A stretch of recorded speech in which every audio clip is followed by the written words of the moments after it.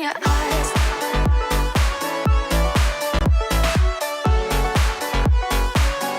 I can see it in your eyes. Need that sparkle in my life.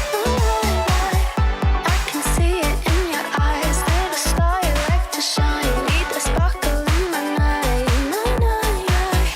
I can see it in your eyes. They're the star you like to shine. Need that sparkle in my life.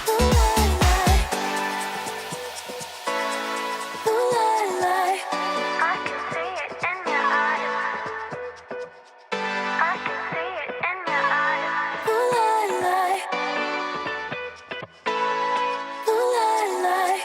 I can see it in your eyes. You're the star you like to shine.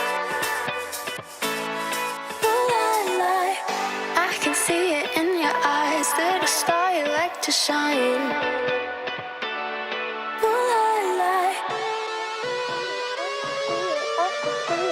can see it. I can see it. I can see it. I can see it in your eyes.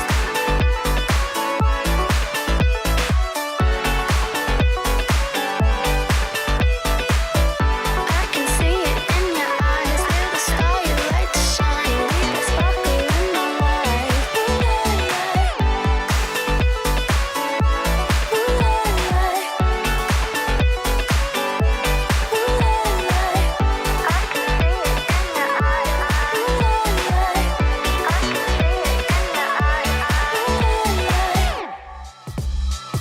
I made it to the top. Started from the bottom, hard times, yeah, I got 'em, but I made it to the top. Yeah, I made it to the top. Started from the bottom, hard times, yeah, I got 'em, but I made it to the top. I made it to the top.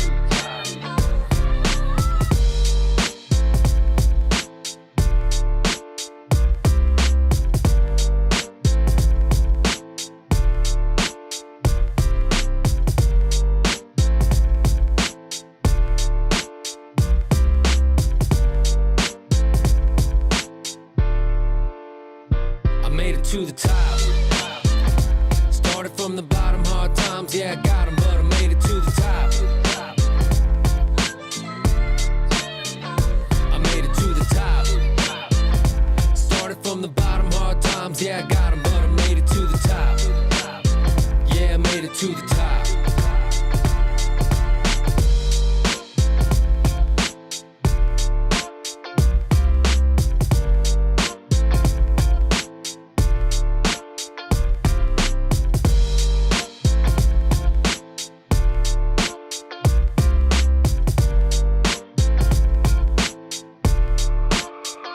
I made it to the top.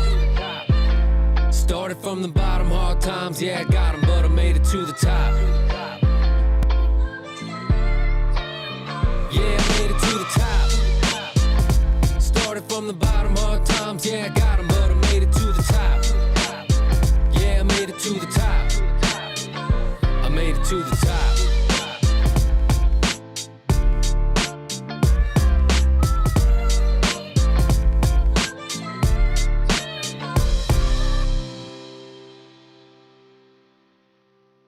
It's showtime, it's your time. It's game time, it's go time. You got one shot at a gold mine. It's showtime, it's your time. It's game time, it's go time. You got one shot at a gold mine. It's showtime.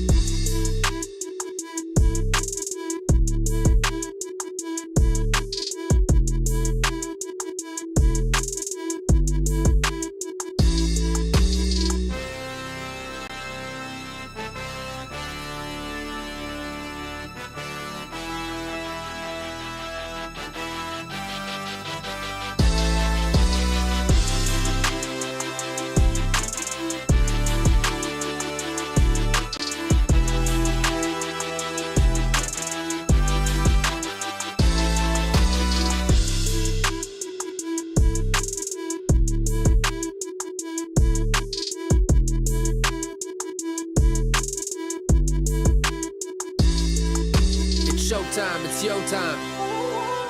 It's game time, it's go time. You got one shot at a gold mine. It's showtime, it's your time. It's game time, it's go time. You got one shot at a gold mine. It's showtime.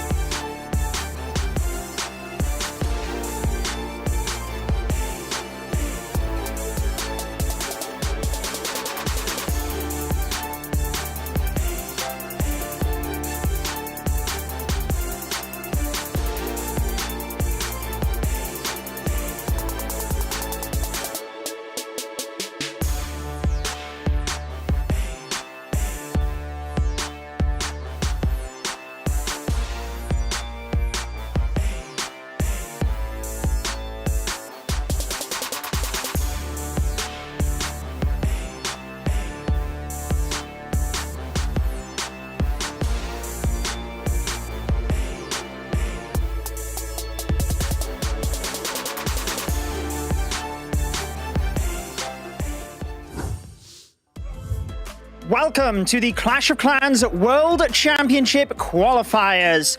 2 teams were eliminated yesterday, 6 remain, and today one of those will get a golden ticket. I am Juno Sloth, joined by my fellow co-casters. Firstly, Itsu, what do you think of today's matches?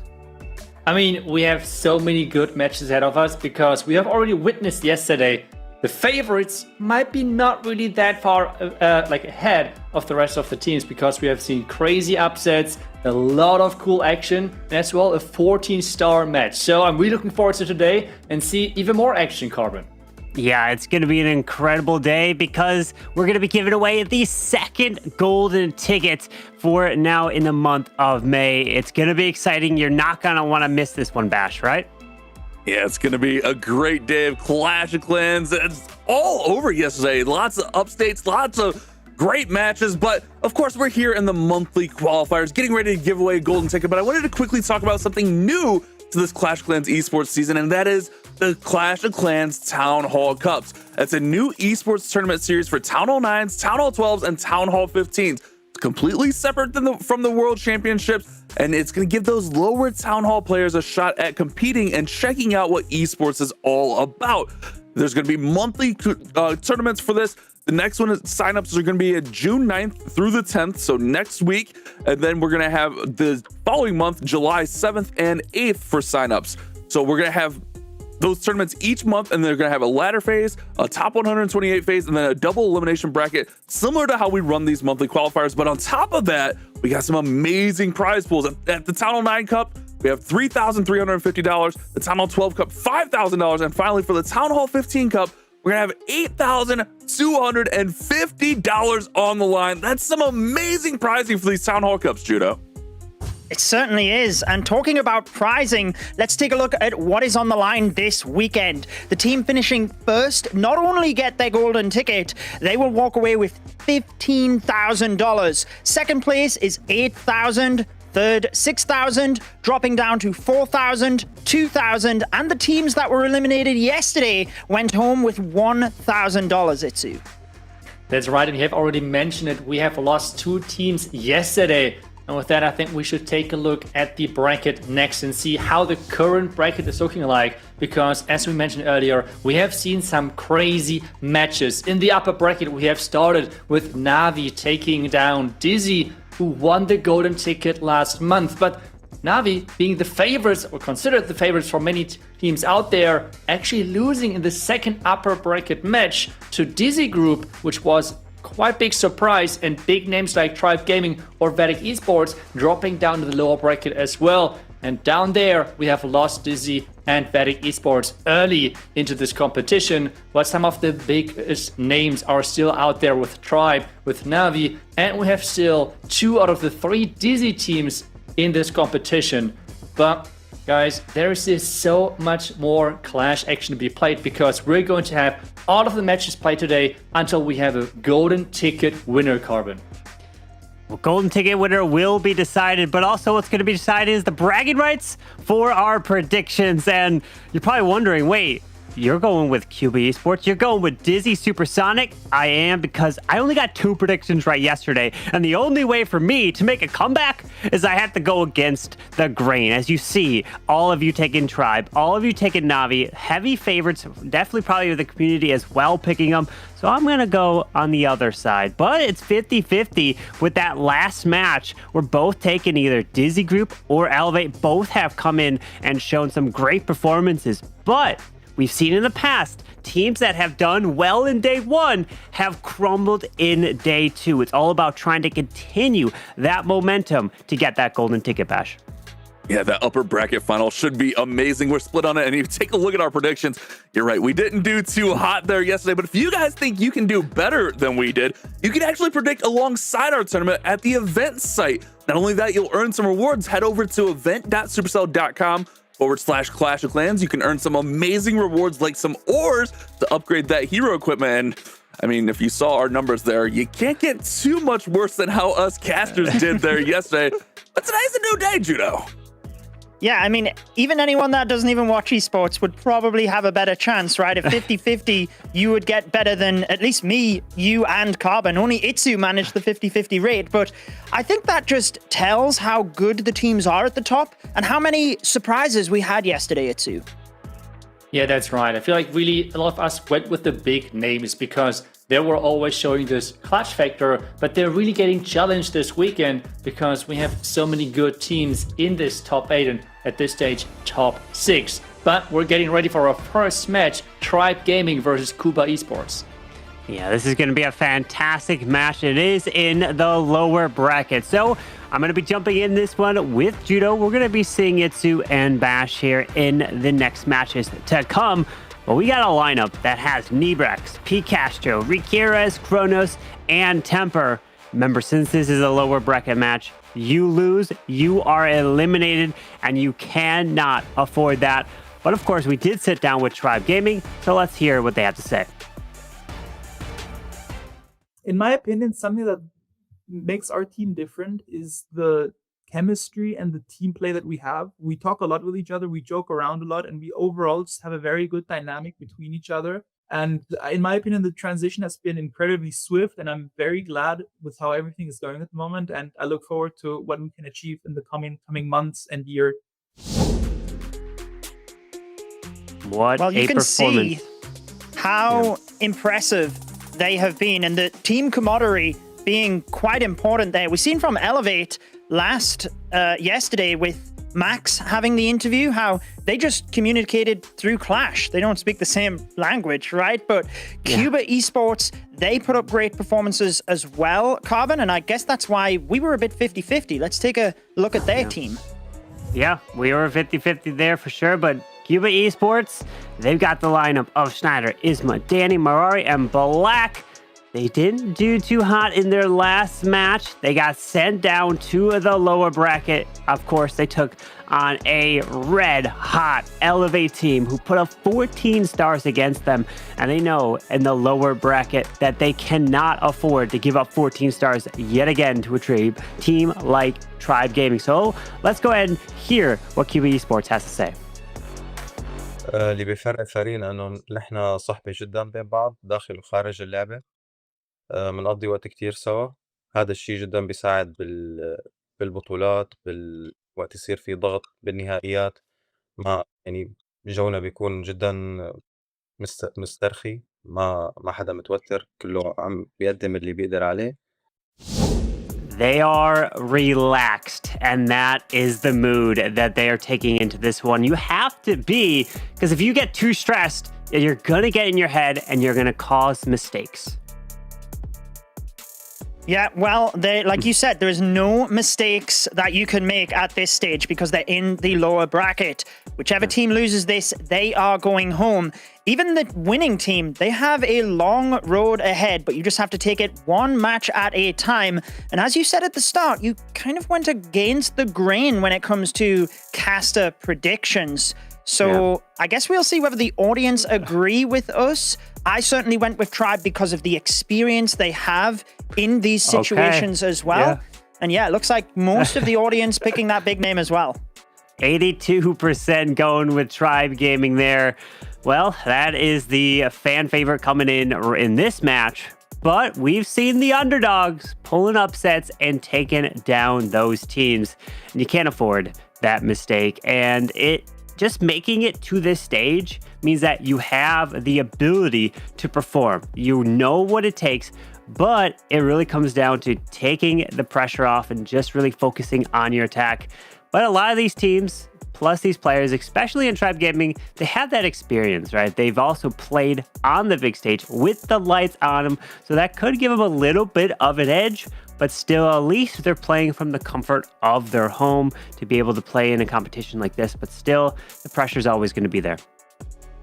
The pressure is always going to be there. And I feel like it's one of those situations where all teams can beat all teams, if you will. Like Cuba Esports, they beat Dizi Supersonic yesterday. And Dizi Supersonic, they went ahead and beat Vadik, who beat Tribe in last weekend. So like anything can happen, right? Teams beat each other all of the time, but it all comes down to this moment. We have Mawari that is going to kick things off for us. He did manage to get a 3-star yesterday in Cuba Esports' defeat versus Elevate. It was their only 3-star of the war. Let's see whether he can kick things off strong for them. Yeah, Cuba Esports needs to start off with a triple to put the pressure onto Tribe. With this being the lower bracket match, are they going to be coming in with, yes, the classic meta, one of the strongest attacks, if not the strongest attack in the game, the Root Rider with the Valkyries. But starting off with that Royal Champion, we've seen many times where that RC charge does not get a value because it gets pulled to the outside like that with a Tesla popping, sending the RC off to the right a bit, but maybe invest a little bit more in Invis to reroute. Well, Note does get into that geared up cannon there, but only has one more Invis before he has to pull this RC back. Yeah, and he had to take a bit of a risk there as well to not use that invis because he had overcommitted from what he wanted to. Fortunately, he did protect the Fox at the same time as well. Now we see the log launcher, which will be able to damage the monolith and also some of those buildings in the center, just continuing to extend the funnel with the Archer Queen before we then bring the Root Riders in from further down towards 4 and 5 o'clock there you see. Yeah, the log launcher locking on, and can it take out the monolith? Yes, one more. The log launcher secures it. Will be opening up. Sends a headhunter delayed to try to go get that mini prince as the Yetis are coming out, moving into the core. Yeti's popped the tornado trap, so that is good news, meaning that he's not going to be stalled up with the Root Riders. I'm keeping an eye on the Royal Champion there. She was going down in hit points quite drastically, so pops the Warden ability, which is massive to boost her back up, and that's going to help to get through these defending troops quite well. But the Root Riders are pathing up into the middle. Notice the Overgrowth should then path them back down towards the Town Hall after this. Yeah, the next closest defense at that point is the Town Hall. Will be going for it as the RC does still have her ability, hanging on to it, not using it just yet. But looks like we did lose that Warden because look, the Sneezy got out in front. So if the Sneezy's there, that means that the Warden has to be dead in order for that troop, that pet, to get out in front and continue to fly through. But he does use that invis, moving to this back section with a multi-arch tower and the Inferno Tower, sending in some of the super barbs to the top side for cleanup as he's trying to hang on. Yeah, I feel like he's just pushing for percentage at this point because notice the Ricochet Cannon, the Multi-Inferno, there's even the Giga Bomb there as well. He doesn't really have a chance to get through the back end of the base here. So just trying to pick off those low HP buildings that weren't very well protected at the top to drive up the percentage. Having said that though, Carbon, typically around about 90% is what we seen yesterday on average, maybe even a little bit higher than that, to be honest with you. And he is just about going to get that in this attack. Yeah, you have to let all the troops get all the value. Every building matters. We've seen it come down to single buildings, literally winning wars. That Headhunter unfortunately won't do anything as it runs off to the defensive king, but there it is, a 91% to start off this match for Cuba Esports. Mari, nice try, but now the door will be open again. Tribe start with a 3-star of their own. Yeah, and I feel like as you highlighted at the start with the Spirit Walk as well, especially in hard mode, that's all you're trying to do as a base builder. Redirect the Royal Champion as best you can so that maybe they do have to use 1 or 2 extra invises. Maybe they lose the Spirit Fox, and that could be the difference maker when it comes to an attack. Arguably in this one, might have been, it's sometimes tough to say, but definitely didn't quite go flawlessly at the start there. However, we are moving across to P. Castro, who was using the log launcher alongside the Root Riders to good success yesterday, taking out the Clan Castle as well. So let's see whether he's doing that again today. Looks like he is with all of those Earthquake spells. And with a giant arrow, I believe I saw there, the Royal Champion gonna be charging through, but he likes to use giant arrow, earthquakes, and a log launcher combo to try to take out the monolith, the town hall, and then the clan castle. But he won't take it out with the approach. He'll have to take it out with the logs after it continues through. Yeah, I mean, that's beautiful as well because, again, the Royal Champion charge, if she goes down or something like that, then it's tricky. So he just created a tiny funnel. That's all he needed. A couple of buildings, keep it safe, and now he extends that funnel with the Archer Queen. And look at the value he's getting with the log launcher as well there, Carbon. Sniping the town hall, and he's on his way towards that clan castle as well. One more log, but it doesn't... Oh, yes, it does get it! Oh, my goodness me! What? The final log! One log in a dream takes out that clan castle, and that's huge because he doesn't have a poison spell to deal with it. He knew exactly how many logs he needed. Healers, though. Got it done, but yeah, these healers are fading. They pulled some traps, but let's see as the Root Riders do come down with the Grand Warden and the Valks to the bottom side.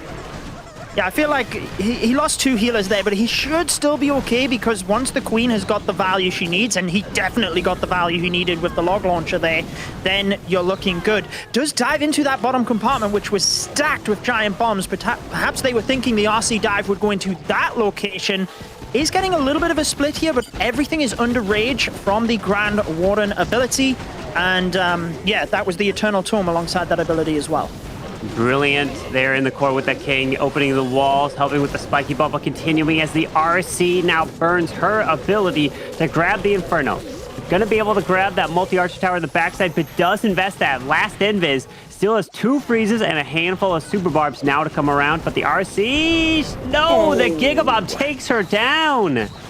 Yeah, in combination with that giant bomb, he did lose all of his healers in the middle to the red air mine farm. Like you said, he's holding onto those spells, but he's got to be careful here because, I mean, you can have the spells and he's got an ice golem, but if you don't have the hero in that of the Archer Queen to provide the DPS, then you're not going to be able to take those down. Beautiful use of the first freeze. Can he perfectly time the next one as well? There's the ice golem coming in to help. Queen takes down these first few buildings. Actually protects the ice golem with the freeze so that he can delay the freeze from the ice golem. Nice move. Yeah, but there is still the buildings off to the right with a builder hut over there. Not only just repairing, but it will take out the wizard, the archer, anything over there that gets within range. But unfortunately, it's gonna fall short. A 91? Is it 92? Oh my gosh! One more building than Morari. 92 for Pikachu, 91 for Morari of Cuba Esports, so Tribe has the lead.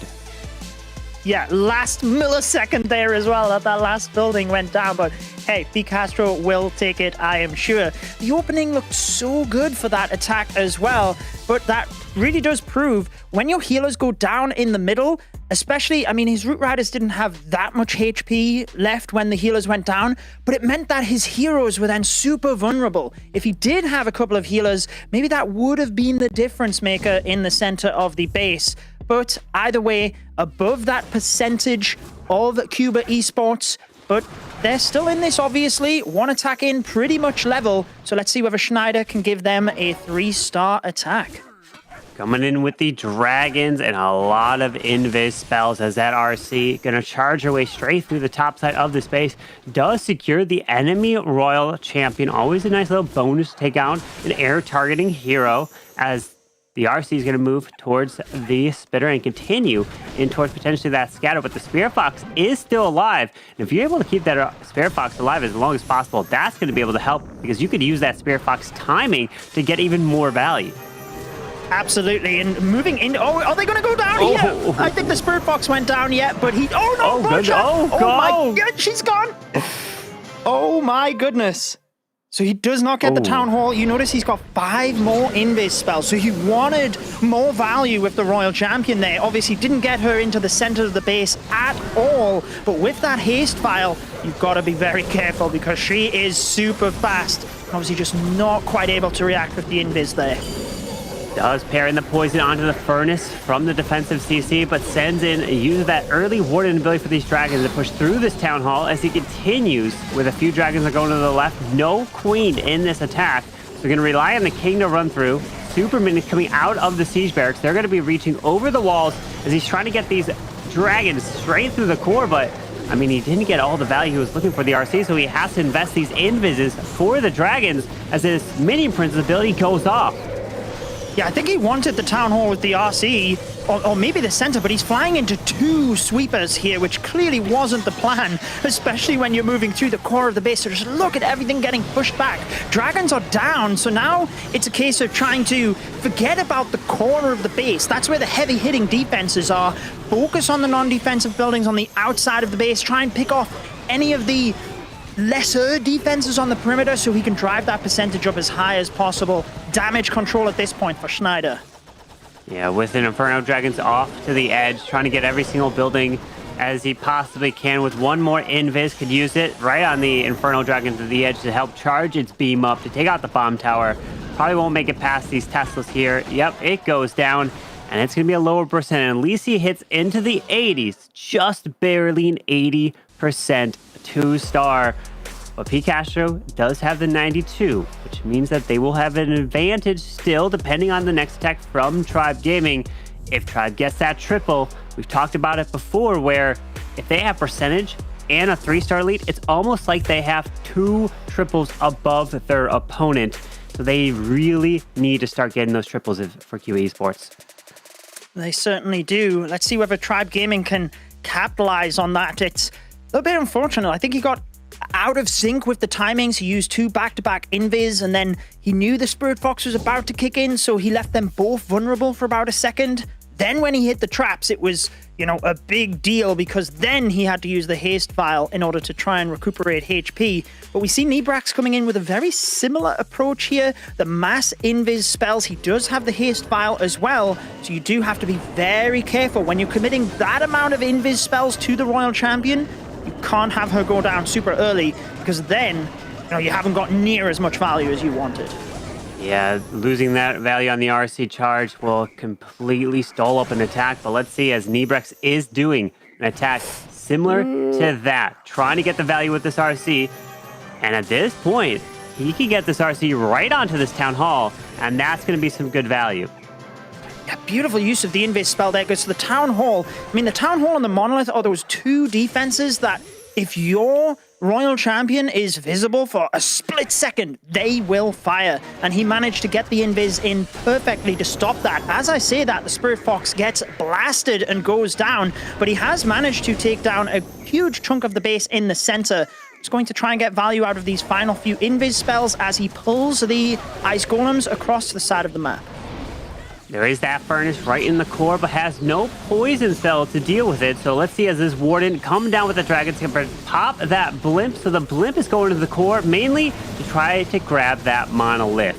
As there's the poison spell on the defensive side getting launched, as he's trying to continue these dragons through. And he even has an E-Dragon to use, but look at this. The Queen has an Angry Jelly, so he's doing a little bit of a delayed Queen, so she can now go and target that air defense at the top side to protect those dragons behind a Golem.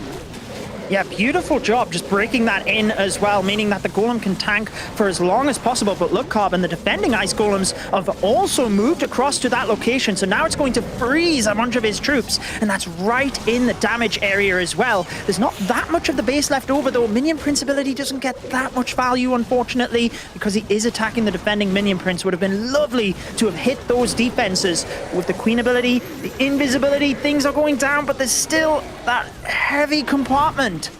Oh, the defensive Queen is there as well. But the Minion Prince will come back to life with the Phoenix. That can clutch up some stuff, but unfortunately, some Tesla's Archer Tower still remain to the top side, and that will be enough to help Danny defend against Nebrex. So, we're looking at percentage again. Tribe will still have the lead, because Marari and Schneider, they got a 91 and an 80, while Picasso got a 92, and this one is closing in, trying to get a 90, probably won't be able to, finishes with the 89% 2-star.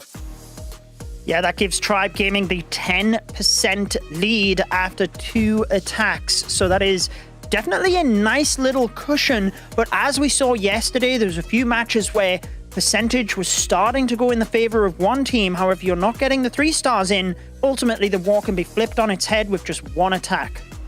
Yeah, 1 attack, it's all it takes. You can literally win the war 11-10. And you talked about before, Judo, it doesn't matter how you win, as long as you do win the war, because stars do not carry over into any future match. You just got to focus on this current match and get as much as you possibly can to win, to advance, as this is a lower bracket match. Now, Eastmost coming in with the Root Riders as well. Always got to keep our eye on that Royal Champion. Does she get pulled off to the edge somewhere else in the base? Looks like going straight into the scatter. The Monolith is off to the left side, so it looks like the RC at this point probably won't go there, because the Wizard Tower and Mortar are going to pull her towards the top side. Yeah, it doesn't look like he's going to try and redirect her. He's just going to try and get to that Fire Spitter, take out this left compartment, but she is going to get a little bit stuck here. I'm not sure if she will get that. Goes to the enemy Queen. He's got to keep turning the Ice Golems invisible. Does decide to just use the second invis. Play it safe, get that Fire Spitter, and then keep the Fox alive at the same time. Nice job. Yeah, that's a nice value of the Fire Spitter going down, so when the I'm thinking Dragons. No, it's Root Riders. They're coming from the bottom side. You won't have that Fire Spitter from far away be hitting across, because it can reach a very far distance. And the fact that he was able to take it down is going to help in this push with the Root Riders. You can notice the troop launcher in there as well, which is always great to just pop some Coco Loons in front. You see one of them there hitting a Seeking Air Mine, protecting when the healers get there. Does use the Warning ability, which is nice. I saw the Valkyries were low in hit points, and you need that damage behind the Root Riders. I keep talking about it, but sometimes you can have a situation where things just stall out. Now, keeping an eye on the defensive troops here, notice that he has got the Royal Champion and the Rocket Spear to get that Town Hall, since everything is just pathing around it. A brilliant Royal Champion value right there. Town Hall goes down, but remember, it's all about healers. If you can keep the healers alive, you'll be able to heal up your troops to be able to continue to power through it. A lot of these healers pull in traps, but the Queen's healers right there are benefiting and helping to keep at least the Queen now alive. He's going to have to push through this Giga Bomb on the backside, but there is still quite a bit of heavy defenses remaining here, Judo. There certainly is, and I think that was the last Root Rider. Just went down to the multi-gear tower. You can see that he's not sure where to put those Super Barbarians in at the moment. I guess from the very north, just to snipe off a couple of those buildings, because he's not going to have the force to take this down. You'll be surprised in hard mode how quick your heroes go down once they do not have a tank out in front. So the Barbarian King able to get a little bit more value, but there you go. Now just trying to send those Super Barbarians in from the top, get that extra percentage, but it is nowhere near the 90% that we have seen. So Cuba Esports likely going to trail on percentage even further after this attack. Yeah, unfortunately, it's not going to be a 3-star for them. This will be 3 2-stars to start off this match here for Cuba Esports, which means 1 triple is all a team will need to take the lead in this match. Tribe can continue to get 2 stars, higher percent to keep the advantage, but again, there's still a few attacks to come for each side, and that triple is what they're going for. Pressure's on. This is the first match of day 2, and remember, today we will be having all the remaining matches here of the May monthly finals and giving away the golden ticket in the end. Yes, indeed. So we're flying back across to Tribe Gaming. Let's see whether Rakires can get a 3-star, because Cuba Esports, although they're just getting 2 stars at the moment, out of the 7 wars that they have had, 5 last weekend and 2 yesterday, they've only failed to get a 3-star in 1 of those matches. They've usually been putting up 12 stars. A couple of wars, they even put up 13 stars. So you could expect they might get at least 1. But it's also showing of the bases that are built in preparation for these higher level matches. Rakira is starting out with a nice job of that RC charge, trying to move in towards that town hall, presumably, unless he's just going to take out the build. Yeah, going to redirect. She's going for the skellies. Should go to the town hall. There we go. His father secure it. Well, I actually really like that ability for the Royal Champ, because he took advantage of the speed of that RC. Because the invis was going to wear off, and the RC could have changed targets if he didn't pop ability. So she quickly went to that town hall, took it down. Rakira's nice timing there, and was able to really react on the fly. But he's trying to continue to invest the rest of these invises through this bottom compartment. Oh my goodness, look at all these traps that he's trying to keep this RC alive through. Notice how long she was visible. Like half a second, not even that. And the amount of damage that came in combination with the giant bombs. You can have the invis there, but you can't get past the giant bombs. So that was ultimately enough to take her down. However, I do feel he got okay value there. Notice how the Archer Queen should now be able to just walk down towards the south of the base. Meanwhile, he has the dragons moving directly into the top. Is going into a fire spitter, but he doesn't have to worry about any sweepers pushing his dragons back. With a ward and an Eternal Tome to protect the dragons now, they're going to make their way up with Rocket Loons. Going to take out the Arch Tower and then move directly to that air defense. A very smart use of the Rocket Loons to grab that value, as dragons are going to continue their way into the core towards the Monolith. We do have one dragon off by the Tesla to the far right, but the Queen is still pathing her way to the bottom side to get to work through the enemy Queen, but a very nice freeze from that Ice Golem. Yeah, beautiful job on that one. And the multitasking to make sure he's you know, keeping his dragons funneled at the top of the base, meanwhile protecting the queen at the bottom is nice. We had 1 or 2 dragons get rid of all of the red air mines in the center, which means the minion prince now snipes the clan castle. They won't need to go back towards the defending minion prince, still sending in more rocket loons. He's still got the queen ability as well here, Carbon, with 34 seconds. This gives Tribe Gaming not only the huge percentage advantage, looking like our first 3-star of this war. He's smiling. You talked about the webcams yesterday, and there we have it. A beautiful job from Rakirez.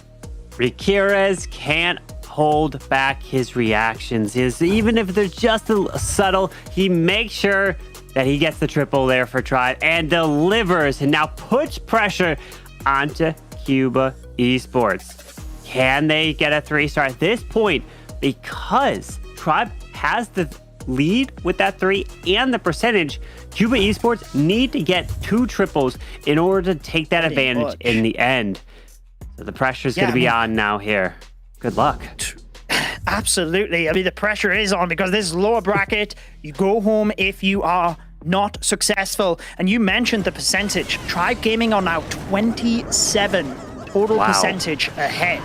So they would need, like you said, Cuba Esports need at least 1 3-star, and it would also require a blunder from Tribe Gaming if they weren't to get 2 3-stars. So I guess we will see, 1 attack at a time. We've got Slayer Black moving on in. He did get a 99% 2-star yesterday, so let's see whether he can improve on that. Trying to convert as the... Ooh. Wow, look at all those invises, but did he get all the value he was hoping for? As the Royal Champ will be redeployed probably after to join in with the Root Riders that are coming to the top side. Queen also helping with the fit over the funnel, and yes, indeed, the Royal Champion sent up there as well. Overgrowthing nice and early so that the Root Riders won't be taking any damage from the Poison Spell Tower or even that multi-archer tower. Deploying the King also as well to the far left. Yeah, I mean, he didn't get ideal funneling there with the RC darting left and right. I do think he kind of wanted to be in towards the more core defenses there, so he has to use the overgrowth in order to funnel. Notice the Yeti's getting caught on the non-defensive buildings, and now the overgrowth wears off, so his troops have split. He's had to use the Warden ability. He will secure the Town Hall, but this is a dangerous spot when you don't have everything converging together to provide that damage. At least he did take that Town Hall down. Now it's pathing through this backside. But remember, the Sneezy onto his Warden is going to be able to spawn those boogers, which get out in front of the healers to try to pull some traps. But I don't see any healers there on the Root Riders anymore. They're all gone. The only healers were up to the top side as he tries to continue to slowly push through. But unfortunately, the healer's getting hit by the multi. And now they're going to be taking extra damage now from the multi-archer tower. And he's trying to keep him alive. Not able to do that, but still has the Queen and King ability to use. There's still a good amount of defenses left. There is. I feel like he wanted the Ice Golems for the back end of the base here. I don't think he got amazing value, but at the same time, he has managed to keep the abilities, which could help towards the end, but he still does have some high-hitting defenses. Gets that wall broken, though, so the Archer Queen can step in towards the center. That multi-gear tower is going to be a dangerous defense to get through, though. Alongside those Teslas, I just don't think it's going to be enough. And yeah, the Archer Queen cannot even secure the central area of the base either. No, and the Giant goes down. King dies off, comes back to life with the Phoenix, but it's just going to be in the 90s here. Unfortunately, not able to get that triple. They needed 2 triples to close it off, and now Tribe has the attacks of Kronos and Temper still left to come in, and all they have to get is decent enough high percentage, and they are going to try to coast their way into the next match. Remember, this is a lower bracket match, so if you lose, you would be eliminated. In Cuba Esports, your tournament life is on the line. Absolutely. I mean, like we said before that, Tribe Gaming were already 27% ahead, meaning that their last 2 attacks, they could actually get below that kind of magic 90% we keep talking about, and they would still win on percentage. And that's where, as a team, you can just gradually build things up, and that consistency can matter. Kronos, though, was successful yesterday in one of his attacks, getting the 3-star for Tribe Gaming. Being the captain, we heard from him in that interview. Let's see whether his experience can carry him through here. Gonna trigger this Giga Bomb with the Invis going down. Gonna be okay. Just took some extra damage, but he did lose the Spear Fox, pulling that RC back, and an arrow right from the top side. And it's looking like he's doing the same approach that we saw from P. Castro. That was so valuable. So watch this. He's gonna use a free spell onto the town hall early so it doesn't hit this log launcher. He needs to keep these logs alive so that they can continue. Every single log helps to take out that clan castle. Yeah, beautiful use of the ice golem there. And that's why he's not bringing things in too quickly here, right? He wants to... Oh, he doesn't get it. It doesn't even get the town hall. Yetis will get the town hall, but they will lure the clan castle here. He does not have a poison, which you've mentioned before using this approach, which means the furnace, should the fire mites, you know, jump onto the root riders, or even worst case scenario, the healers, they can provide a huge amount of value. Unfortunately, that clan castle never went down, which means the ice golems got lured out of the CC. We do have some Velks that did come from the far left, popping that warden ability, but these ice golems are going to be slowing him up as he's trying to path his way into the court, into this monolith. But luckily, these balloons are getting out in front to pull some red air bombs.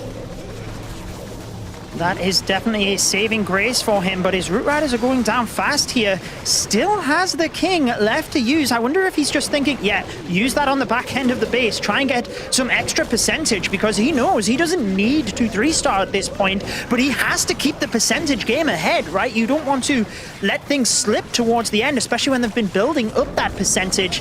This looks really tricky here because his Queen is in the middle of the base. She's not going to get that much more value. So he might stall out at around 80% here, just above. Yeah, unfortunately, the Queen no longer has her ability. Just one wizard left.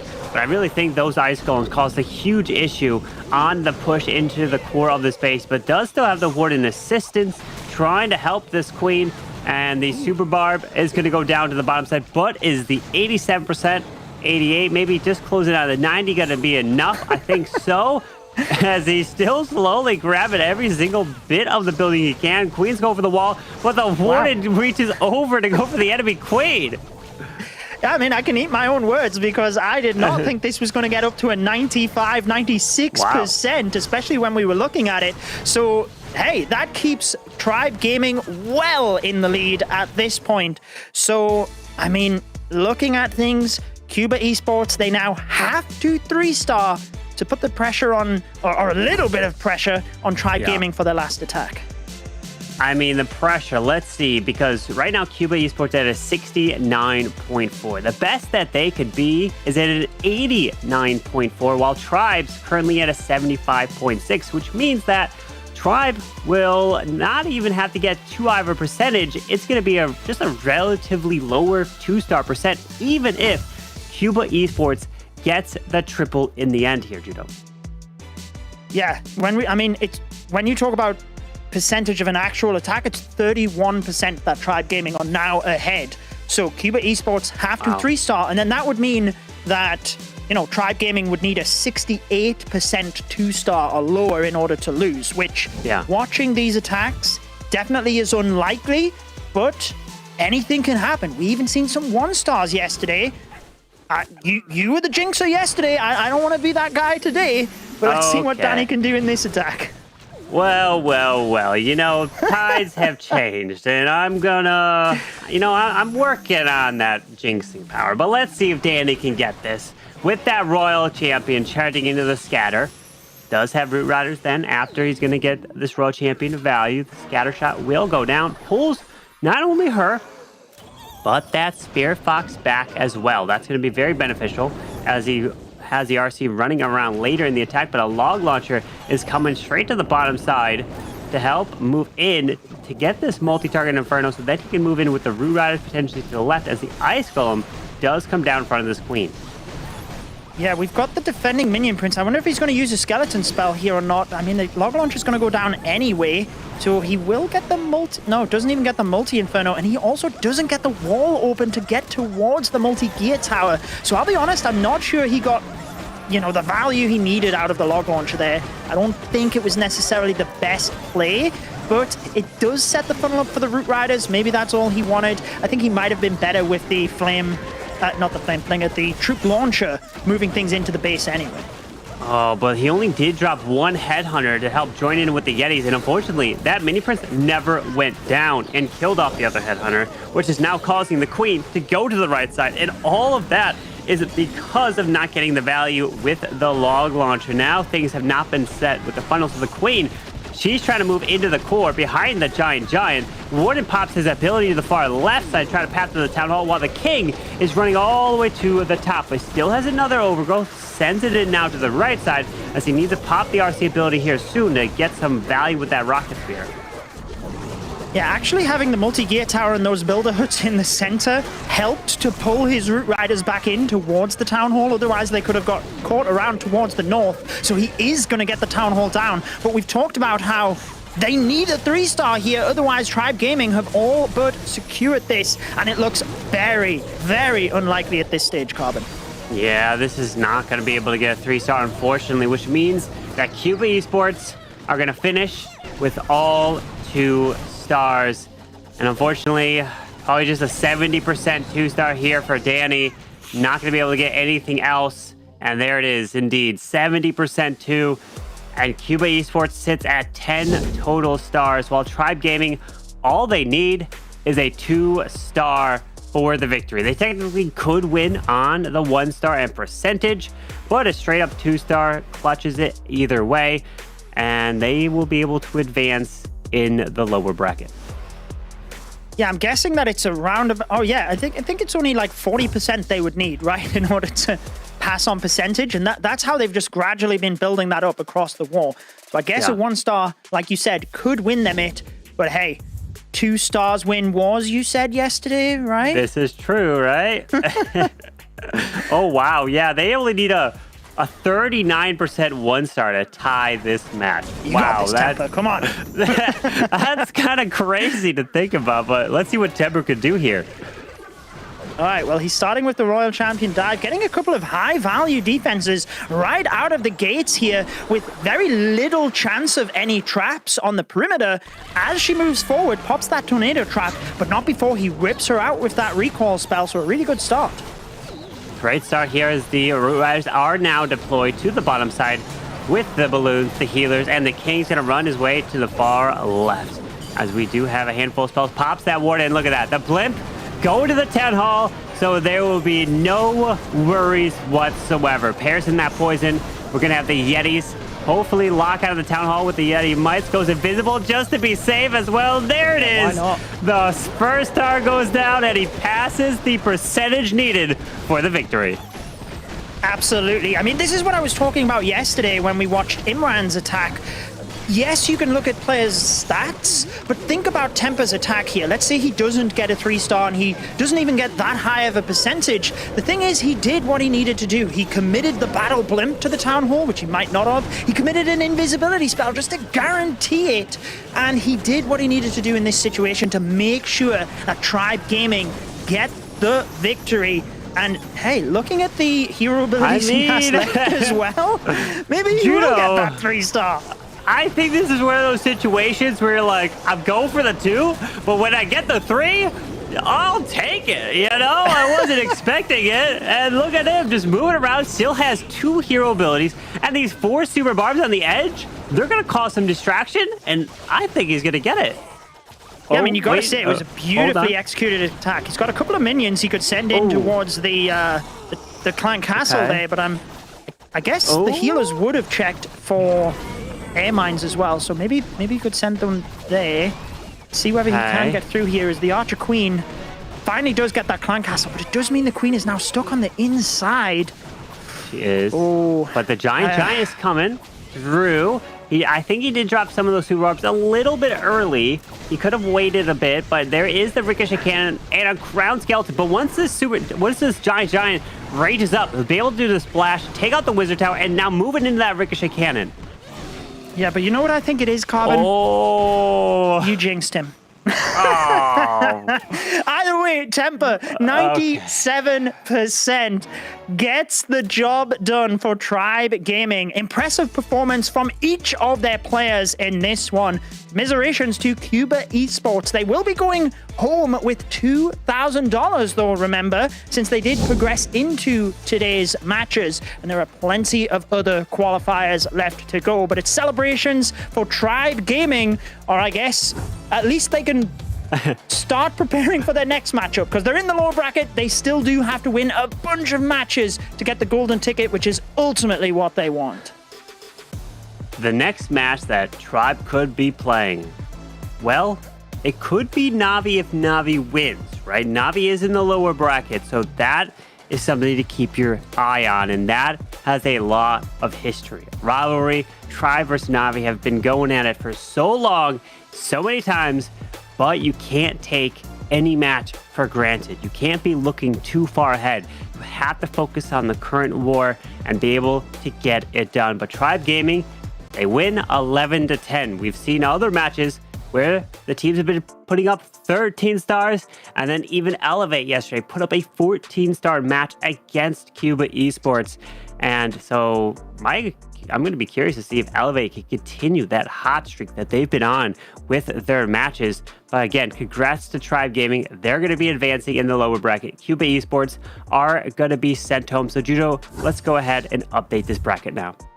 Yeah, let's take a look at it, since we have been alluding to the possibility of NAVI and Dizi, Tribe Gaming, sorry. That will be our next matchup, though, NAVI and Dizi Supersonic. So we will be finding out who will be facing Tribe Gaming. But then we move back up to the upper bracket, where Dizi Group and Elevate, they were both so impressive. And in fact, that is why it caused our caster predictions to be a 50-50 split for that matchup.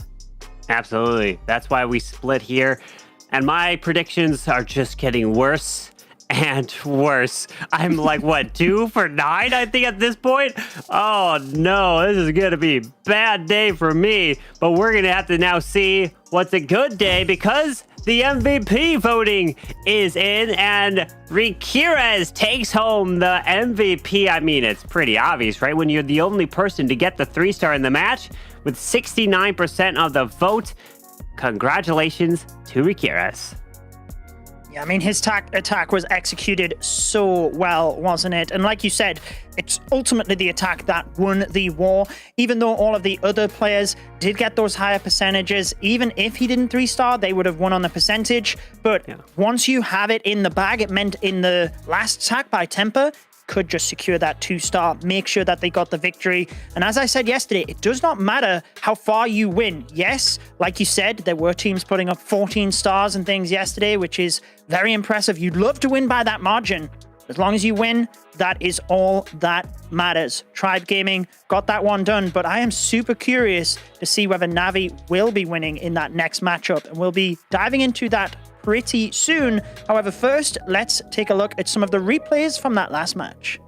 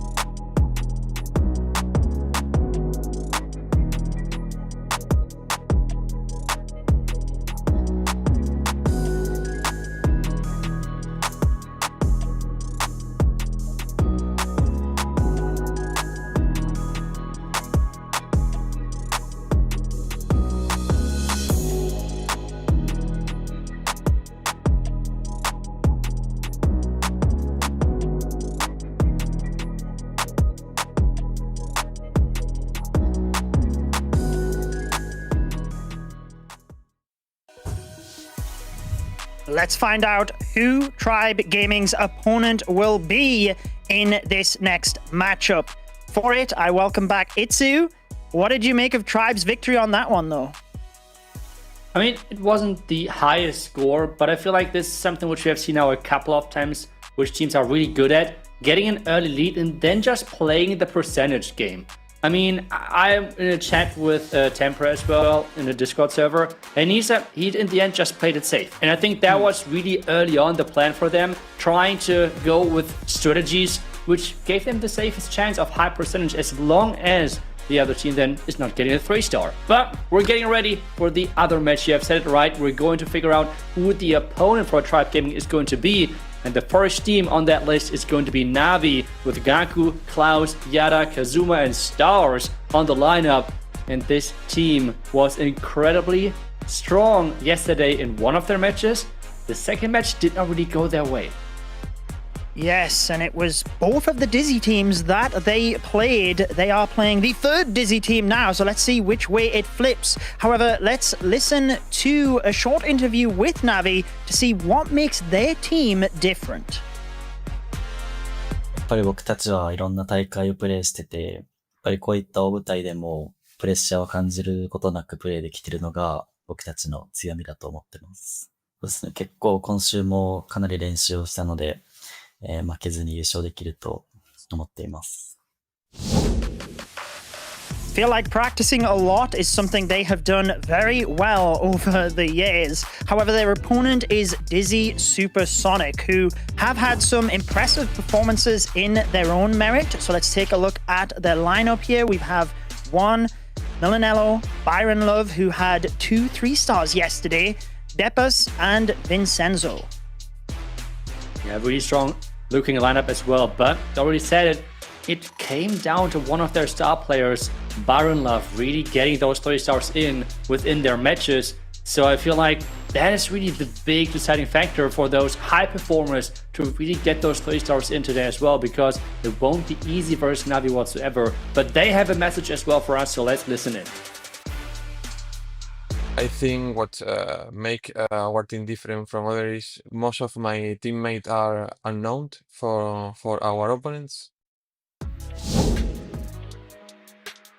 That was a really quick statement right there, getting ready. But one thing which I think is really interesting for the teams, for the interviews, is whenever you're asking, okay, what makes your team special or what feels standing out for you and your team, a lot of teams are talking about the team chemistry. And I feel like at the same time, then again, a lot of those teams are built on the team chemistry because that is such a big factor in those matches. So let's see which team has the better team chemistry and the better players overall.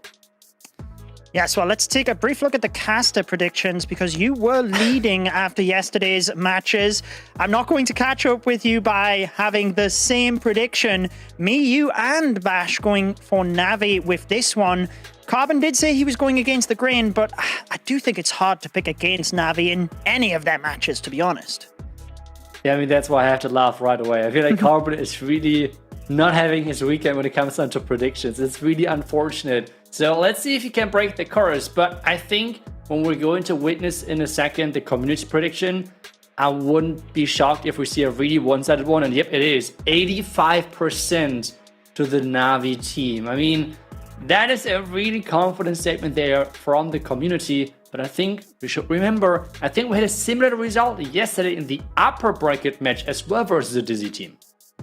We did. I mean, NAVI came out swinging, winning the main Dizi team 13-11, but then they lost to Dizi group 13-11. So are we going to continue that streak? Is it going to flip in their favor? Is it not? Like you said, though, everyone picked NAVI to win that one, and then they lost fairly convincingly, to be honest. They just really didn't have a good match. And, you know, that's why they've resulted in being in the lower bracket. So at this point, there is no more not having a good match. Otherwise, they're going home. So let's see whether they can pull it together versus Dizi Supersonic. Yeah, it's for sure going to be a crazy matchup. And we have the MVP for Dizi Supersonic, Byron Love, starting things off versus the base from Stars. And I mean, This is for sure one of the most important attacks, but at the same time, this could be the reason why they're picking him as the first attacker. Because we have seen this now plenty of times. Teams starting off early and strong and can somehow push this lead are typically really in a good position of winning the match. So let's see if they can pull this off with a Royal Gem in charge and the Electro boots on there as well. The Royal Gem taking quite some damage, but the Fox for now is staying safe. Yeah, using the exact same approach that he used in the 2 3-star attacks yesterday. Notice that healing spell so that he does have the Rage Gem on the Grand Warden. So far, timing things beautifully. Presumably, once he gets that Poison Tower, he is just going to recall the RC out of there. Did lose the Spirit Fox. At least he kept the Royal Champion alive. Yeah, and we have now the push going in. Remember, with that Rage Gem, we have a stronger push overall, but we are running the risk of maybe losing the healers in their core. This is something which has to be considered, especially versus all of the splash damage we have in a base with the Poison Towers, the Town Hall splash as well as Red Mines on top of that. So, can he control all of those different moving pieces? He has not deployed the witches just yet, and as I'm saying this, he's moving in from the far left side. How far can those witches now make it?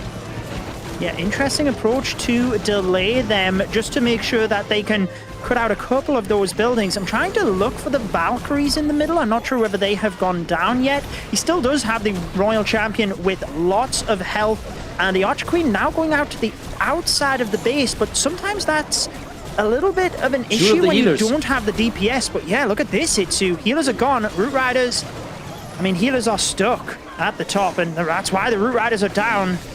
Not what they needed to start this one out. Yeah, that's exactly what I meant. He had to face the sweeper, and that sweeper was pushing back the healers, so they were stuck then on troops which were not within the main push. And we have talked about this now many times. If those healers are not moving with your main push with their Root Riders, they are going down quick. And that's exactly what happened here. He's not happy about those healers being stuck on the back end.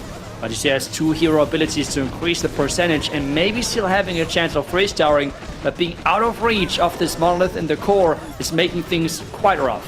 Yeah, can he get the... Oh my goodness, the last Yeti Might did get the multi-gear tower, which is huge when it comes to trying to help towards the middle here. The defending minion prince is going to stall up the Archer Queen a lot, though. Will lock onto the Inferno Tower. However, after that, she is going to get melted, standing on the edge of the Giga Bomb to make sure she can get the multi-Archer Tower. And it is going to be a fairly decent percentage to start out.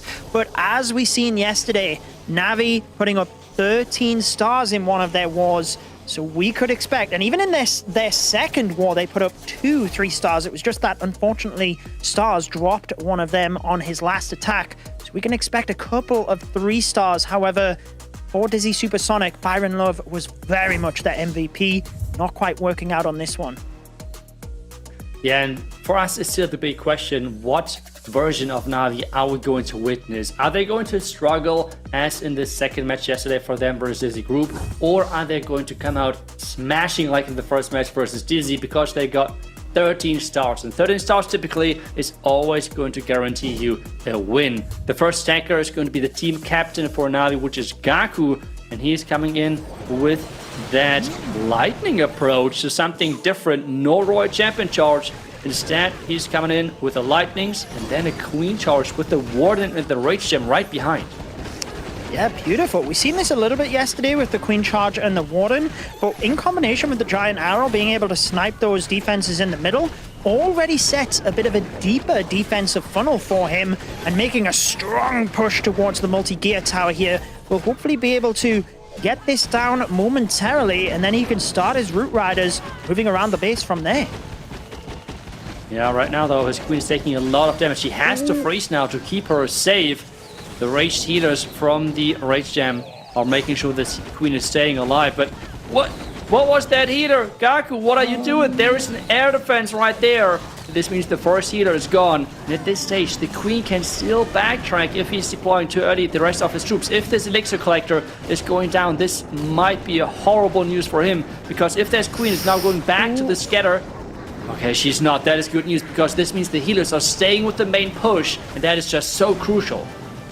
Yeah, as you were saying that, I was worried she was going to step around towards that mortar, but she does move on in. However, we have rocket loons moving across. We also have those ice golems, which will slow him down in the center. Fortunately, there's not a crazy amount of damage that he's going to have to deal with. We've still got all of the hero abilities, and he's got an overgrowth to be able to adapt here as well.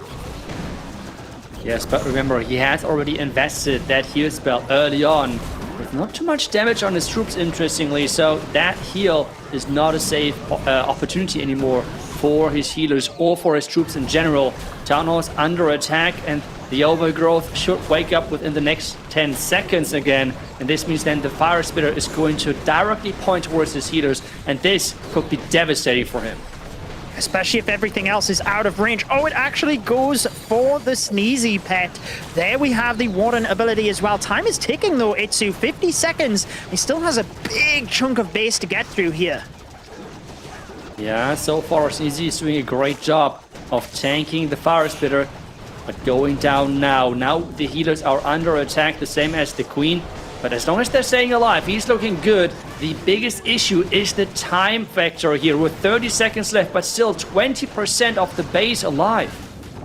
Pressing that RC rocket spear to try and quickly get through some of those defenses. He's got 4 super barbarians to try and help on the outside as well. Does find the skeleton trap, which will slow him down, rising in that percentage. Remember, Byron Love got 96%. Gaku is getting there. Can he even close this one out? It looks like it might even be a time fail unless he can quickly get these down, Itsu. No shot, it's a 99% 2-star, and that is even though everything went perfect. Even the rage from the Super Valkyrie was on that Royal Champion during her the Rocket Spear ability, so the attacks did even more damage, so everything went already his way, but still this 1%, this one building not going down. But this means a percentage lead for NAVI for this moment. But Dizi Supersonic, they're coming in next, and they do want to have now their first 3-star of this match, which is going to happen with a Royal Champion charge and 11 invisibility spells. Yeah, this is what we seen Juan use yesterday, and I remember in his first attack it got a little bit sketchy moving in towards the town hall. Lost control of his RC a little bit, but he was able to recover it, and sometimes that's the main thing. Sometimes your RC will run off in the wrong direction if you're not expecting it, but you have to be fast with those invisibility spells in order to adapt. Yeah, we have the invisibility timing so far quite solid, but the Royal Champion now is not moving towards the core. You would need to invest a lot of invis now to get her towards the core. Oh, that's a lot of damage. Goodbye. That's a lot of damage. And she's moving to the outside, which means the town hall is not going to go down. Yeah, I feel like he was just ignoring the Spirit Fox rotation, seemingly. He was just using the invisibility spells, which meant eventually the Spirit Fox went down to the traps anyway. He's just going to get whatever he can here, but like you said, now his dragons have to fly through the middle of the base. We've got 2 sweepers as well, which ultimately he's going to have to face at one point. Well, this is not going to be easy to somehow overpower this, because you said it right. There is the sweeper setup of being able to push things away from the town hall. And with the hard mode, this means that defense are dealing 20% more damage. Can quite easily happen that whatever is reaching the town hall is getting taken care of that town hall, because it just deals so much damage. But so far it looks good that the dragons are moving into the town hall together. The Tesla luring them in.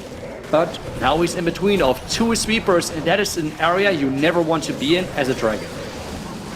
Yeah, and he had 3 dragons. There's the 4th dragon hitting the Seeking Air Mines. So he's lost quite a few of them there. Does press the Warden ability as he moves into the center, managing to protect some of them. But as soon as that Warden ability wears off, he's going to be under incredible damage here. 69%, and I'm not sure he's going to get too much further. He's trying to get whatever he can. I don't think he's going to even get close to 80 at this point. Yeah, this is still quite some distance to go for, because he's missing 5 more buildings. The left mortar is going down. We have 1 archer working on a collector. He has still 1 rocket loon, but I don't see a building which could be sniped with that 1 rocket loon. I don't think that anything could go down. The Firemites right now are just going for the defending heroes, which means they're not making it that far. And this is going to be just under 80% 2-star, and Navi is catching an incredible defense for them. Wait a second, the damage might stack up, so he might get another building, and it's going to just finish with the 80%. A little minion at the bottom there, so he's going to get 81, but still massively lower than what we just seen from Gaku. Percentage game at the moment, and this is very similar to what we just seen in the Tribe War, right? Where we had that percentage game at the start. However, mid-war, Rakira stepped up, got that 3-star. Maybe Navi can do the same. We'll just have to wait and see who is stepping up in the next attack, because they have been a little bit up and down in terms of their attacking order, but it is Yada who is going to be hitting. Yeah, and we're going to see most likely another Roy Champion charge from him. I would expect the Root Riders again for him to go versus the base from Byron. To me, it's always the big question nowadays, if it's going to be a Rage Gem or a Healing Tome warding combination. And just based on the spells we can see already, it is going to be the Healing Tome on the Warden, no Rage Gem, because there's no healing spell in the army composition. You need that healing to keep those healers alive. I think this is right now just the major talking point for us, because, well, without healers, Root Riders are not going to make it far. And the same thing with the Spirit Fox. The Spirit Fox is not going to make it far either if you're running into 4 giant bombs. Yeah, good night, Spirit Fox. But this will be the last invisibility. Does get that Ricochet Cannon before recalling her. Now, interestingly, out of Navi's matches yesterday, Yada was the only one of their players not to find a 3-star attack. So if he can get one here, it definitely does set the tone a little bit more for Navi moving into today, because even if they win this one, they've got multiple matches ahead. Yeah, and something which to me is really interesting is that he is not taking advantage of the Phoenix. I feel like by now we have really 3 pets which are just outperforming the others, and that is the Phoenix, it is the Sneezy, and it is the Spirit Fox. Those 3 pets are incredible strong, and you really want to have them in your army. But on this one, it is going to be the Frosty on that King instead. It just feels like the King is going to stay safe enough. Let's see if that's going to be the case, as he's moving into the town on to love damage. But the Warden was early, which means the Giga Bomb. Yeah. Oh, that's it. It is still going to be covered. It is, but now you see the Barbarian King hasn't funneled those defenses at the top, so the Root Riders are going to move from one to the other. Where's he? Yeah, his Royal Champion is in the middle, actually. She is going to snipe the Town Hall, and in fact, the Archer Queen is there as well to help get those other defenses. Yeah, a lot of defenses are still alive, to be honest, and that Power Spitter is going to wake up eventually, and that is going to point into the back end army of Yada here. The Queen is trying her best to reach it, but there's still the Monolith right behind. He's using the Skeleton spell, but that was a little bit late. One of the clones is going down. The Giant has to get that Fire Spirit, and indeed it's going down. But while I'm talking about the bottom side, the top side just disappeared. Yeah, we noticed Barbarian King is still trying to get some of the buildings on the outside. Looking at that last attack from Juan, Yada is closing and now passing that percentage, so it will keep Navi in the lead. But at this point, it's how much can they improve that percentage? Because you said it with Tribe Gaming, they managed to claw a high enough percentage lead that they were really just holding on to that and making sure they were super safe with their attacks, especially after that 3-star though. Yeah, 3-star in this position for both of those teams would be just such a massive game changer, because you can then just play on the higher percentage 2-stars and use that as a win condition for your team, because we have not seen that many 3-stars in general just today. So far, both teams are starting off with 2-stars across the board, but the percentage lead for now is going to Navi. But Judo, there is a lot of match which still has to be played. Yeah, I mean, after the 2 attacks, can be a big difference depending on how consistent they are, but they are only 10% in the lead, so it really becomes a bigger factor as the war goes on and there's less and less attacks to be able to catch up that percentage lead. But 10% isn't that much of a cushion to play off. They very much still have to go for their 3-stars. Now, Vincenzo, whilst he didn't find a 3-star yesterday, last week, qualifying into this, he got a perfect 4 3-stars, and look at this, Itsu. We have Rocket Loons. Let's go. I always love to watch those. This is just so exciting. at the same time, it's just so nerve-wracking for the attacker because you have to concentrate on so many things. But he's starting things off with that Royal Champion to get most likely the Fireball ready. A couple of those Rocket Spears are going into Skeletons though, so let's see if that's going to be a big deciding factor and if he wanted to take that Multi-Inferno Tower out. Tesla though staying alive and the multi as well. Yeah, that's annoying because obviously he has to go through the Giga Bomb there as well. You look at the Tesla, the Skellies, obviously it would have been different, but let's keep an eye on the Warden because any little slip-up in hard mode when the defenses deal 20% more damage, any slip-up and your hero can go down, that Fireball can ping off to the wrong area of the base very quickly. The Headhunter has to be sniped. The Headhunter is so annoying. And yes, the Warden is getting mind-controlled and is actually taking down that Headhunter. There is nothing more annoying, really. Oh, Fireball now set up. And there we go, right into the core, taking down everything. Yes! What an amazing Fireball. Really great invis spells. And now he's adding his heroes, which is not that usual. You typically try to have the Warden isolated.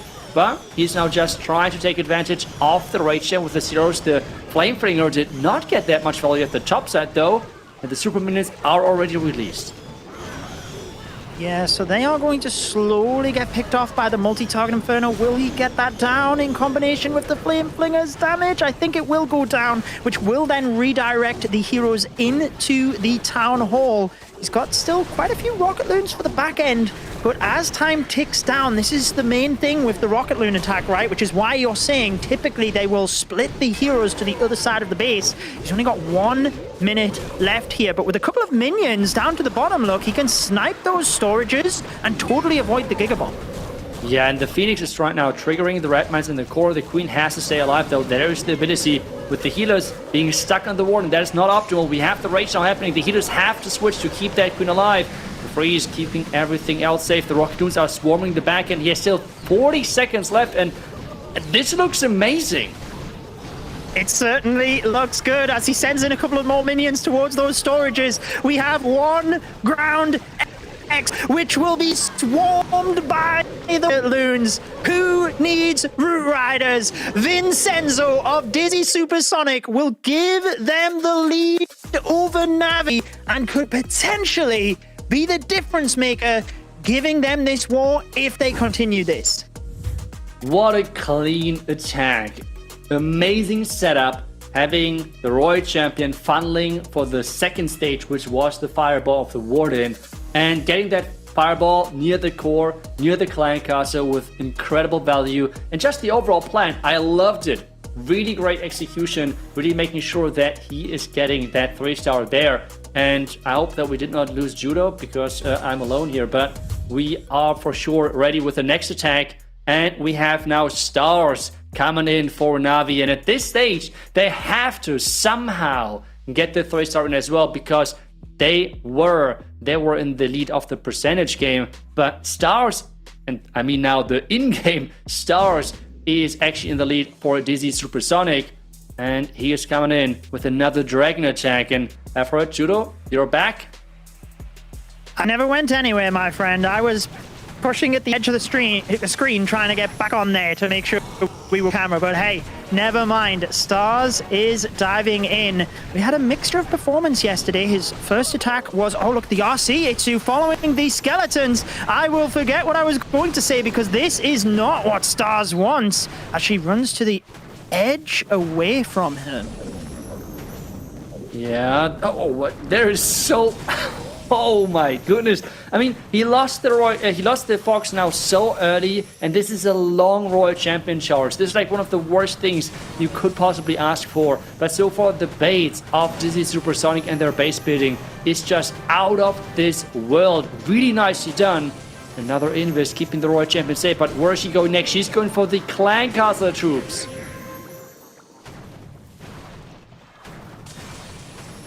And we are back to solo casting. Let's go, no problem. We have Stars keep going with the Royal Champion charge as she is going down eventually.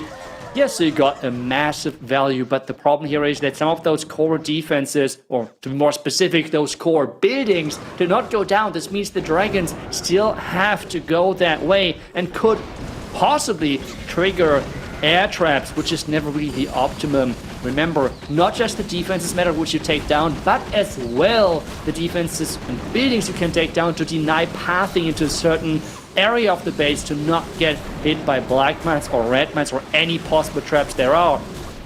We have now as well the big push from the top right side. He's going right into the town hall.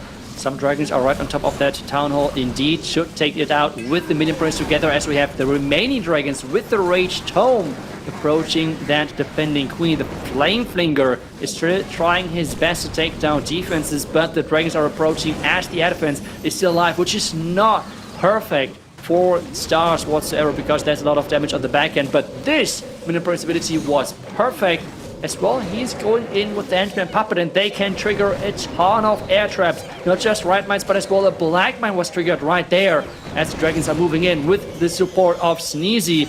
We have as well the Superman is now unleashed for the bottom side, and this is looking really solid for stars, as the most defense on the back end is just a defending minion prince and an Ash Tower and the Bitter Hut, and that should be possible to be handled with the Loon as well left to deploy. That is going to be the first 3-star now for Navi. They're answering right away. They do not want to have Dizi Supersonic taking away their lead whatsoever. And this is not going to be the case, because Stars is having a great answer for their opponents. And this means we're having now a 7-7. But if you take a close look, we have still this around about 10% in-game lead for Navi versus Dizi Supersonic at this current state. But there's still plenty of attacks to be done in this match. And after that, I think Carbon is now going to join me for the rest of this match, as we're having 2 attacks each still left in this one, Carbon.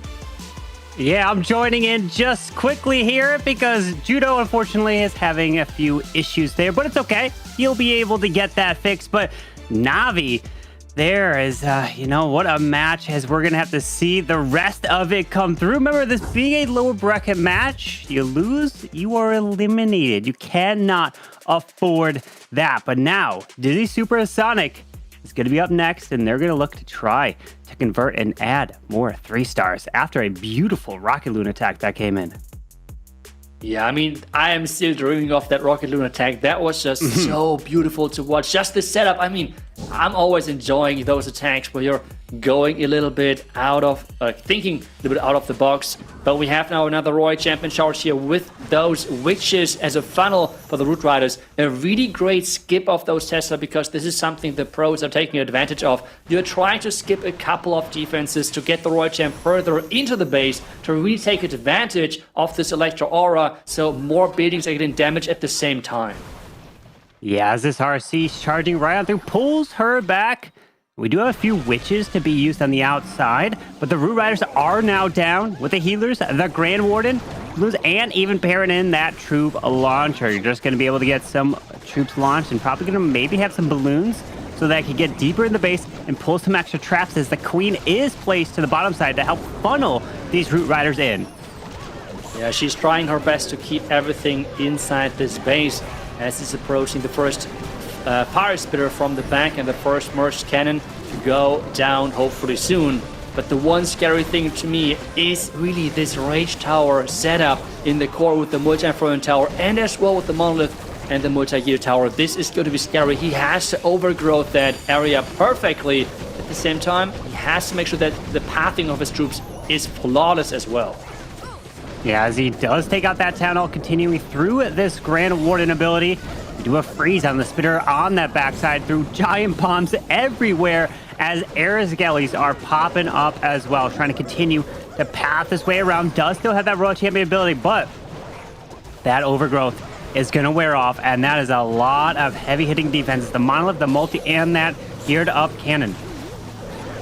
Ooh, he did not pay attention to the Royal Champion. She went ahead of the pack and now in range of a lot of those defenses. He has to take the invisibility spells to protect her with the Rocket Spear. Right now trying to get the core. The Monolith is gone, but the Multi-Gear Tower is going to give him a rough time on this.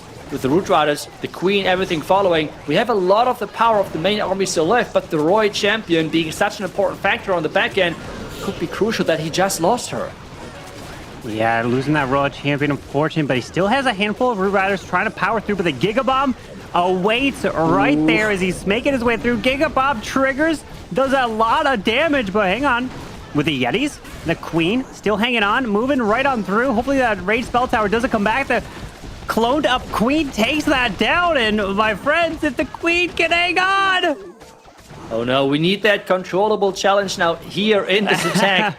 Get that Queen into the core and target the first and most important building right away. Or not, okay, now just stay back. Let the Yetis do... I was saying let the Yetis do the job and don't run into all of the damage alone. What are you doing, Queen? And this is not going to allow the 3-star on this one. It is just so close, Corbin. It's just so close. 98% 2-star.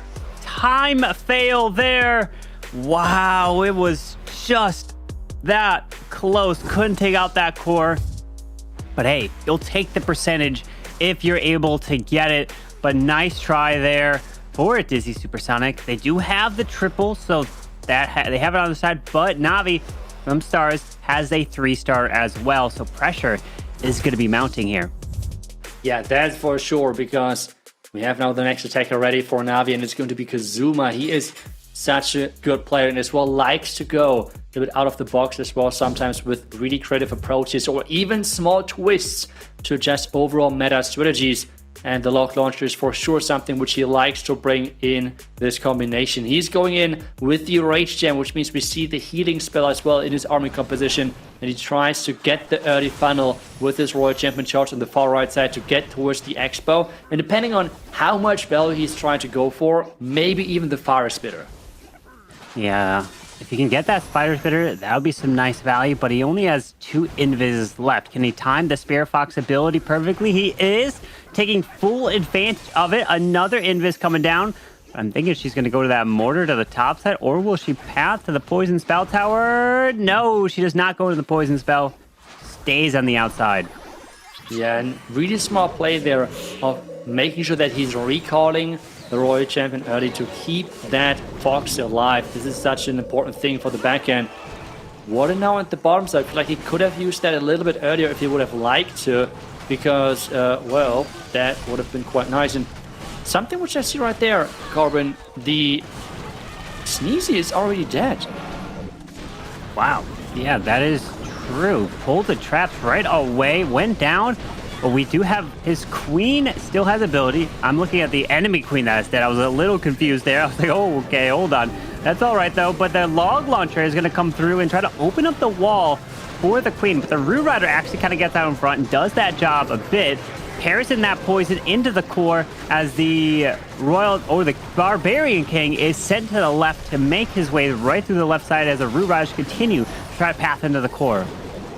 And at this stage, he has to be careful with those healers, because there is nothing when it comes down to protection for them anymore, because we have now the poison. And I mean, the Town Hall is really far back at this stage. The Queen has her ability, the Warden still has his ability, but he still has to make it towards the Town Hall. The Electro, I'm always calling it Electro Spear because this combination is so common.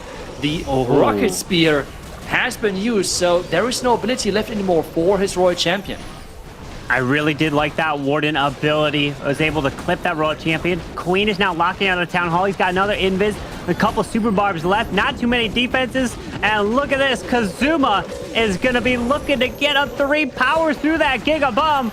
And the geared up cannon goes down. He's got a smile on his face, and that's going to add a second 3-star here for Navi in this match. Gaku's got the 99% 2-star. Yada got the 88% 2-star. So Navi is looking great here as they are going to be up by a star, 10-9 at the moment. And see the percentage lead. I feel like that is always something really important to factor in, because if you take a look at the overall percentage, which we have just on the right side, even with the 3-star now from Supersonic, they would still be behind on the percentage game. So a 3-star would be needed to force Navi into a 3-star position as well. Anything below a 3-star, and Navi is having a pretty good shot with a high percentage 2-star to finish off this match. But this is Supersonic. They have started really good into this match with 2 3-stars already, and they're now going to try to get another one on the list with the really nice combination of the Angry Jelly on the Archer Queen with that Giant and the invisibility vial over there as well. Yeah, this queen can charge her way. Oh, wait, something happened. No! I saw his reaction. I knew there was going to be a 10th of a second later, and the queen dies through ability. And you know when that happens, everything goes south. You can't afford that. Yeah, you still know that from the old queen charge days. When the queen went down through ability, there's nothing worse which could happen. And for this one, oh, that Fox barely getting another invisibility out of this, but I guess the pathing for the Royal Champion is still there. The Archer Queen just did not really get the value, and as long as he's getting towards the core, he might be actually fine when it comes down to the value. He should try to skip a couple of buildings to get even more value out of the Electro Aura, but otherwise, the core is about to go down, and maybe it's not that bad.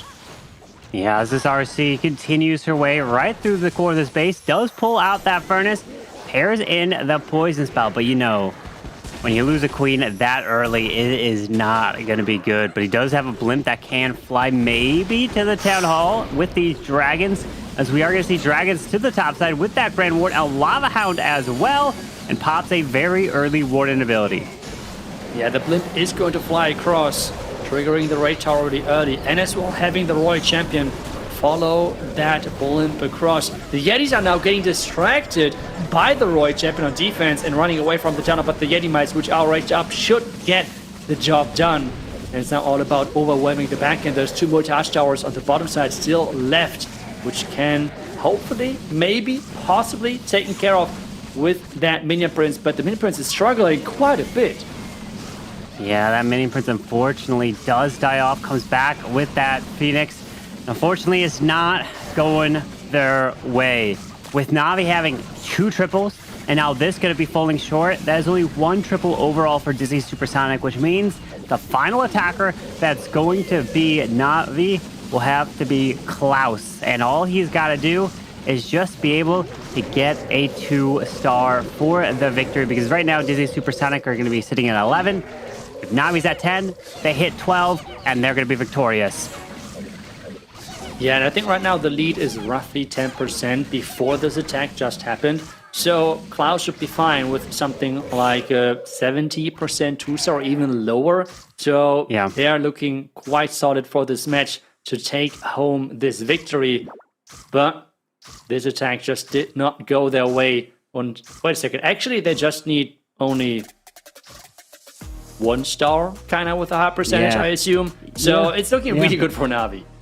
It is looking fantastic for Navi. They just get just a simple 2, and you secure that one. So nice try for Dizi Supersonic. It's going to come down to Klaus, but I am hearing that Judo was able to get his connection all working there. So I will bring Judo back on here to close off the final attack with you here, Itsu. Thank you so much, Carbon. Yes, finally, we're back, and just in time for the last attack as well. I can't believe I missed half of the Navi wall.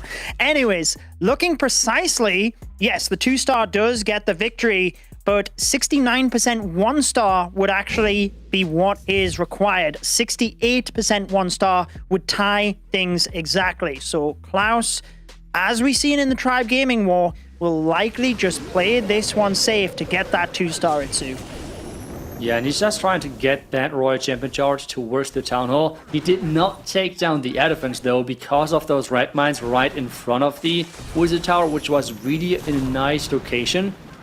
Oh, that was a smart play. Getting the Earthquake spell in a way that the elephants is going down, and this means the first star is pretty much guaranteed with the Royal Champion taking down that Town Hall.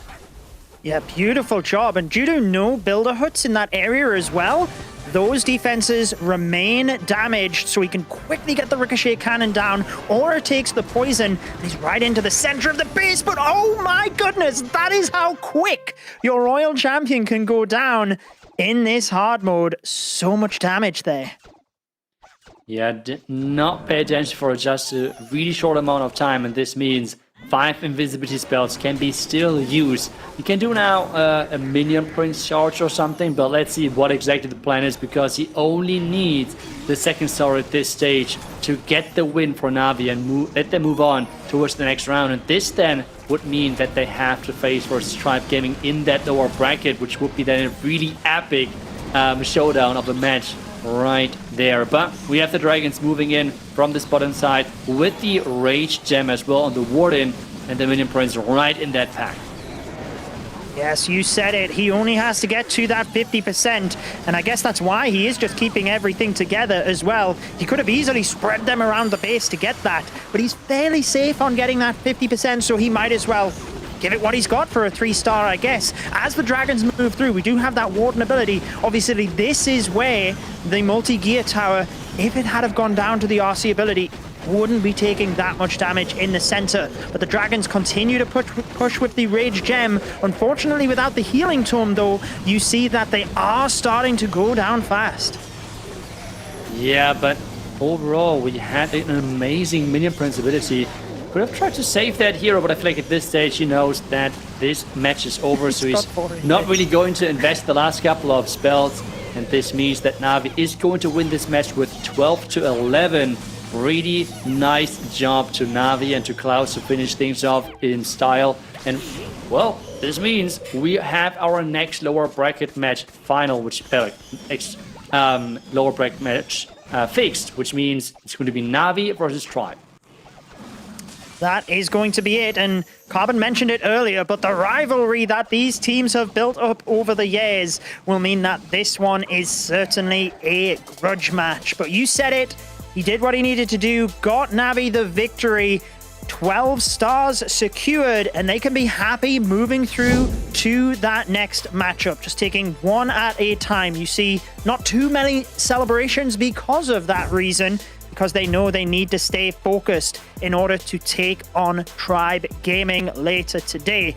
There we see the stats, how they had gradually built up their percentage lead as well. Dizi Supersonic giving it what they had, and you've got to give it to Vincenzo again with that Fireball Rocket Loon attack. What a way to go out. I wish we could give him the MVP, to be honest, Itsu. Yeah, I mean, the community is going to decide that, and I feel like we are going to see the community MVP vote more on the Navi side. Let's be honest there. And we had so many close attacks in this match as well. Gaku with the 99, Villanello with the 98%, and then as well Byron Love in the first attack with the 96%. So a lot of those close attacks, but in the end it is going to finish with a 12-11 scoreline. And this means we have to say goodbye to the Dizi Supersonic team, which did amazing over this qualifier. Absolutely, that means we have just 4 teams remaining. So it is Navi and Tribe in the lower bracket. But our next matchup, let's take a look at the bracket itself. It will be Elevate versus Dizi Group. The winner of this next matchup progresses to the grand finals and will have that extra life as well moving into the grand finals from the upper bracket. The loser will move down to face the winner of Navi and Tribe Gaming Itsu. Yeah, I mean, all of those matches are still going to be played today. So still so much clash action, because we are only going to finish when we have this winner of the entire bracket and we can give away this golden ticket. But I mean, the next one is going to be Dizi Group versus Elevate, and that match already is going to be crazy. And depending on who is going to lose, that is going to drop to the lower bracket and the other team making to the finals. But I think, Judo, you said it already, we should take a look at the MVP. You said who you would give your MVP vote towards, and well, he got 11%. Okay, that is quite impressive considering that you're going up against Navi in the MVP voting. But in the end, Kazuma with 48% of your votes. Yeah, I mean, the MVP, generally speaking, goes to the winning team as well, right? So you can see why the top 2 are Navi players. But like you said, great to get a good amount of the votes there as well. And if you do want to make predictions on the matches, vote on the team's MVPs as well. Make sure to go to event.supercell.com. That is where you can make those predictions. Let's have a quick look at some of the replays from that last matchup.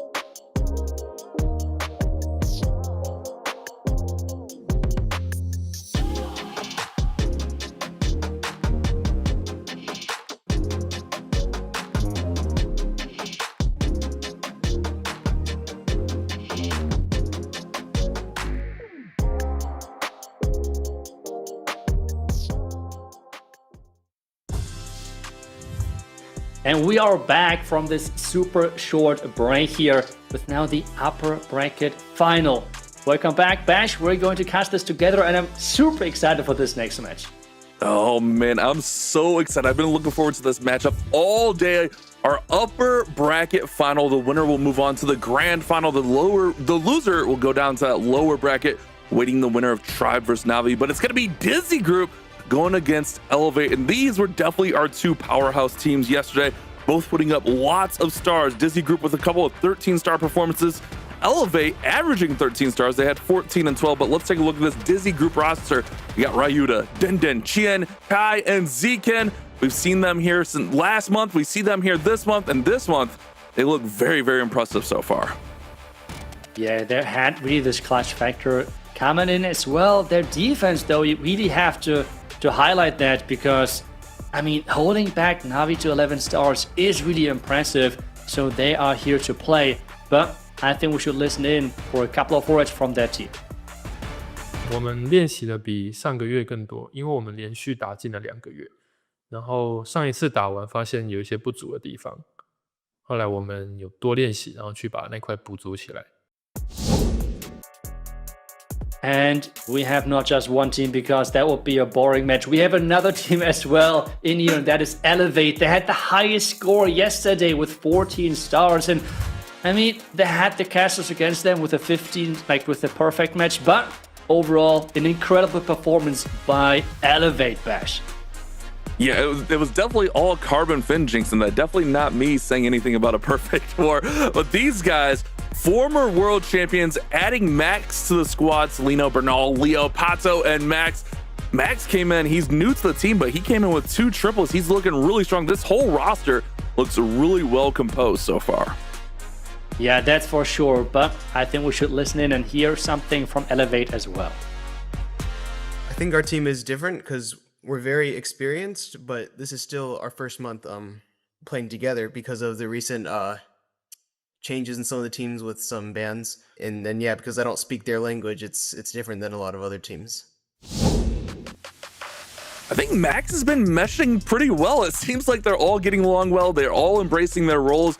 I mean, we had that little bit of an interview with Max yesterday, and seems like he's doing really good with this new team. But this Dizi Group, man, they are playing really well. I think this is going to be a really high-scoring affair where we could maybe see, you know, a 13-13, 12-13 type war, maybe even a 14. I don't think we'll see a 14 in this one, but I could definitely see this one being like a 12-13 star war as we look at our predictions.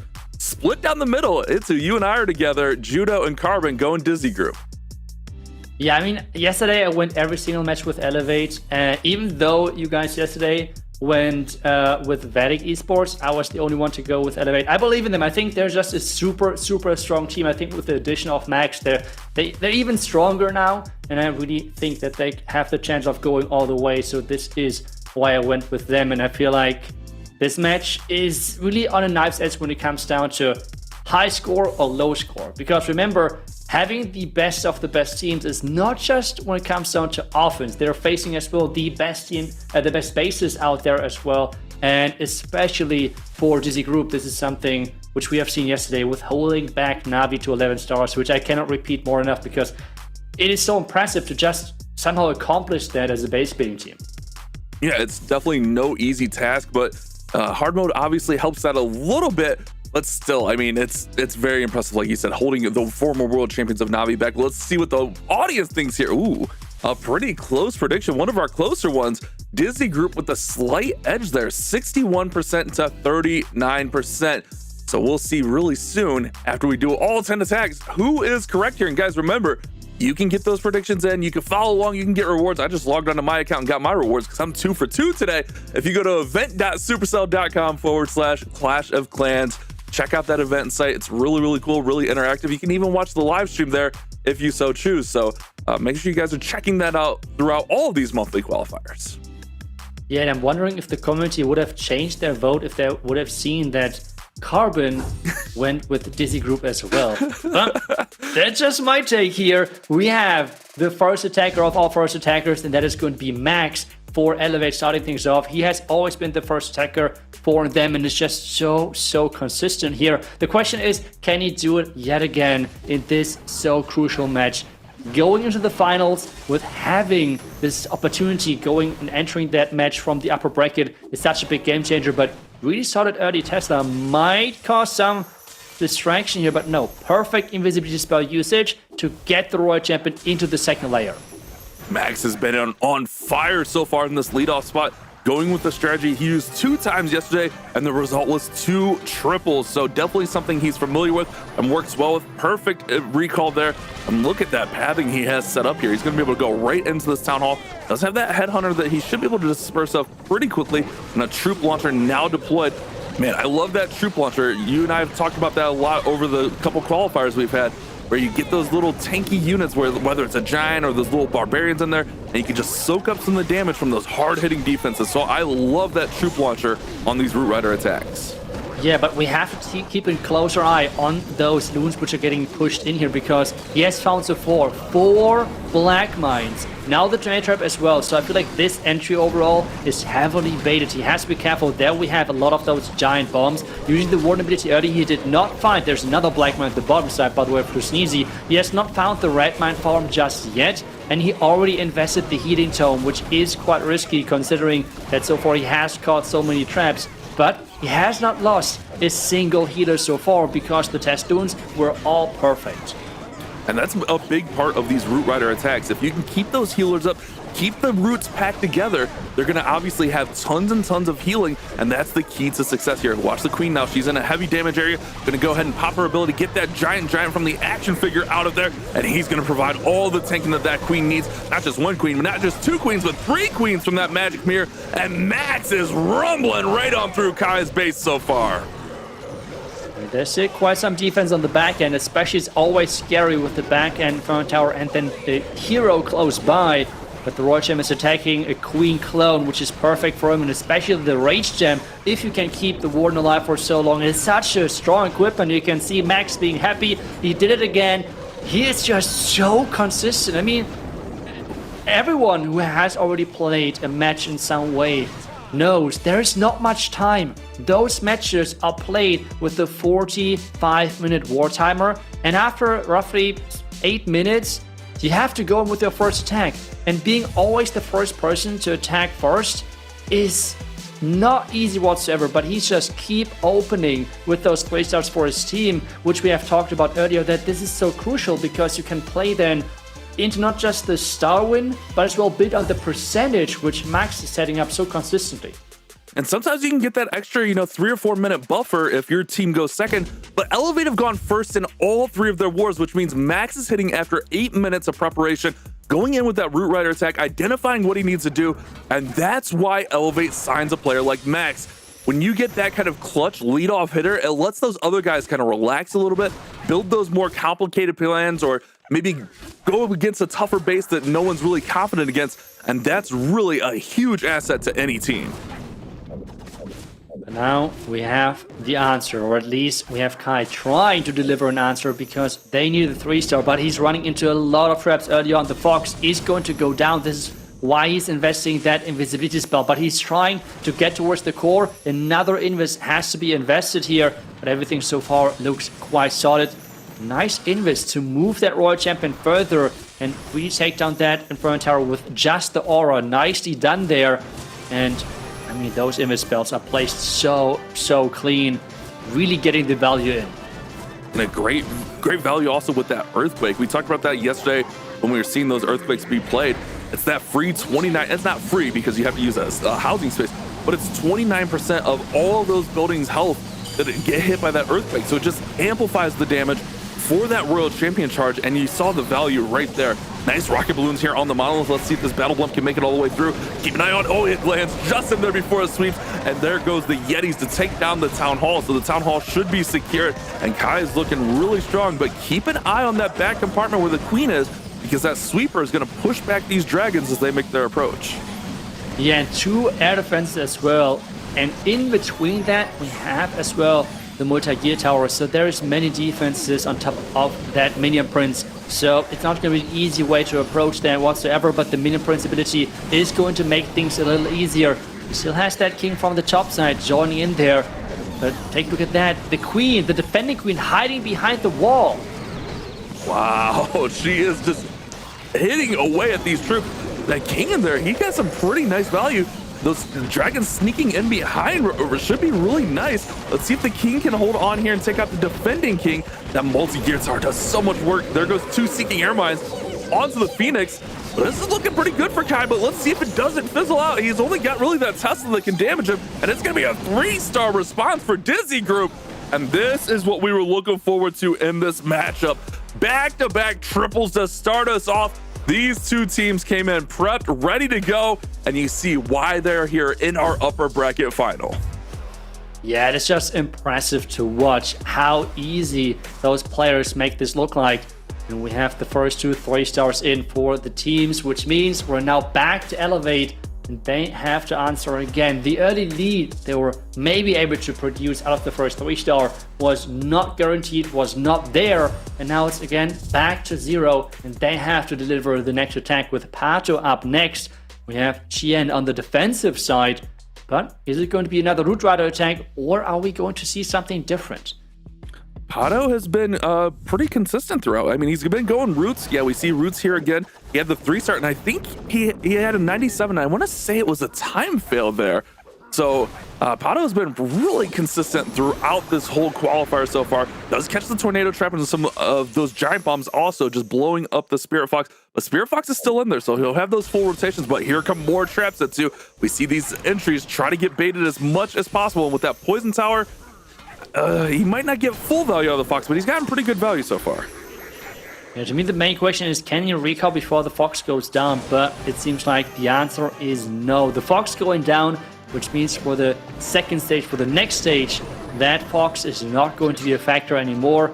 He's going to approach now into the tunnel with having the Queen funneling that far left side. The Valkyrie is deployed, the Super Barbarians to help as well, and the Root Riders now getting started into the bomb tower. And as well again with that Rage Gem. Yeah, I love the Rage Gem combination in there. It just helps push these roots along, because sometimes they just kind of get stuck and they don't really have the force to get through a lot of these defenses. But giving that Rage Gem gives them just a little extra firepower along with some of those smaller troops in there. It's just that little extra oomph sometimes that you need in there. Gotta get this rocket balloon under control. Does. The furnace is being poisoned right there. Needs the overgrowth to kind of wear off here before things get too far ahead, which it should be okay because he does have this ricochet cannon, which will hold things up. And then there we go. Town Hall is free, so now he can circle back and get that Town Hall under control. Yeah, the Town Hall should go down. We have the Root Riders keep following, but the healers are stuck on the main push. And this is now something which we have seen a couple of times, which always is going to backfire if those healers are not sticking to the Root Riders, because your tanks are so quickly going down without that hit point recovery. The King with the snakes on the far right side is keep trying to push forward, but we see it. All of the Root Riders are gone, and the healers are still stuck on the Archer Queen. Yeah, that is definitely a tough thing, especially when you see those defending heroes and those defenses dealing 20% more damage here in hard mode. But you see the double fist pump there. It doesn't matter if those Root Riders went through. The Queen tanking with all those healers. Pato is going to get a triple on the board, and Elevate did all of their homework last night, and they have came to play against Dizi Group. Another 3-star, 3 in a row so far in this war. The pressure shifts back over to Dizi Group. Yeah, and something which I think is quite impressive, if we take a look at the stats, in the first 2 matches together, we had 11 attacks with the Royal Champion Shots and Root Riders. Out of those 11 attacks, only 1 was a 3-star. So far in this match, we have 2 Root Rider attacks, and both were triples. So we really see the difference in skill of those teams from the lower and upper bracket. The question now though is, can Dizi Group stay close to Elevate? Because at this stage, you have to get those 12 or even 13 stars to challenge this team, because Elevate is on a roll. And Den really needs to step up for his team to now get that in there as well. Well, we have seen Elevate twice going with the ground. We're seeing now Dizi back again with air.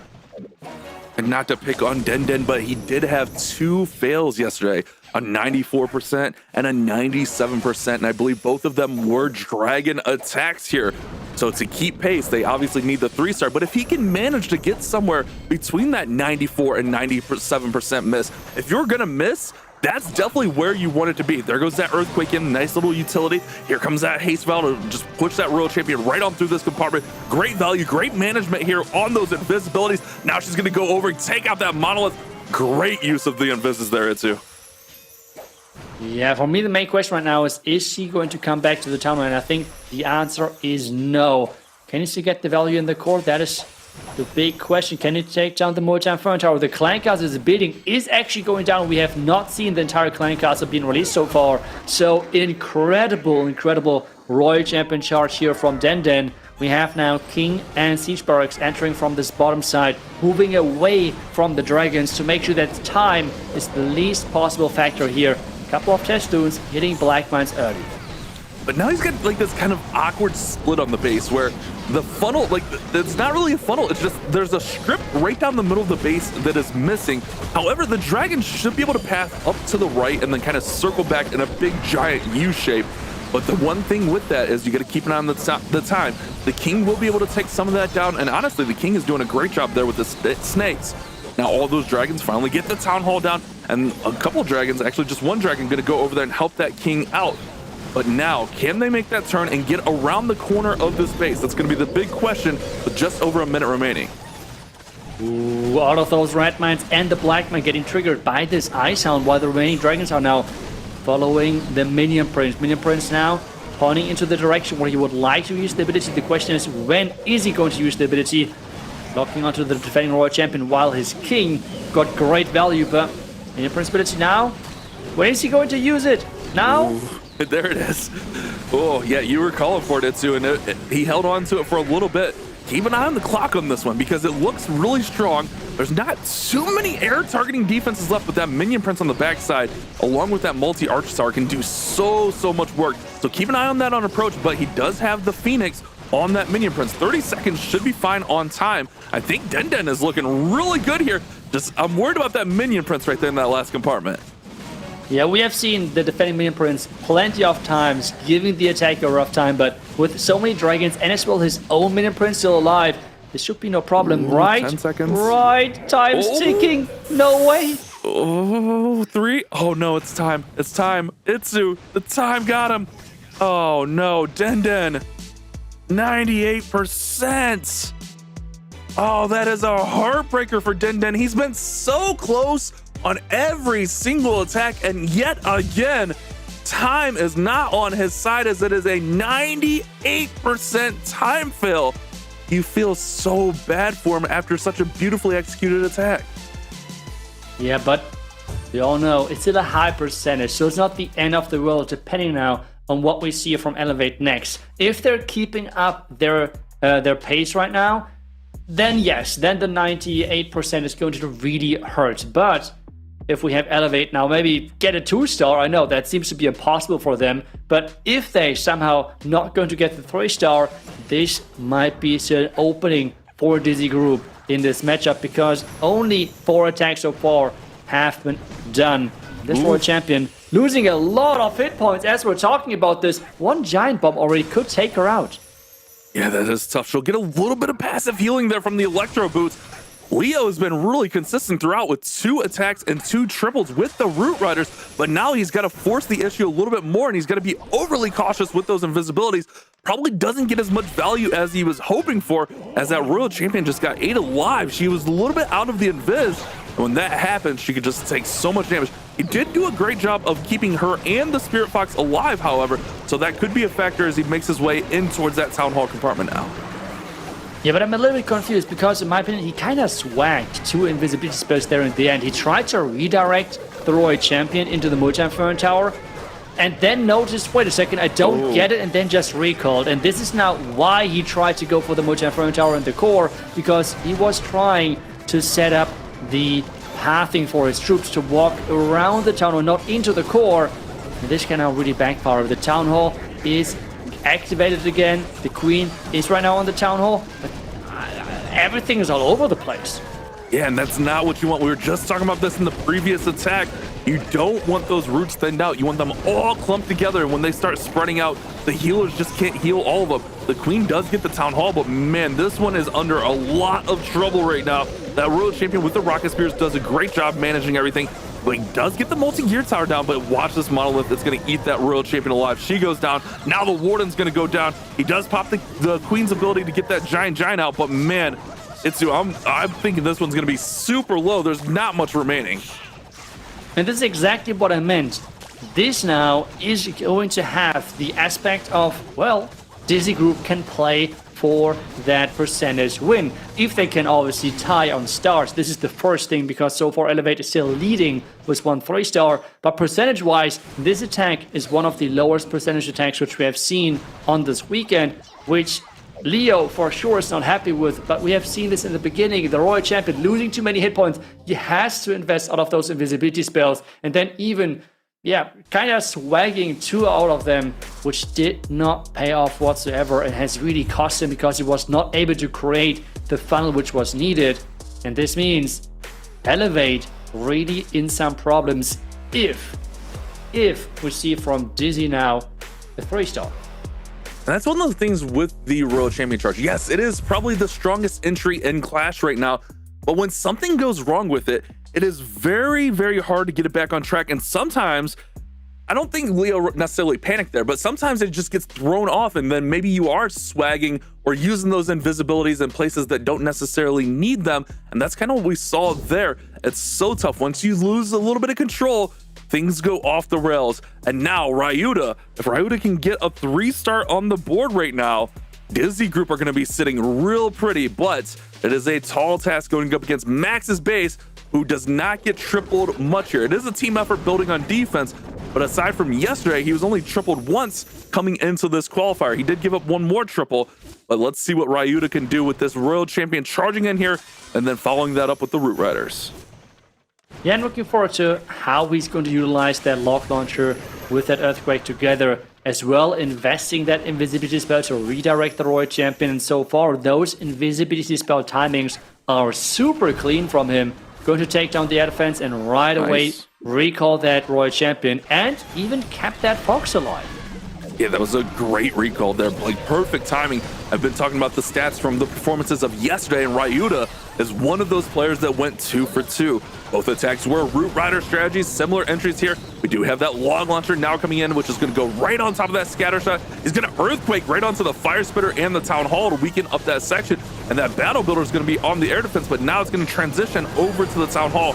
Warden ability is popped. Here comes some Rocket Loons. There's a Furnace, there's Ice Golem.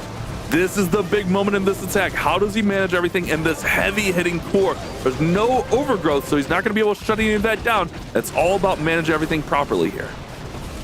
Yeah, and I feel like at this stage, the Root Riders just disappear. He doesn't have one of those strong pushes anymore because they just went ahead of the group way too quickly. He's going to take down the Town Hall with the Rocket Spear and those Yetis from the Lock Launcher, but this plan did not work out whatsoever. It feels like that maybe they did not have a better plan, who knows, but the Fern Tower is going to be staying alive as well as the Black Mine and Tornado Trap is popping, but we have those healers converting into the top side, but they're not making it. There are too many air traps. It's going to be a little bit higher, I think, percentage-wise, or is it? It's going to be in the same range, right? Yeah, it's going to be really, really close. I mean, it might be a couple percent higher as he has a few Barbarians here, along with a swagged out Freeze and Rage. I think he can maybe get this closer to 80% if he manages everything well here. But still, they had a really big opening there to take advantage of. And if he could have got a triple on the board, man, Dizi Group would be in such an advantage. But now it's going to rotate back over to Elevate, and they still have the star advantage. So even though Leo's attack was only at 74%, they kind of come out of this unscathed with this only getting into the low 80s. I feel like Leo can kind of have a sigh of relief right now because his team is still going to be up even after the big mistake on his attack.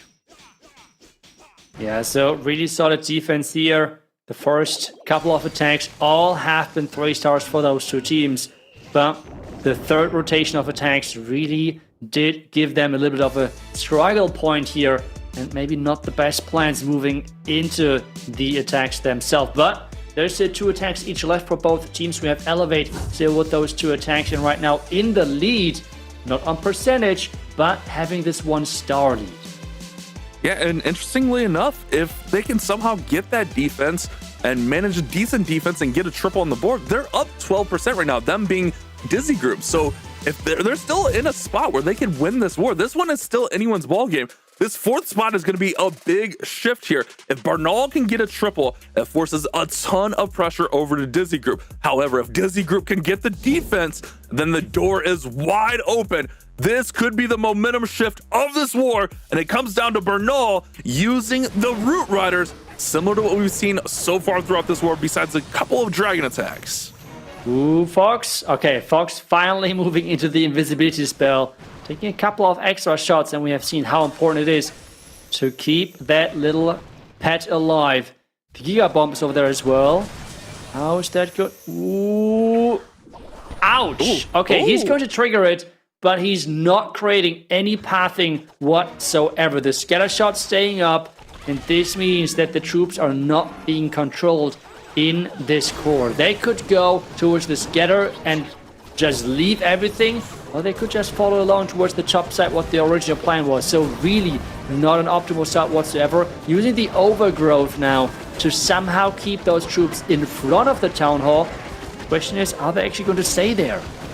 It looks like the Roots are going to go there, but keep an eye on all those other utility troops in there. The Royal Champion included along with those Yetis, because the Roots are going to clear that all out with the Queen up there on that top side. But now, here comes that Royal Champion. She's going to start working down. She's fighting that enemy Royal Champion. He does pop the Warden ability right on time there, but look at this, Sitsu. It is now spread out. Queen's going to go ahead and take down the Town Hall, but he's got to find a way to get this back together. Second Overgrowth comes in, and that's going to kind of push everything back together, which is definitely what he needed.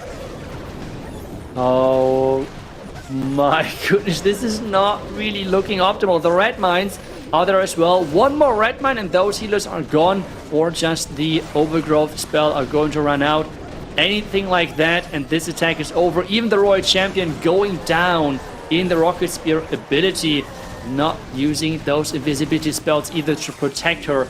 Using it now to protect the Warden, but not catching the Queen either. Really, the players are struggling right now. The first 2 attacks looked so promising, but right now we're seeing many execution mistakes from Elevate. In the first, in their third attack, we have seen not really the good timings of the invisibility spell. And now for Bernal, he is not getting the funnel right for his Royal Champion. And this has messed up an incredible split. We're seeing again an attack below the 80% mark.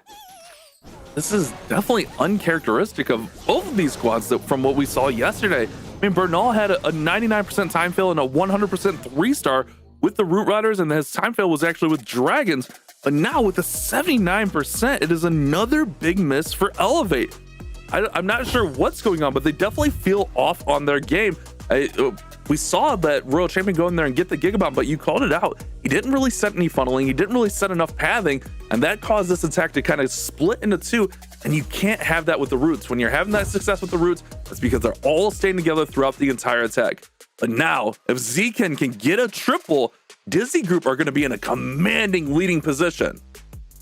Yeah, that would be incredible for them because they have that percentage lead. They just need now to convert this into a star tie. They don't even need a lead on stars because they have this tiebreaker factor of being ahead in percentage. But for that, they have to get a 3-star. And just based on the last few attacks, this is easier said than done. A 3-star is still quite a big challenge, especially watching the earlier matches today where we have seen 1, maybe 2 3-stars a match. And those 2 teams so far already delivered quite a few of those 3-stars in this one match. Zekin is now the man to maybe 3-star for Dizi to bring them back into this one. I know I keep referencing yesterday's stats, but Zekin, another one that went 2 for 2. One attack was the Dragons, which he's using here. One attack was the Root Riders. And if he can get this triple on the board, it is going to set Dizi Group up for the success, for the potential win here. I mean, still anything can happen with 3 attacks remaining, but you gotta like your odds if you're Dizi Group. You're up on percent. You just gotta find a way to get a triple. And optimally, if you can get a triple right here, it would be crazy good for your squad. Perfect rocket balloons there, pulling out that poison spell. Man, this Royal Champion charge is looking incredible. Yeah, I mean, just the control on that Royal Champion with moving her into the core with the Yeti, with the rocket loons, even triggering the poison tower. Great execution here to start things off for his attack. And he still has 2 more invisibility spells. And Bash, he even has the Fox still alive. Oh yeah, he's managed this so well. Probably didn't even need that invis over there on the air defense, or on the air sweeper, excuse me, as the Royal Champion did make the turn left there, but he did it just to be safe. Sometimes you don't know and you don't want to risk it, so I think that was the right play just to be safe, especially when he's already gutted out so much of this base. That is crazy value. Now you can pull that Ice Golem down, deal with it with the Queen here. No big issue, no major threat there, and here come the Dragons from the left-hand side of the base. Beautiful setup from Zekin. But we've seen these setups look so incredible, and then the Dragons just get pounded into oblivion by these 20% stronger defenses in hard mode. But let's see what he can do here. Lava Hound out in front, Warden ability is in. It all comes down to this, Zekin.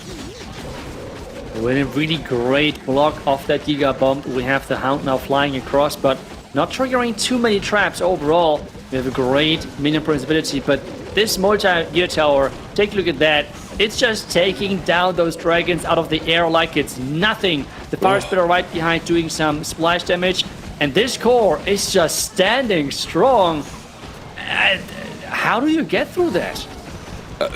We've pointed that defense out so many times, you and I, Itsu. That multi-gear tower just does so much work. Now it just melts the minion prince. Minion prince will finally get it down there through the Phoenix, but man, that thing was responsible for taking down pretty much half the army right there.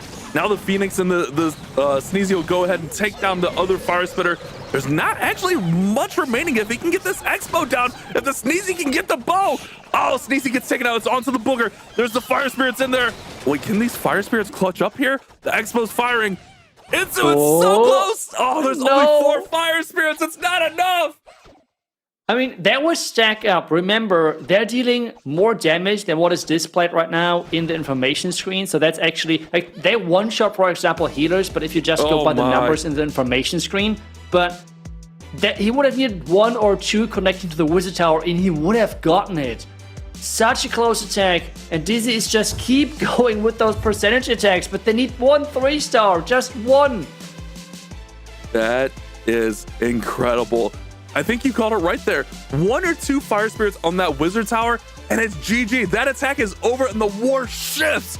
They gain already 20% on that attack, but now they find themselves in a position where they don't even control their own fate here. Seleno can come in and get a 3-star. This war is over. Elevate will move on to our grand finals.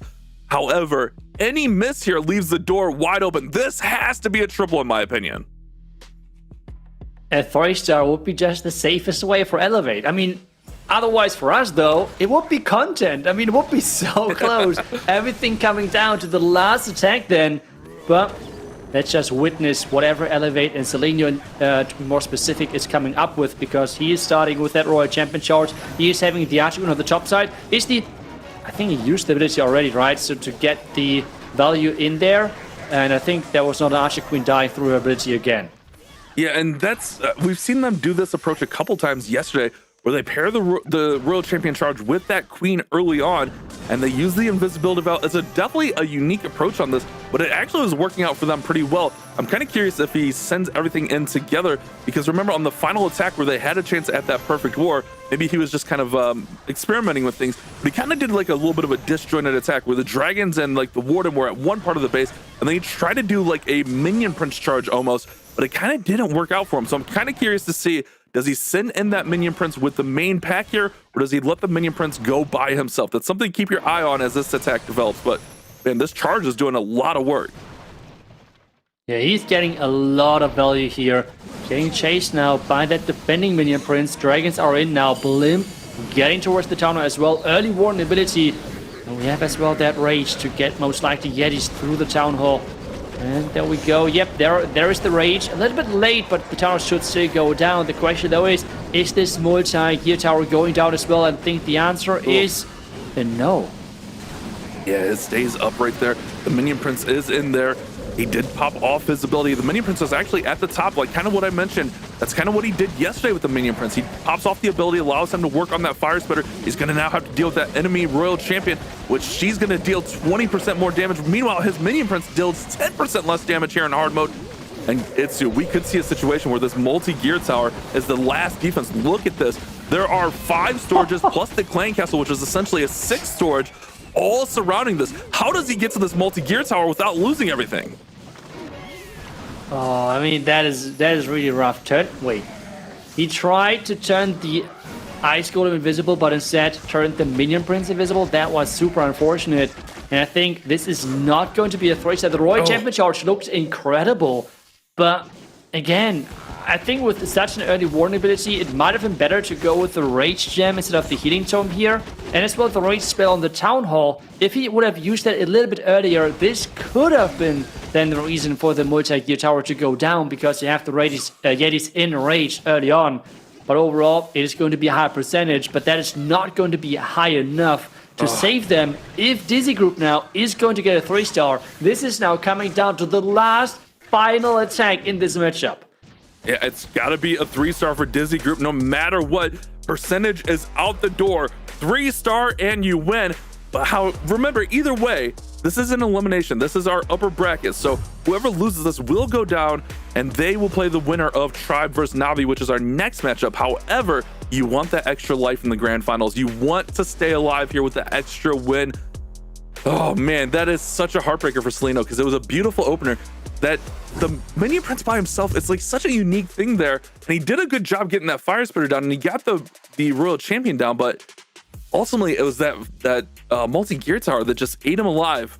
Chien will be our final attacker, and Chien has had a 3-star, but also had the 84%, but I believe they just needed a 2-star in that situation, so I don't think that's really speaking to it. I think Chien's very capable of getting this 3-star. This war has felt very, very wonky so far. Yeah, we have started really strong for both teams, but after the first few attacks, we have both teams struggle with their follow-up attacks, and Chien now can finish off this match for his team to get a victory with that 3-star. This is what it's coming down to, a 3-star, and it's a win. Everything else, even 99.9.9% 2-star, is not going to give them the victory. They need that 3rd star and as well the 100% to get that victory and move on into the move on into the finals. There is no upper bracket final. This is the upper bracket final already, and he's going in with the Root Riders. Root Riders was the attack he had the 3-star with yesterday. He's going in against Celino's base. We just saw Celino. Man, I don't think it was a time fail, because that multi-gear tower is so disgusting, but he was so close on that one, 97%. Chien's going to look to set this one up. Let's see if he can get the value from this Royal Champion charge. Does have to commit that extra invisibility to get her where he needs her going. He wants her on the outside to clear out all these defenses.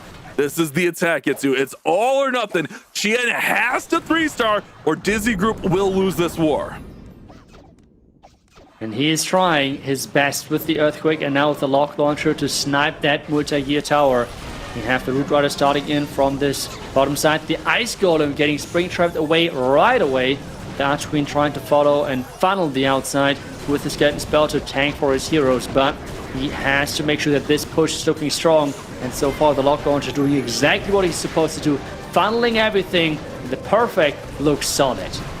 That Lock Launcher did so much work in there, getting all the buildings it was supposed to. Now the roots are right in there, right on the Town Hall. Yetis are going to be able to bounce out there, maybe get that Fire Spitter down, maybe get to the multi-Inferno if they can get enough of a little bouncing around there. Still has all of the hero abilities, which is really, really strong going into the back end of this base. Still a couple freezes and an invisibility along with that Skeleton Spell, which can tank. But once this Overgrowth wears off, there's a lot of defenses, not to mention that Minion Prince and King, which we've seen single-handedly stop up attacks. This one can go either way. Chien, what do you have for us? 3 multi-Inferno towers still left alive in that core with the defending King and the Minion Prince. The Monolith is about to go down. He has that triple hero ability still left, and the base is slowly getting taken care of. The healers, though, only one more healer alive, and it's going down as well. At this stage, no healers left, no recovery. Still has King ability, still has Queen ability, which can provide a lot of extra tanking with that action figure. There goes the Royal Champion, throwing those rocket spears, and he just used her ability. It's going to get that Fire Spitter down. Keep an eye on the King and the Minion Prince. This is a big factor right here. The King is going to go ahead and jump over the wall. Minion Prince is frozen up there. It looks like the Royal Champion went down, but Queen goes to ability. Now the Minion Prince coming over. He's going to do some work onto the Queen. Oh my goodness. Itsu, I don't know how this is going to finish. This can still go either way. The walls are open. 30 seconds should be okay on time.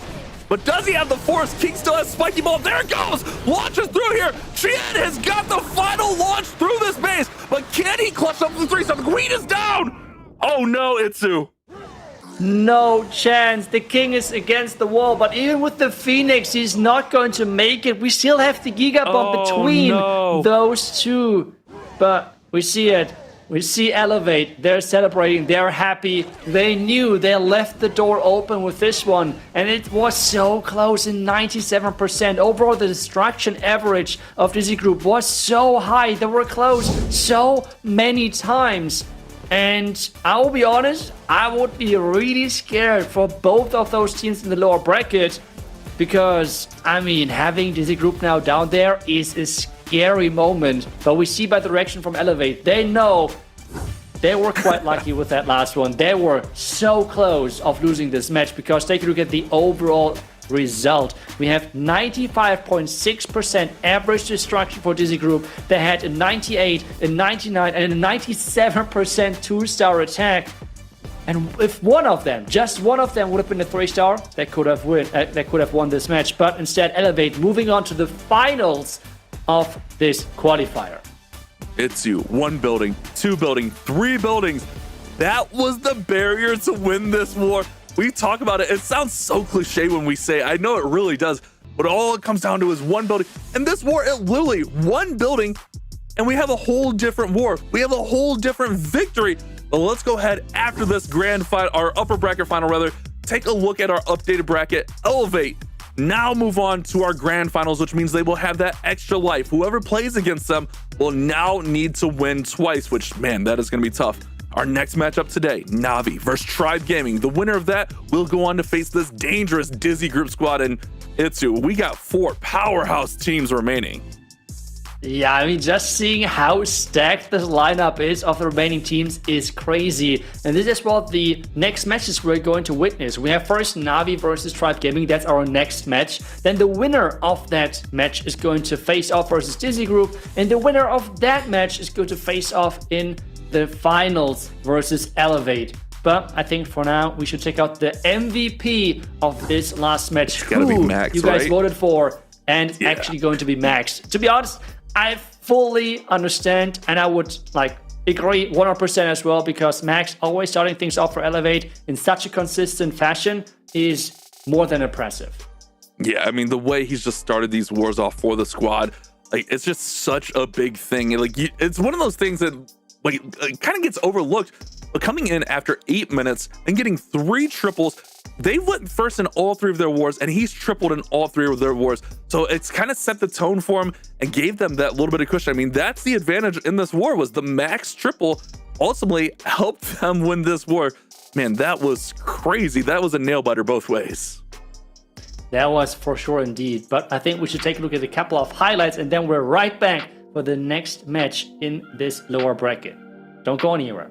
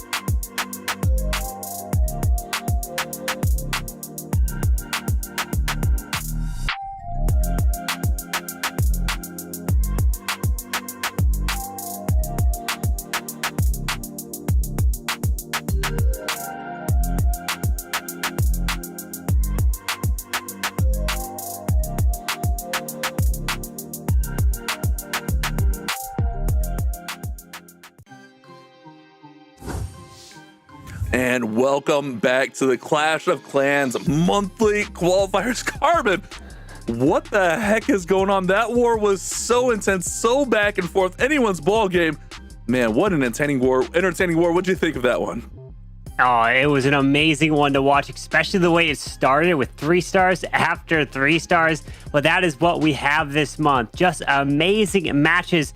we got another one up next, which is Tribe Gaming taking on NAVI in the lower bracket. You lose, you are eliminated. The pressure is on now. And what a matchup we have. Many times that these teams have faced each other, and the pressure just keeps mounting.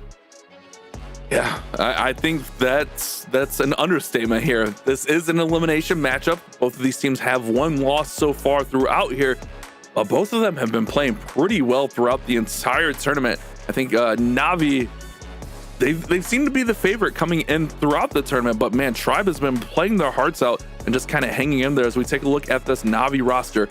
Gaku, Klaus, Yada, Kazuma, Stars, they're all playing so well. But can they take down one of their biggest rivals in Tribe Gaming? This is going to be an intense matchup.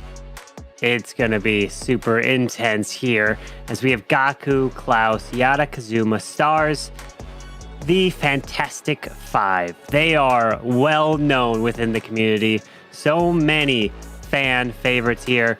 But then, of course, Tribe Gaming, their opponents, have plenty of experience as well. Two of the top teams that we have part of the competition, and of course they're getting matched up right here in the lower bracket.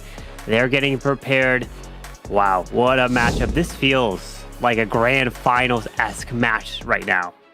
Yeah, like all of these matches right now, they're so intense. They're so, like, that last one was crazy.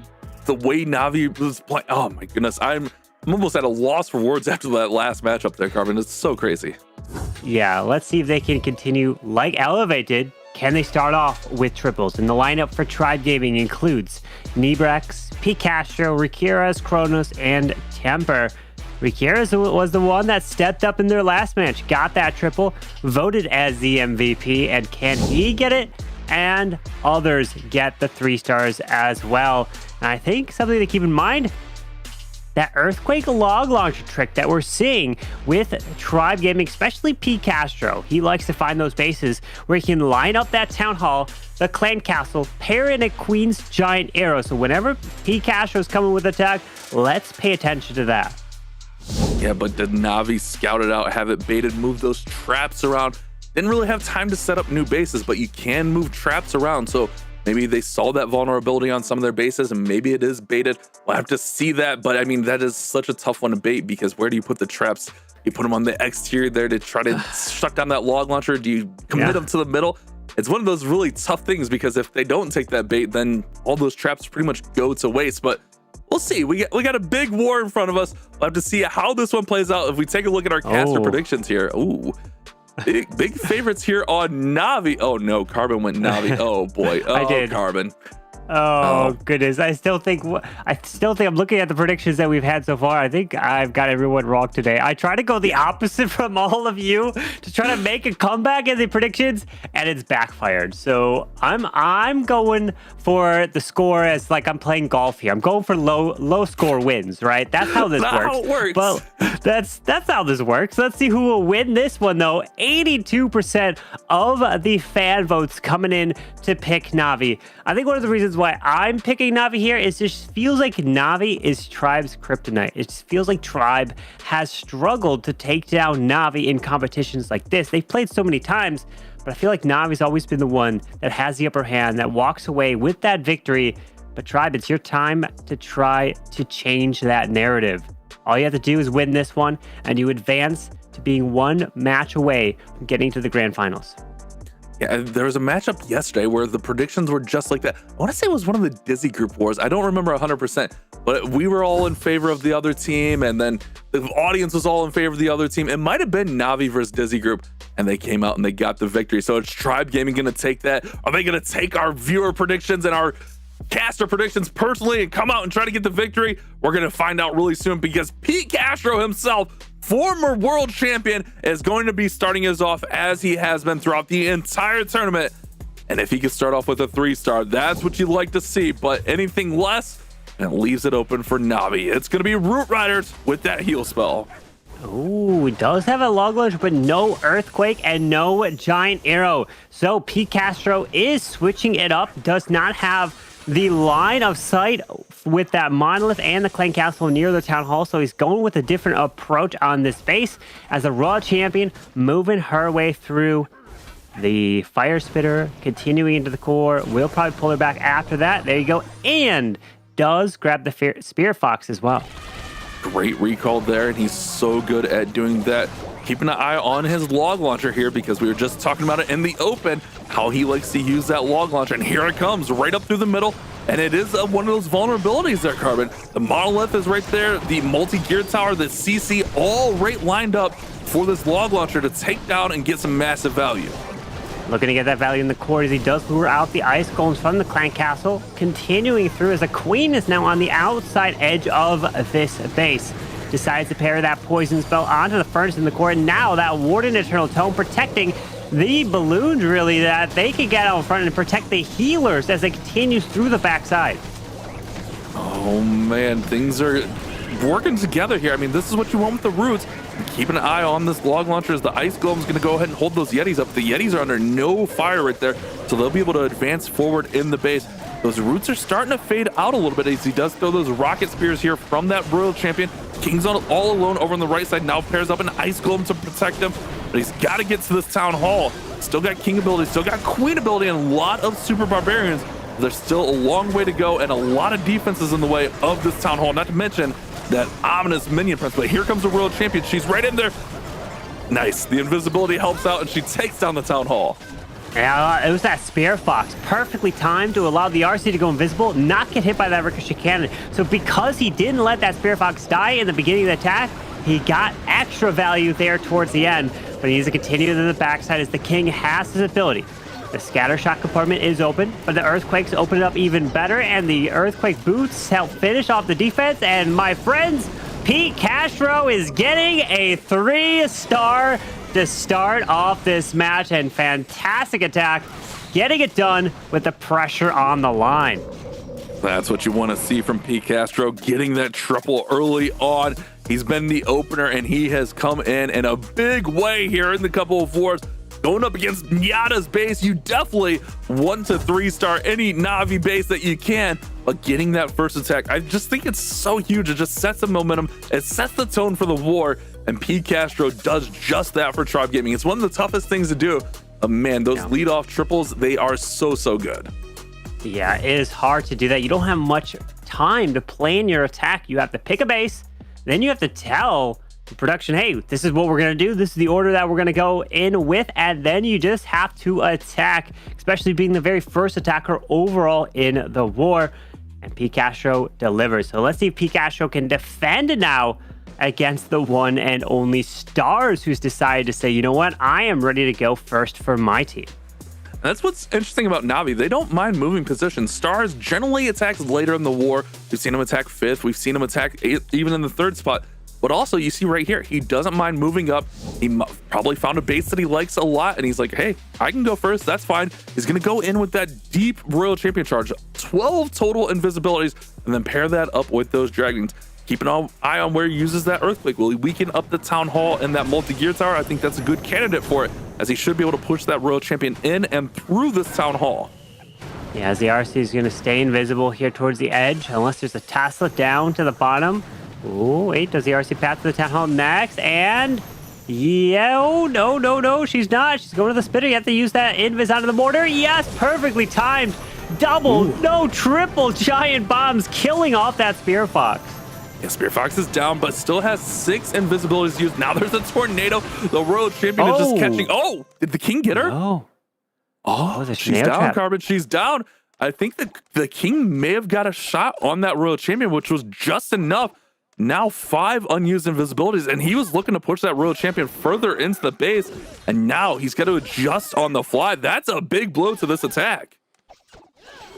That simply could stall this attack up and not be the triple to tie up this match. But remember, there's plenty of attacks to go. So let's see, as the dragons are now coming in to the top side, Tesla does pop up there with a red air bomb. There may be more red air bombs up there awaiting him, as we have a king siege barracks to the bottom side of this base, as where the rest of these dragons coming from, the straight to the top side with this Grand Warden, and then he has 5 invises to invest. Man, a great call here on Pete Castro's base, knowing that Navi love to take down the Town Halls with those Royal Champion charge. Had it all trapped up in there, triple giant bomb tornado. But man, I feel like the King got a swing on her. Maybe I missed that, but just enough to take her down. Gigabomb now goes up, and he's got to salvage as much percent and try to get close to this triple as possible. It's definitely going to be a tall task to get a 3-star on this base with everything that went down early on. But it's still not impossible. But this hard mode, man, the hard mode is no joke at all. And those dragons are going to start taking tons and tons of damage.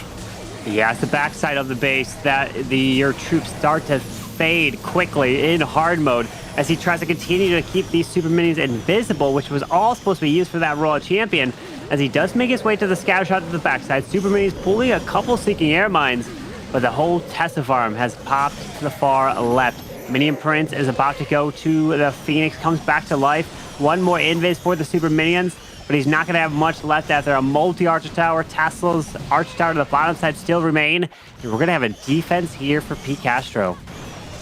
And for Stars, it was a base that was too good to be true. He was licking his chops. He saw something he loved on the base, but Pete Castro saw Stars coming and had it ready for him.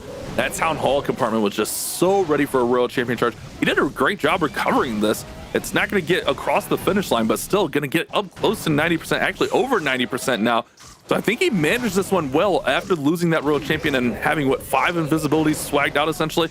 Using those in other places on the attack. 92% still keeps his team in this matchup.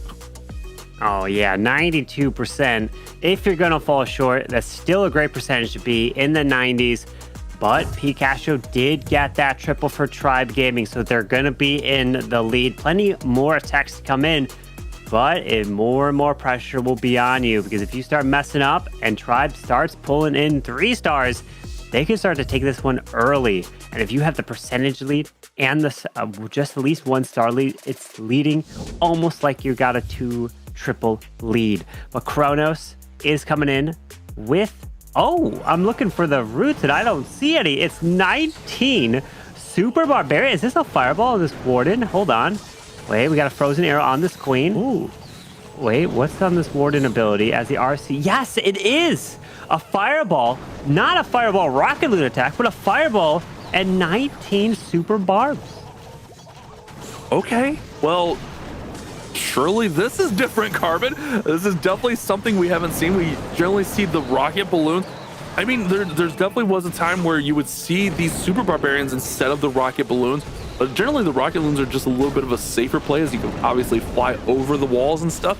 But with those Super Barbarians, you can just get a little bit more control and a little bit more tanking if needed. He's going to go ahead and pair the Queen with that Warden, charge her right across the base. We'll see if he breaks her in or if he walks her past. Yeah, he does break her in right there. So she'll go in and get the Town Hall. And he's got access to the middle of this base if he can set up the wall breaks pretty nicely. A Flame Flinger up top seems to be doing pretty well, but now that mortar is getting some shots on it. A lot to go on this one. This is definitely an interesting play. Yeah, but the Flame Flinger, though, is protected by the Yeti, and something that we probably didn't notice right away was he dropped the Royal Champion to protect the Flame Flinger early and then recalled her so the Flame Flinger can get fantastic value to the top side while the Queen is charging her way through this bottom side. Did lose that Grand Warden, but he makes this Queen invisible, does have a wall break, and this is turning into a Queen charge now. Yeah, and the Queen, one of the strongest units in the game. But remember, here in the hard mode, the attacking heroes deal 10% less damage and have 10% less health. So while that Queen can output some serious damage, she's going to have to work just a little bit harder on it, while these defenses, they deal 20% more damage. And the defending heroes deal out 20% more damage and have 20% more health. So it's definitely one of those like tough mismatch things here in the hard mode. Not to mention, like, the hero equipment is kept, so it's really tough to really execute those huge, like, Queen charges. But it seems like Kronos is doing a great job, but the back end of this base, it's going to be the deciding factor. He's got the Royal Champion coming over to fight his Queen. He's managing to find... It looks pretty good, Carmen. Wow, he's got it. That Flame Flinger was insane. One of the craziest Flame Flinger values that we've seen here in this competition. It only went down after it's lost its own health. And look at them celebrating. We got them happy. Rikira is smiling. Nebrax is like, okay, we got this. Let's start to focus, because Pete Castro's the only other attack that's come through so far. And he also delivered with a triple. Kronos, the captain, steps up and now putting a lot of pressure onto Navi. And I hope I didn't put too much pressure on Navi, because what is my predictions today? 0 for 3. And I did pick Navi in this match.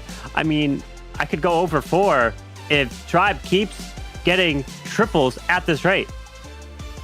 Hey, Carbon, I might have jinxed the perfect war yesterday, but at least I didn't jinx every single war I predicted. Oh, Carbon, that's unfortunate for you. But there's still a lot of war to be had here. There's still the whole mid-game of this war that can go either way. But Tribe Gaming, they look really, really on par here. They look like they have came out with a great attack plan for these Navi bases with 2 triples so far, and Kronos with such a unique plan, but just such a well-executed plan at that.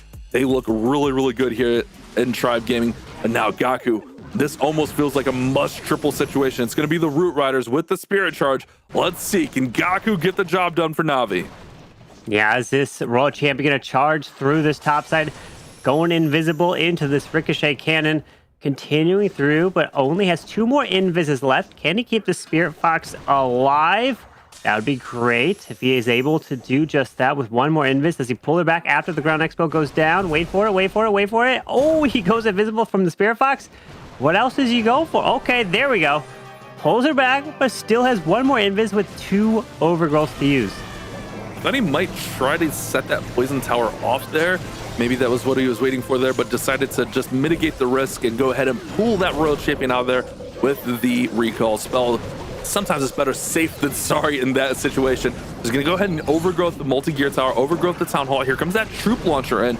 We see this oftentimes, that overgrowth early, so that by the time all these hard-hitting defenses are down, all those troops can circle back and then finally take down the town hall. He does have 1 headhunter on defense in there that he's got to deal with. But these troops are starting to push through. He needs that overgrowth to wear off really, really soon. There it is. Overgrowth comes free, so now he can take this town hall down. Yeah, that Town Hall is still standing. He will be able to lock on this soon. Does have to pair in that freeze. But these healers, they're still alive. That's clutch. Is as long as these healers can stay alive to keep healing up these Root Riders, that is going to be helping a lot. Root Riders are pathing there. Okay, no, a few got pulled to the bottom. That Baby Dragon was clutch onto the Wizard Tower to bring the Root Riders back in towards the core. He has 1 more invis, 1 Rocket Loon, and still has the King and Queen ability intact. That Town Hall just did not want to go down. Finally gets the Town Hall down. Royal Champion's now throwing those rocket spears. This one is just kind of all over the place, and that's not what you want to see with these Root Rider attacks. You don't want them spread thin. At this point, you kind of want the healers just to stick with the Queen so she can just try to output as much damage as possible. But man, now the King is taking a ton of damage.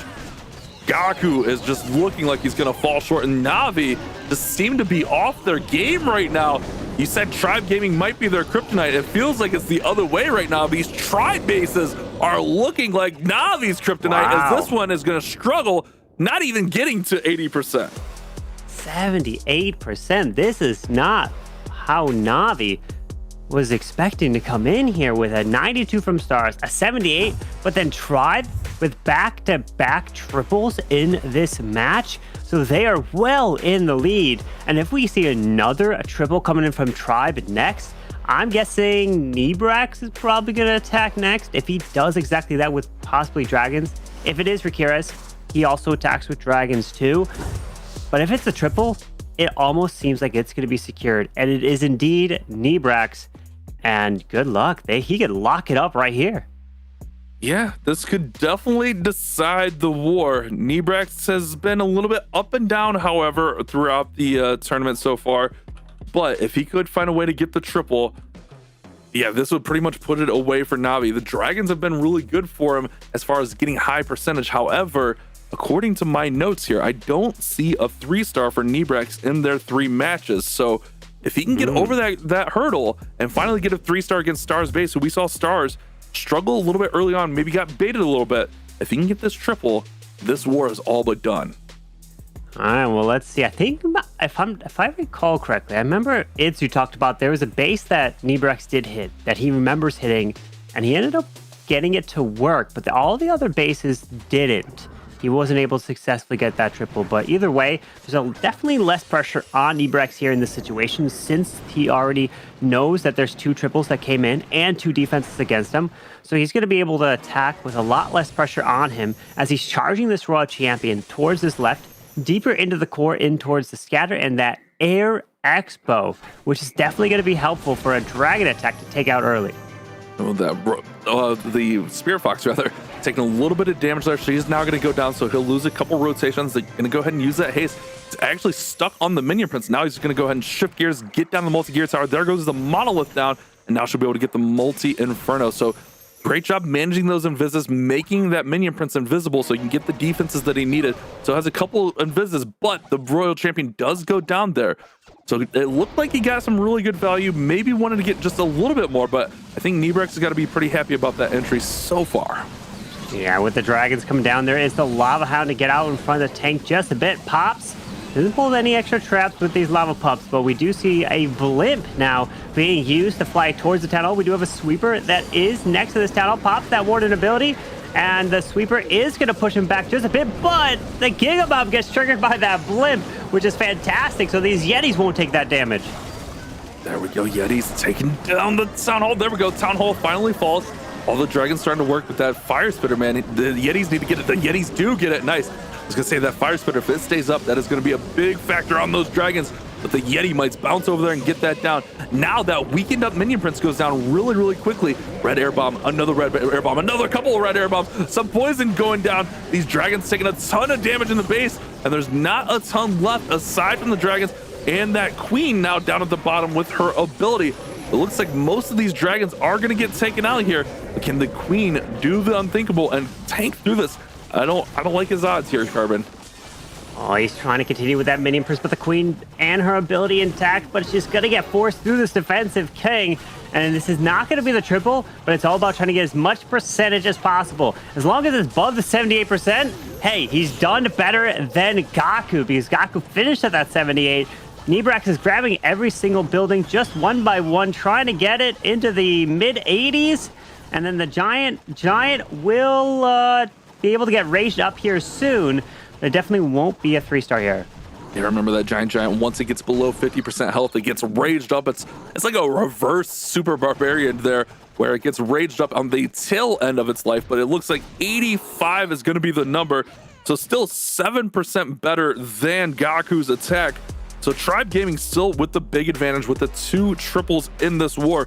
Navi on their third and fourth attack, they need to get a couple of 3-stars. This is pretty much must triple situation for them because they're down on percent and now they're down with 2 triples. So even though that wasn't a 3-star, I think 85% is fine there for Nebrax. It's a 3 or 3 or you're out for Navi. You have to have Kazuma, Klaus, and Yada all triple their remaining attacks to have any chance in this match, as Kazuma is going to be coming in with a Root Rider attack with a did I just see on that warden no eternal tome? Was that a healing tome and the rage gem on that grand warden there? Interesting.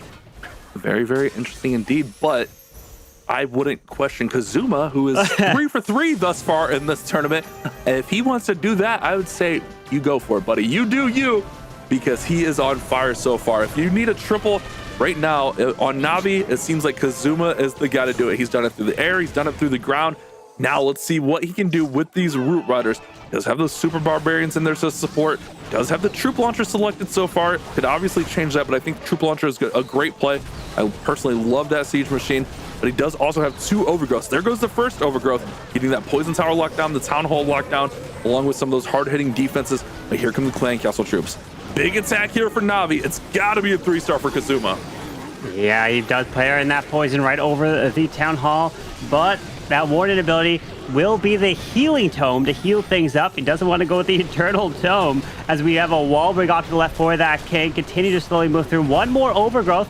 Does he now let that Town Hall get taken out before he pairs in an Overgrowth to the backside? There is that Warded healing tome coming through to try to heal things back up as he's making his way towards the multi. And is this going with a no Eternal Tome the right call? Because it's looking pretty good here.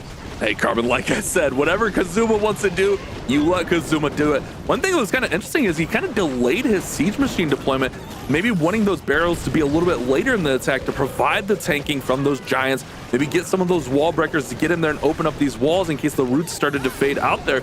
So an interesting play there. Now we see the giant come out from that action figure from the queen. Invisibility to support, still has one more invisibility. He's got the king. This is looking really, really strong. A lot of force in there. Look how many giants he has from that troop launcher.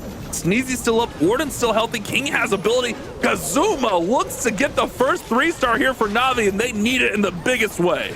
And look at that, going with no Eternal Tome, paid off huge. He's got a handful of troops, quite a bit of stuff still up, and it was the Rage Gem Healing Tome combo that was so strong in this attack. And hold on, Klaus and Yada, they're probably taking notes, and go no Eternal Tome.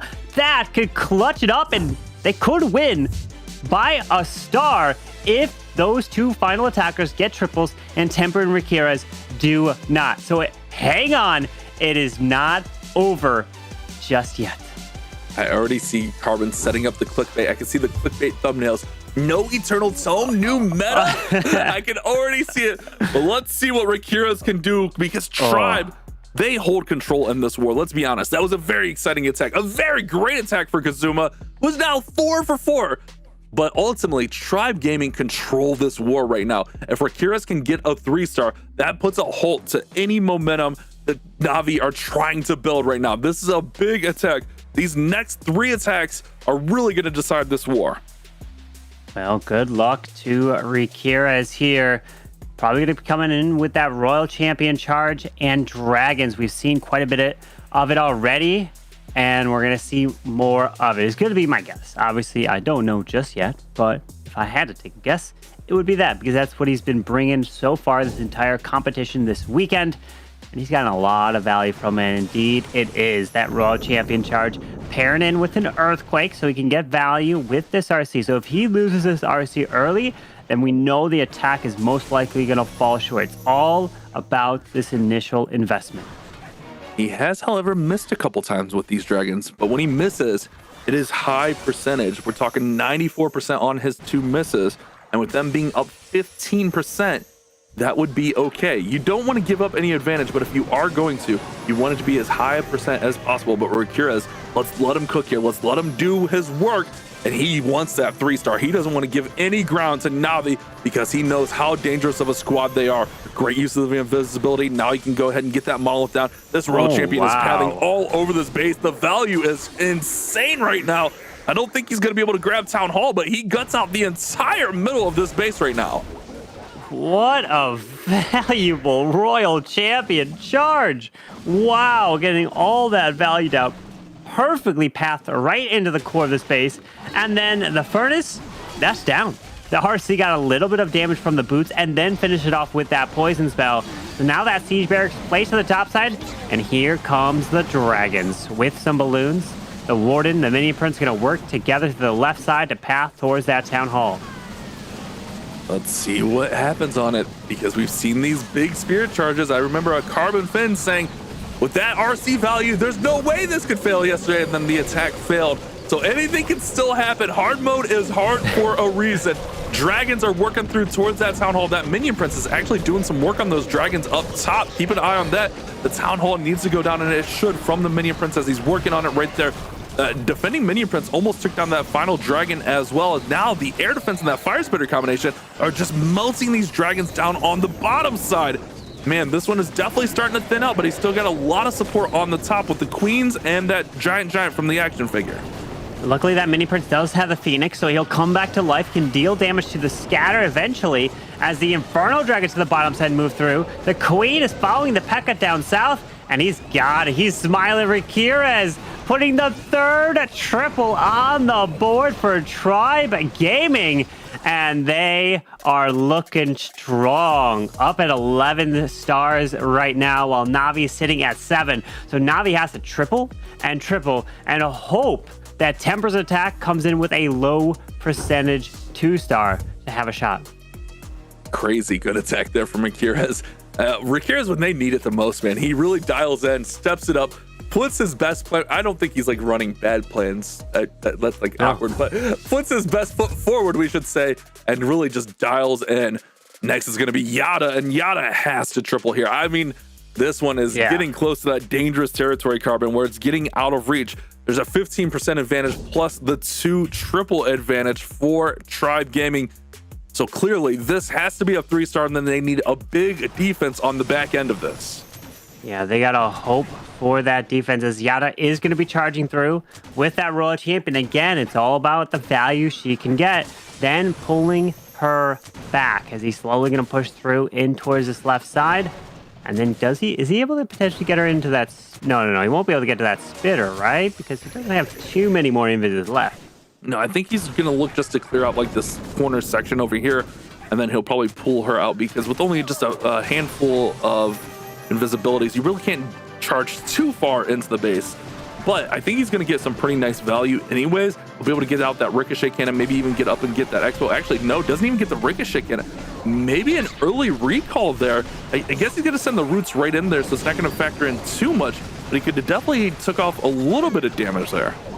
Yeah, as he continues through this left side with the Root Riders, does get locked on by the Mylef, and here goes that blimp. Going to be used to fly across this base. The spitter is pointing in the direction of it. Oh, red. Oh, hold on. The spitter's hitting it, damaging it. The ward ability just clips it. Allow this blimp to make it to this town hall now. The patience on that warden ability. If he didn't hold that warden ability, that blimp goes down early, and this attack is under. It's just under fire. It's just going to be all bad. Doesn't get that second fire spitter, but now everything's pretty much behind it, so that shouldn't be a big factor. Just got the boogers there, but the boogers will respawn after they get taken out, so that should be all fine and dandy. Still has 3 hero abilities. This is looking pretty strong for Yada, but half the base remaining.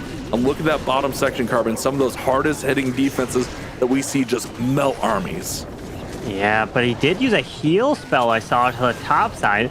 Still has King, Queen, Royal Champion abilities intact as he continues to path around and bash. If this does triple, and then if Klaus triples the final attack as well, Tribe Gaming will still have to get an 86, so Temper would have to get an 86% 2-star in order to lock it up, even if Navi were to triple their final 2 attacks. But we're going to see as this has to work in order for that to even be a scenario. With that multi-gear tower down, now the spiky ball going, it's looking pretty good. The Minion Prince, which is a big threat there, is now down as well. Oh, the Royal Champion's going to eat that Gigabob. She's going to go down. Keep an eye on that booger up top, cleaning up the clan castle. He's still got King pretty healthy. He's got Queens on the board. He should be fine. Time not that much of a factor. I think Yada's going to get the first step here, but now... The builder hut. It's repairing the clan castle. So only 15 seconds. I don't know. I don't think he's gonna. The queen luckily is behind. The giant needs to get through this wall. No, oh my! Carbon, you're right. That battle builder. The battle builder is going to be the factor. The battle builder single-handedly just saved Nebrax's base. Wow! Look at that. They know it. Oh my! This one is basically over after a 99% time fill. Such a heartbreak for Yada. Wow, all Temper needs to get now is a 2-star to lock up a victory, because Navi, all they can get is 12 stars total, even if Klaus gets that triple. But Temper, now you're in the final situation again. You can change up your plan. Send a blimp for the town hall to ensure a victory to try and now advance to take on Dizi Group and be 1 match away from advancing to the grand finals. But if you make it to the grand finals, you'll have to take on Elevate, and then you have to win 2 matches in a row against Elevate in order to get that golden ticket. But here we go. We've got the Root Riders, the Valks, and it's going to be an RC recall, and a blimp is selected, and he is also going with no Eternal Tome. It's the Healing Tome with that Rage Gem on the Grand Warden. Yeah, but if you're Temper now, all you do is just go for that safe attack, which, man, if you're the 5th attacker in a war and all you have to do is get a safe 2-star, I mean, realistically, he can just get a solid 1-star here. But just getting a safe 2-star is going to be such a sigh of relief. A Tribe Gaming, man, we talked about it. they saw it. They probably saw our predictions. They probably saw the community predictions. Navi were heavy favorites coming into this. The Tribe did not let that phase them. They stepped up in the biggest way, and they put up their highest score so far throughout our qualifier, and they are coming in looking to get 13, maybe even 14 stars with Temper's attack here.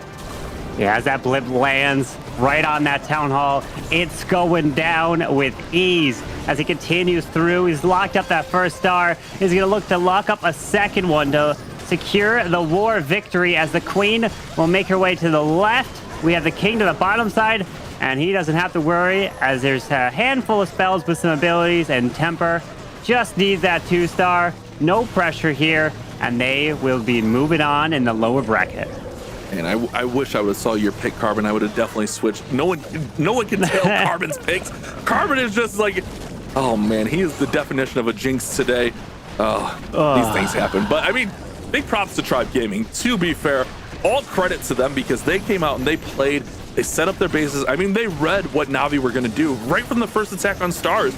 They just kind of predicted what Navi were going to come in with, and that's what you do your homework. You go in with the game plan, you figure out what your opponent, and these two squads, they know each other so well, and being able to predict your opponent's entry is just such a nice thing. And we see that being a big factor throughout this entire war. Tribe Gaming able to get the victory here against Navi, who have just been such a formidable foe for them. And it looks like Temper has a chance here at the 3-star. I don't know if he's got enough. Who needs it? It's close. I don't know. You don't need it. You don't need like an Eternal Tome. It's just go Healing Tome with a Rage Gem, and it's so strong. No more Eternal Tome needed, and it looks like he's gonna get it. A 3-star for Temper, 4 triples, and Nebrex is the only one. 85% does not get his triple, but I mean, he's smiling. He doesn't care as long as they are victorious. Taking down Navi, and Tribe Gaming will be advancing. We still have one more attack from Klaus still to watch, but Tribe is definitely happy. I was just reading Nebrex's lips there. He said, Temper, why'd you have to do me like that?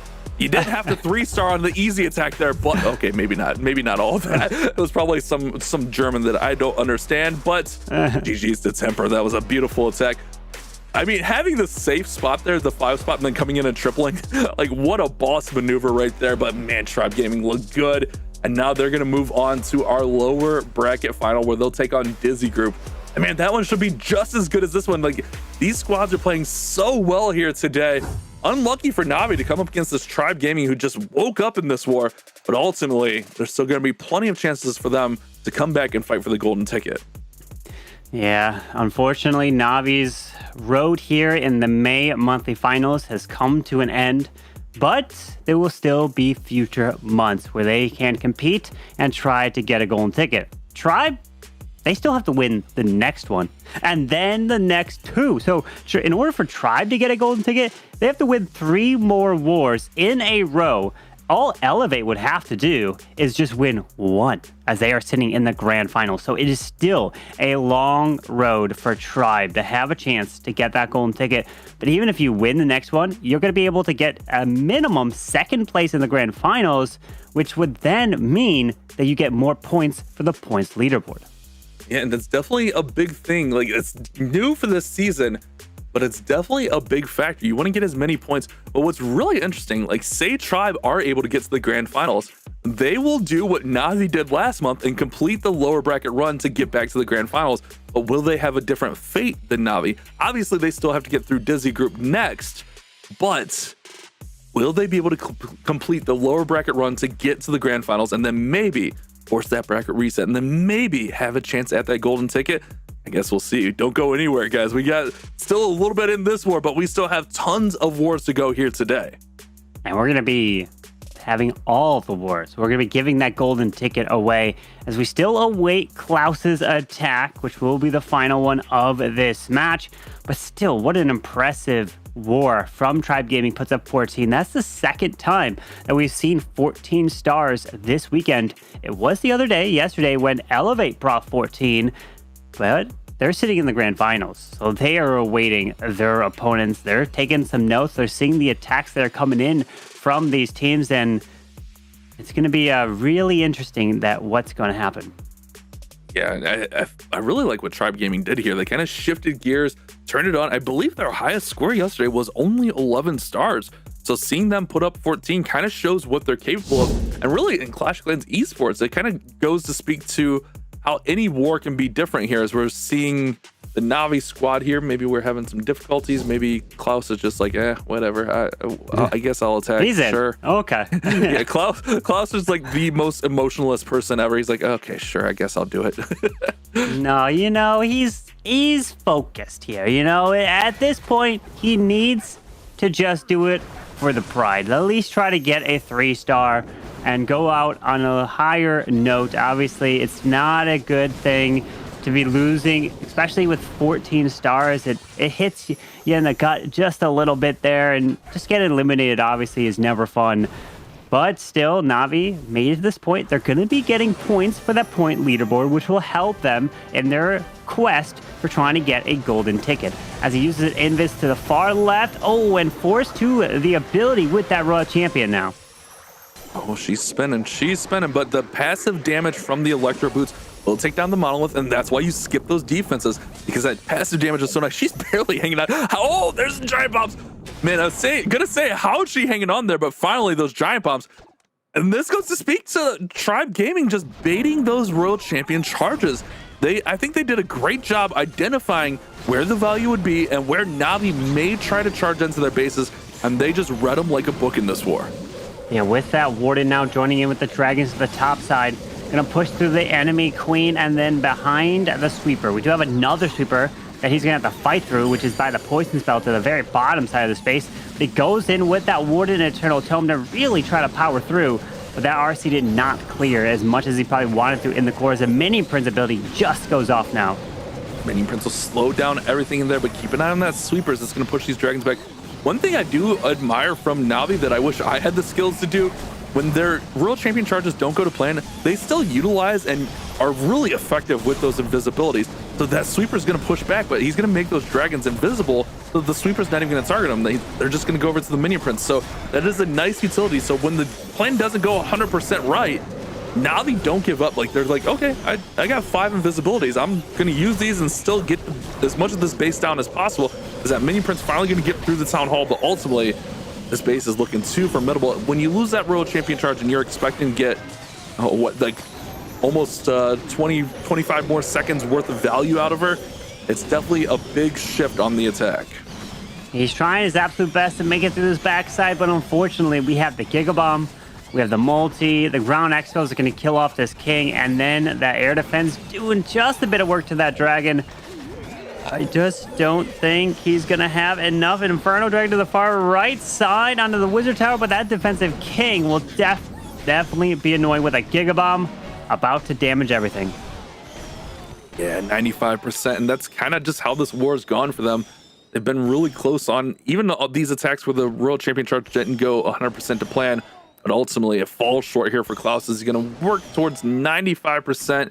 That king, the best air defense in the game. We always joke about that, but this is why he just holds these air units up, and it's 95%. An uncharacteristic war from Navi, only at 11 stars. However, we saw them lose to Dizi Group with only 11 stars. So it's kind of been real hit or miss here for Navi throughout this tournament, but now they will face elimination, which means Tribe Gaming move on to our lower bracket final against Dizi Gaming. So I guess that means, Bash, you're going to have to get your prediction in for that next match of Dizi Group taking on Tribe Gaming. Well, I did get my prediction in, so I guess we'll reveal it later, right? So, I mean, you go get your prediction in. We'll reveal it a little bit later. We'll see if I'm going to continue my impressive 2-10 a performance here of predictions. I think I'm, 0 for 4 today or 5? I don't even know. I've got every single one wrong today. Carbon, you know I love you, right? But like, you remember like in elementary school, like, ew, he's got cooties. Carbon, you have cooties when it comes to predictions. You are definitely messing up all the predictions right now. Like, Navi the heavy fruit there, and they just... I'm going for last place. That's what I'm going for, okay? I'm going for last. Give him the golf score. Yeah, I'm going for the lowest. So that when the viewers at home, they at least could do better than me, and they feel good that, you know what, I beat Carbon in predictions. That's why I'm doing it here. But let's go ahead and update the bracket now to show you exactly the final 3 remaining teams. Dizi Group gonna be taking on Tribe Gaming in the lower bracket finals. Winner of that goes to the grand finals, and you must defeat Elevate 2 for 2 in order to get that golden ticket, Bash. You know, one thing I like to talk about a ton in these events is momentum. All of the momentum is in Tribe Gaming's side going into this Dizi Group war. Dizi Group just lost a heartbreaking match up against Elevate where they had a huge percentage advantage, but ultimately fell short. And then Tribe Gaming coming off their best performance of 14 stars. You gotta love this next matchup. The storylines are already writing themselves. And then you gotta go on and you gotta face the juggernauts, the former world champions in Elevate. Man, our bracket, our whole tournament is looking so good. But before we move forward, let's stay on this match and let's see who the MVP of this last matchup is. Who are you picking there for Tribe? Let's see. Well, that's a tough choice, you know? Wow, okay, P. Castro. I mean, there was 4 triples, right? It could have gone either way, but it goes to P. Castro's way as P. Castro, Kronos, and Kazuma there in 3rd place. All 3 of them did get that triple in the end. But well done to Tribe Gaming, 14 stars in hard mode. Nonetheless, with these defenses that are trying to stop these exact same strats of the Royal Champion charges and still pulling that off is so impressive. Yeah, definitely 100%. I mean, even on defense, P. Castro's base held up really well. So I think that also makes him, you know, a big viable candidate there for the MVP. But man, that was a crazy war. I'm still surprised about the 14s, but guys, don't go anywhere. We got a short video talking about the newest season in Clash Clans, and then we're going to be right back with some more Clash Clans action.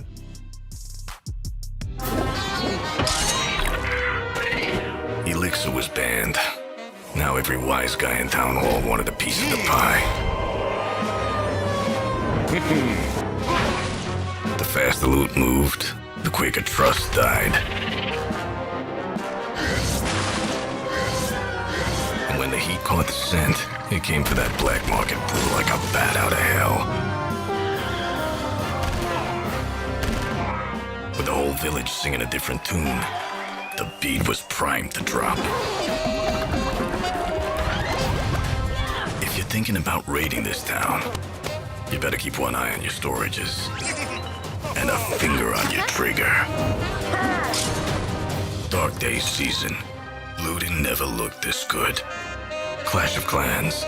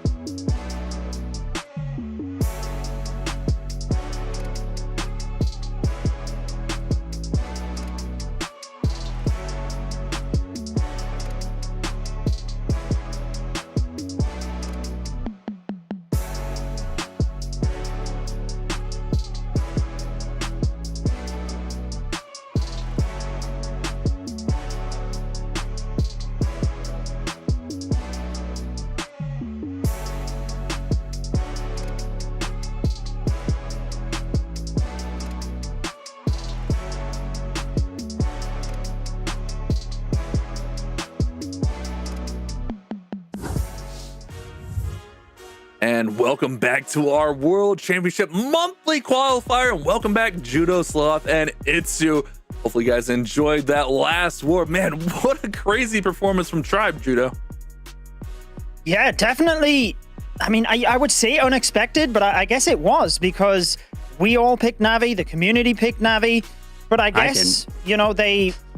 Okay. No, You did in the end. You did.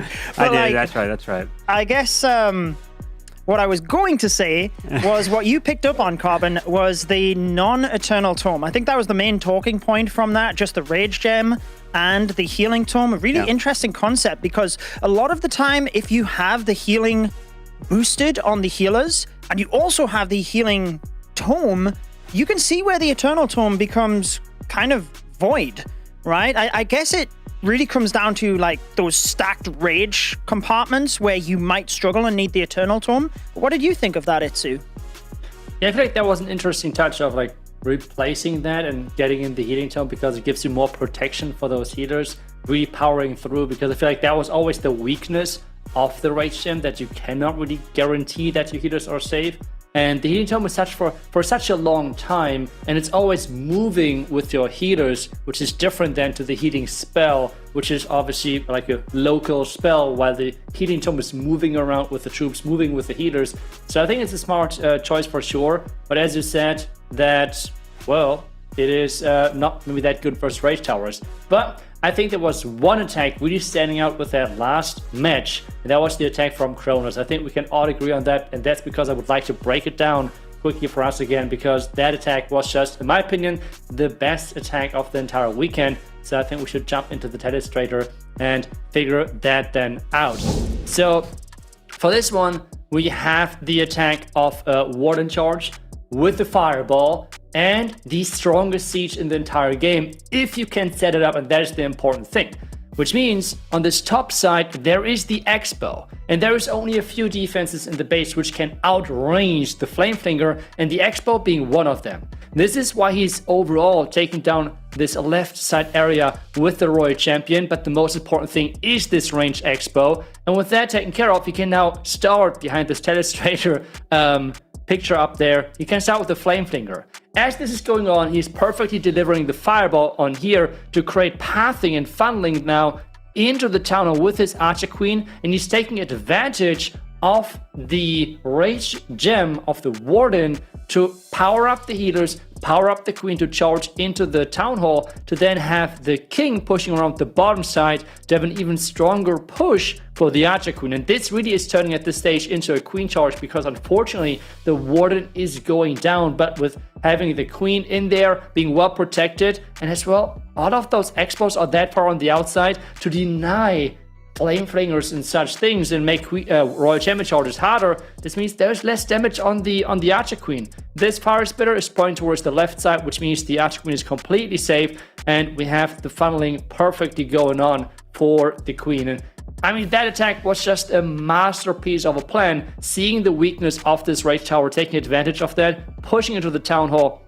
while having the top side completely taken care of with the Flameflinger. And you can see maybe now why I'm saying the Flameflinger is the strongest siege in the entire game, because just the siege itself, the Clan Cast troops have not even released yet. Just the siege itself took down this entire top side and even damages the core here now with those shots, and that is just massive value. And now the troops can still unleash there with now the push from the top left side with the Royal Champion and the King tanking. It's the perfect strategy here versus the base. And again, this is like a breakdown of a base like Kronos did versus this base here from Kazuma, which is just masterclass and really showcases great base understanding of taking advantage of small, I don't even know if you could call them mistakes, but small little pieces, like having a too compact Rage Tower compartment, having maybe not enough defenses covering for a Flameflinger, but since not many people are doing such attacks,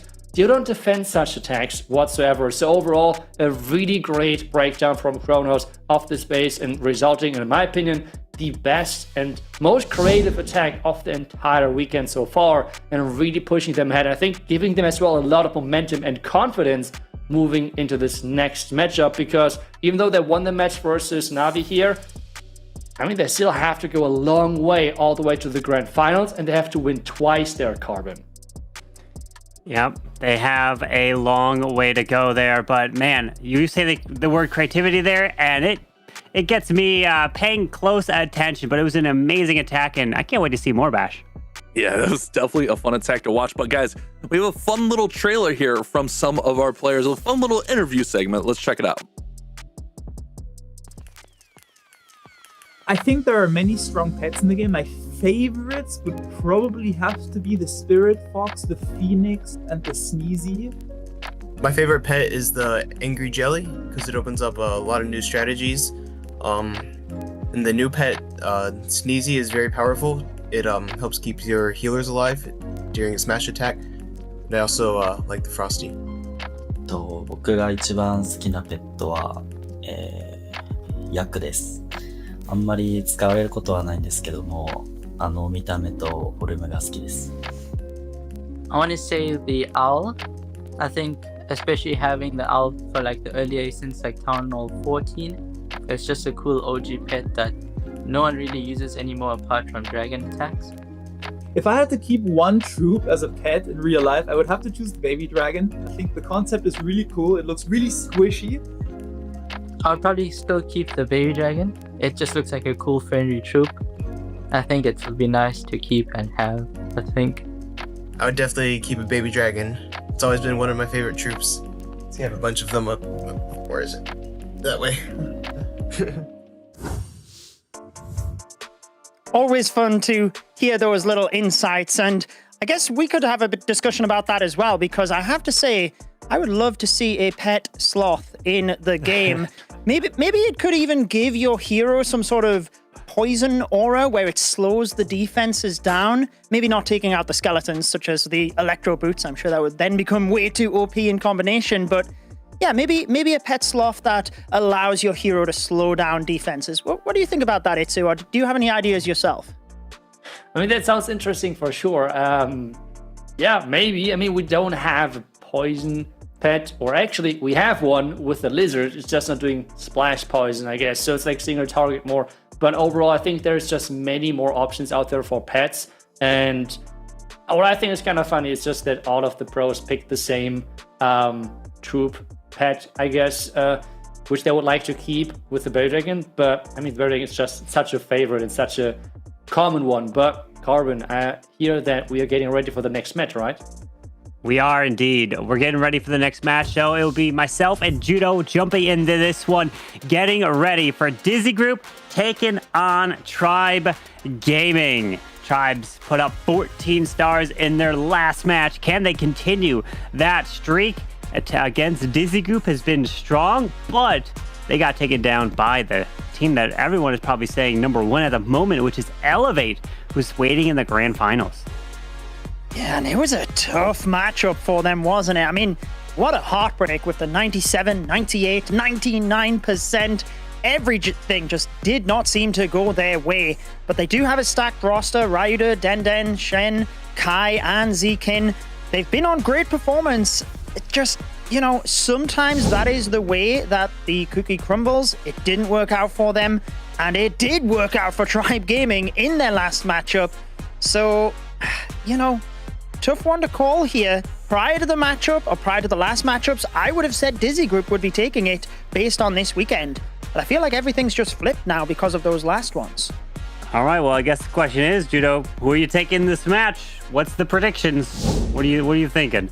What do you think based on what I just said? I think you're taking Tribe. I think you're taking Tribe right there. Okay. I just wanted to confirm. So you're quickly picking Dizi?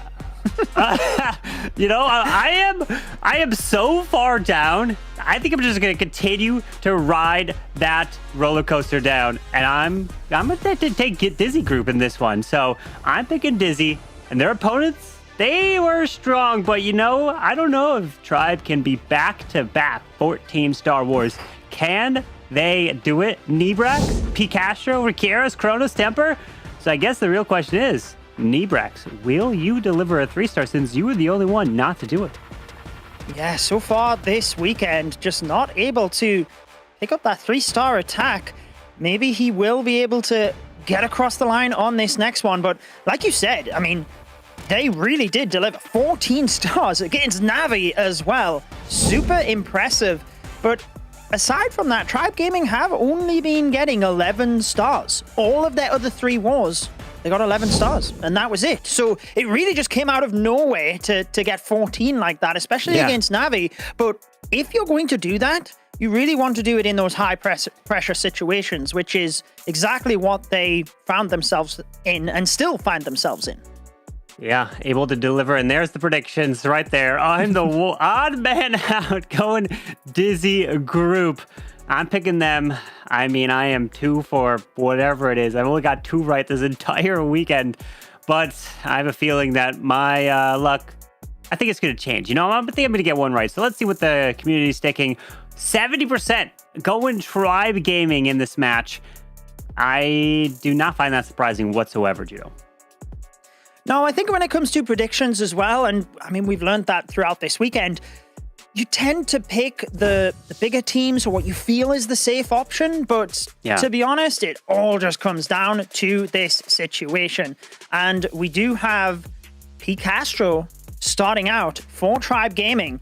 He started out fantastically for them the last war and really set the tone, didn't he, versus NAVI, putting the pressure on them because they had two relatively poor attacks after that Tribe Gaming start. So I feel like if he pulls a 3-star here, maybe that really starts to, you know, build up in Dizi's mind. Let's see this World Champion charging straight through, and he does have a giant arrow, so he looks like he's going to do the arrow trick log launcher with the Queen probably. Set up a little funnel onto the left side so the Queen can probably path her way to the right. There's the 1, 2, 3, all 3 of the earthquakes coming through. Arrow as well, hits the town hall, hits the clan castle, and here comes those logs to remove the town hall, the CC, so he doesn't have to worry about them. Yeah, Log Launcher will be able to snipe the Town Hall.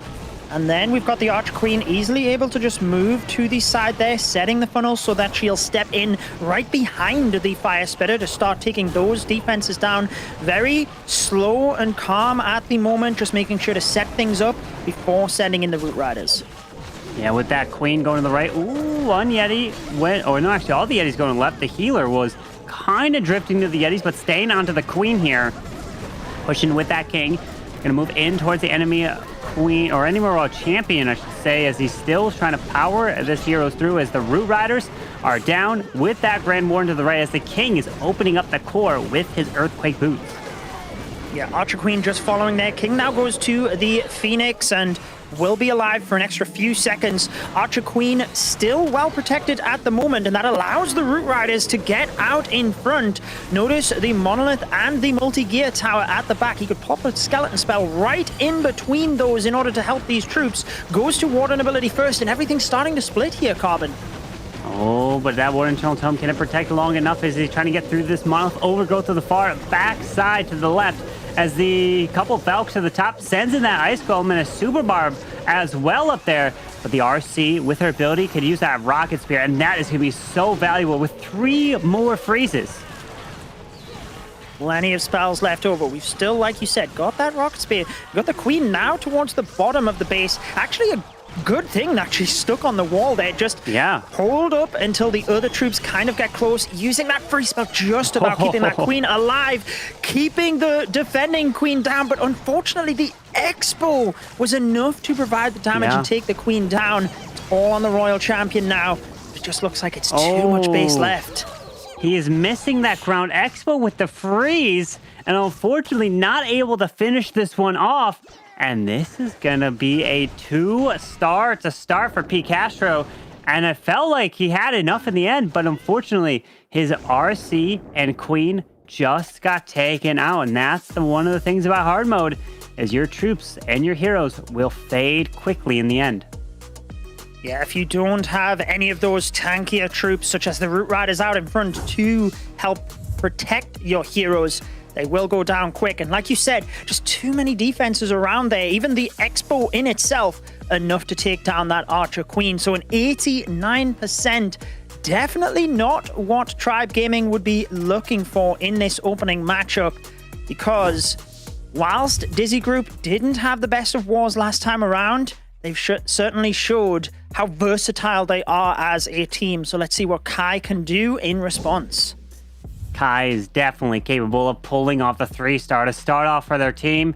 He's taking a deep breath, and here we go. Ooh, a giant arrow as well to start for that Queen. We got that Royal Champion going in vis to start towards the bottom side. Gonna move in towards this Ricochet Cannon, take this down, and enough to set a funnel before then try to pair in with an arrow, Earthquake. I know he has 1 Earthquake, and then possibly that Log Launcher. Yeah, we'll have to see exactly what he has in store here. Very calm at the moment. Spirit Fox does go down, so I'm not sure. Yeah, he does have to then allow the Archer Tower to become visible so that he can take that down, set that funnel. Obviously would have been nice to get a bit more damage on the Monolith, but I think he missed it there, did he, with the giant arrow?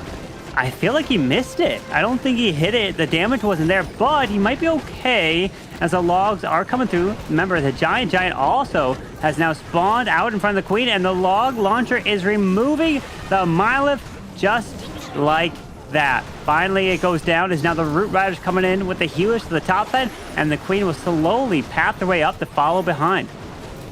Yeah, a little bit unfortunate that the giant literally just went pretty much straight down to the minion prince there. Actually going to try and push the Yetis into this central compartment, look, with that rage to try and get the scatter shot and the fire spitter. Meanwhile, we've got the Root Riders trying to push in towards the other one. Barbarian King should be able to continue making a nice funnel on the outside to push them straight down towards the town hall. That was actually a really smart rage spell onto the CC of the Yetis, because not only was he able to take out the core, but the Headhunter got raged up, taking out that minion prince. So that was so smart there as he continues his way through to the town hall, drops the Headhunter to the top set as well. We'll have to power through that Giga Bomb.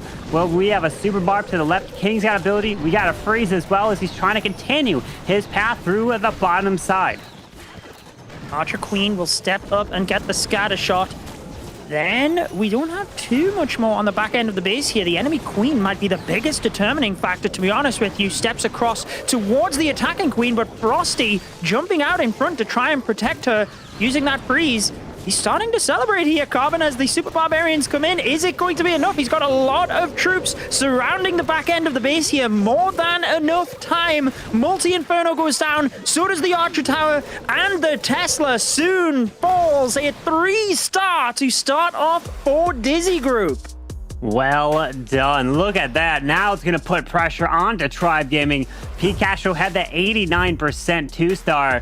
So as long as Dizi, their next attack, if they get above that, they will keep the lead. That's only if Tribe Gaming triples their next attack. So it's really starting to mount some pressure on with that 3-star to start. Dizi Group wants to get back into the grand finals and get their revenge on Elevate, who sent them to the lower bracket.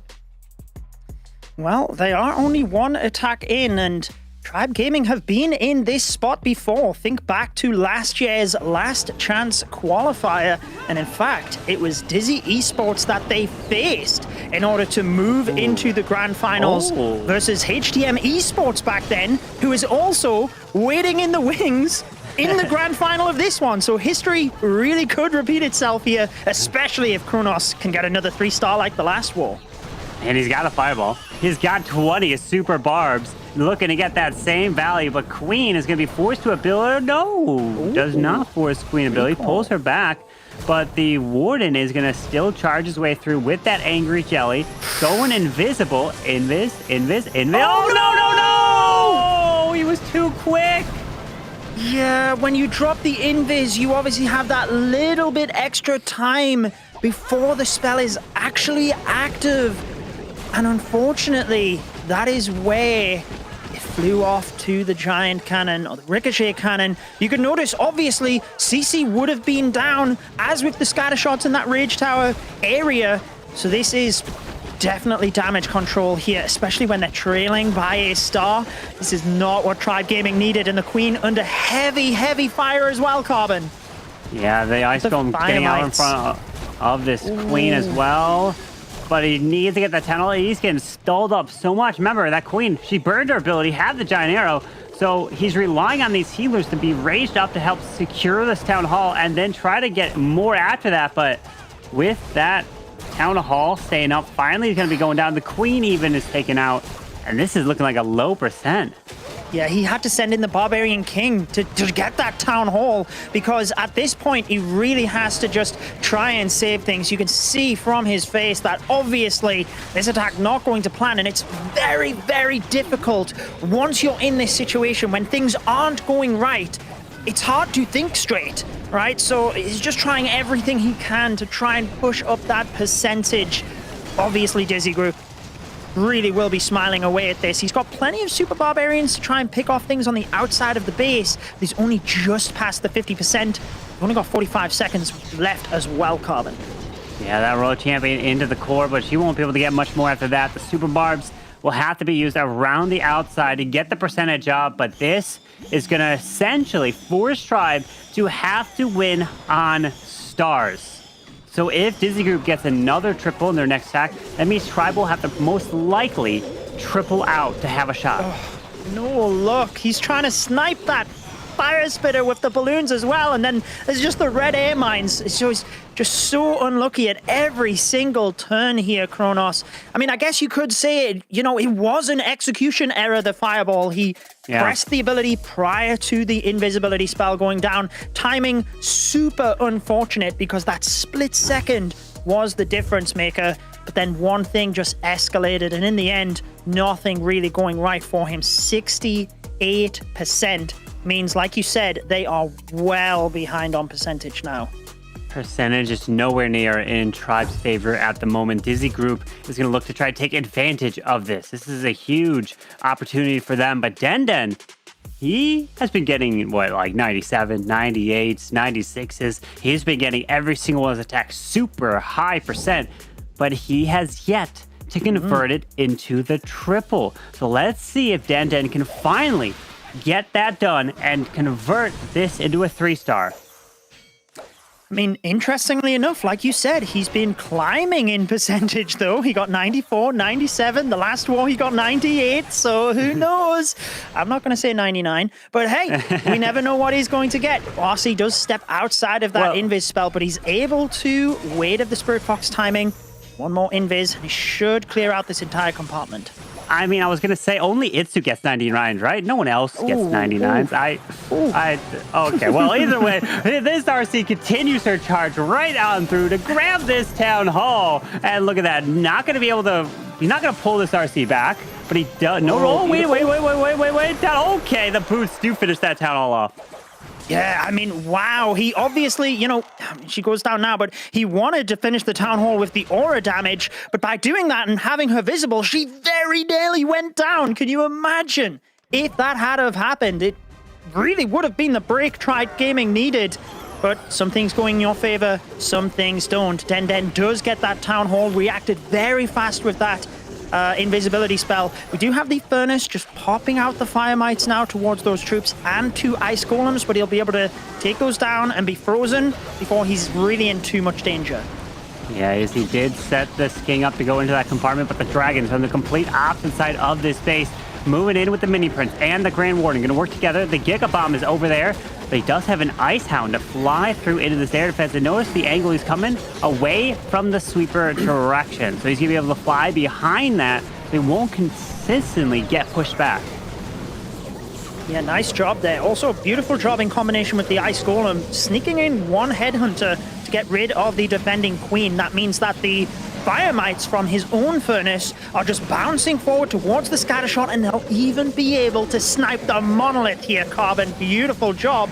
But the dragons fading fast to the left of the base.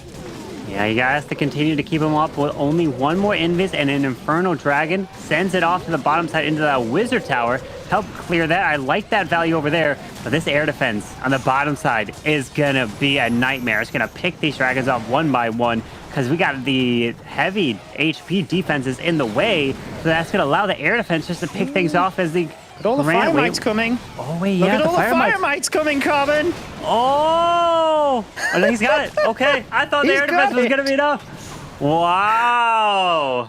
And he is happy, finally converts it into a triple. And Dizi Group, 2 for 2. And I think Dizi Group is what I needed to end my streak of consistently losing and getting everything wrong. Wow.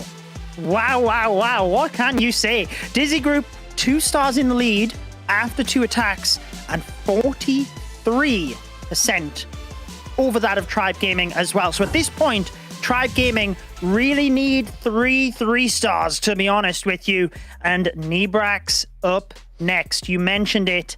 He is the only attacker of the team not to get a 3-star this weekend. So come on, Nebrax. He really needs to step up now, doesn't he? There's no time more than the present here. He's got to do it. He fell short in his last attack. He was the only one to get the 2-star in their last match. You know, you hate to say it. They had 14 stars. Nebrax was the one that did not convert. But at this point, he has to be the first one to get a 3-star to have a shot in this match, as the RC is charging away into the multi, into 2 air expos. So taking out 2 air expos is going to be really nice to help protect those dragons. Yeah, and look at the value he was able to get with 1 Earthquake spell as well. There is Battle Builder Huts there, so they're gradually starting to repair things, but a lot of high HP defenses that he was able to weaken, fortunately, does manage to keep the RC alive there, turning the Scattershot invisible to redirect her to the Monolith. And now he must have an Archer, is it? Oh no, they're just running out of the side of the poison. I thought he was going to try and pull the Ice Golem somewhere away from this RC. Oh, that last invis there seemed like it was an unfortunate swag. Yeah, it could have definitely been useful later, as we're going to have the Blimp probably join in. There it is, with the Dragons. Going to pop this Warden ability. Protects actually every Dragon in this bottom compartment, and that is going to be very useful. Yeah, we've got the Rage now, so momentarily we'll be securing the Town Hall. Rage will lead the Yetis in towards that multi-gear tower to get that down as well. Notice the Dragon splitting to the outside here. Minion Prince will get the multi-inferno, so that's not the end of the world, because the RC cut out the right side of the base, so they will move in towards the storages, but it does mean they're not really able to capitalize on top of that Dark Orb, which he's just used. Yeah, as the Queen, though, is placed to the top side, she can go target that air defense. He has 3 more invises, which he could utilize for the Dragons and or the Queen, which the Queen technically can go for 2 air defenses and get some nice value up top, and down those go. But the Ice Golems, unfortunately, they are slowly being pulled to the top side of the space, and these Dragons might just get distracted. He just keeps the Minion Prince alive with that invisibility spell. I think all of the air traps in that region have already gone off, but down she goes. Might be able to get the defending RC and the multi-inferno there, but the Dragons have got to deal with a multi-archer tower at the back end of the base, so there is no way, even if they could get through everything else, that they would get past that defense. He still does have an Inferno Dragon to try and drive up that percentage, but at this point, that's not going to be enough, Carbon. Not going to be enough with the multi-arch tower remaining on the backside. Dragon's going to continue to try to fly to get some extra value, but 25 seconds. 1 Inferno Dragon to use. As these Dragons, unfortunately, they're going to get stuck onto the King as well. So the King will just stall them up. Oh, and a Sinking Air Mine right to the face of the Inferno Dragon. Not going Tribe Gaming's way, is it, on this one? No. I mean, it's one of those things. Like we said, the war before this didn't go Dizi Group's way. They had a 97, 98, 99%. Sometimes the luck's in your favor, sometimes it's not. Maybe the tides have turned for them this time, and they're not going to get that unlucky 2 wars in a row. Tribe Gaming now trailing massively, and they require a slip-up from Dizi. They require a major slip-ups, multiple, plural, in order to have a shot at this point, because the percentage is low. Kronos with a 68%. Even if Temper and Riqueras both triple, they have no chance of winning if Dizi Group gets a decent enough percentage in the remaining attacks. So let's see what Ryuda gets. If he triples here, oh man, it's going to be a coasting victory for Dizi Group at this point. It certainly is, and yeah, I'll get into the habit of saying Dizi Group. We've got that many Dizi teams. I keep just not correctly, you know, naming them. But yes, obviously the Dizi team has already qualified with the golden ticket. This being Dizi Group, very strong in their own merit. And here we go with Ryuda's next attack. He secured 2 3-stars yesterday, but a 2-star 84% in their last war. So far on this one, getting that funnel exactly as he wants. Is he go? Ooh, I was going to say he's going to have to be careful, because that Spirit Fox has like 1 HP, manages to keep it alive. With these balloons now down in front of the Root Riders, we have the healers and a log launcher to use with that recalled RC to the top side as well, so they can all move together. No Minion Prince in this hit, does decide to go with the Barbarian King, but sends in that Warden ability to really protect everything as he's out charging from the opposite side of the Town Hall. Yeah, he had to use it super early because the Fire Mites jumped onto the Root Riders. I mean, you can see they're still low in hit points. He was about to lose them all so early in this attack that he had to use that Warden ability early. Definitely would not have been planned, and he's got a long way to go before the Town Hall. He still has spells, he's still got the hero abilities, but he cannot panic at this point because Dizi Group have managed to get themselves in a commanding position, but he's got to make sure he gets that 2-star. He lost all the heroes, unfortunately, but he tries to continue through towards this Town Hall. Wait a second. Hold on. The Town Hall. Everything's avoided it. Is this the shot with King ability? Is there Earthquake Boots? One super wall break can allow the Queen to come back for the Town Hall. Oh, it's not Earthquake Boots. Okay. Wall break does open. Wall breaker. But Queen ability's got to secure this Town Hall. Yeah, he had to use that King ability early to try and funnel the Queen in. That was his best chance. Now trying to drive in Super Barbarians at the bottom. Queen ability is about to go off carbon. There it goes. She will move towards the Town Hall. Goes for the multi-inferno. Now towards the Town Hall. It is full health, but the Giant gets there as well. So once that drops under 50%, it will become enraged. And there we go.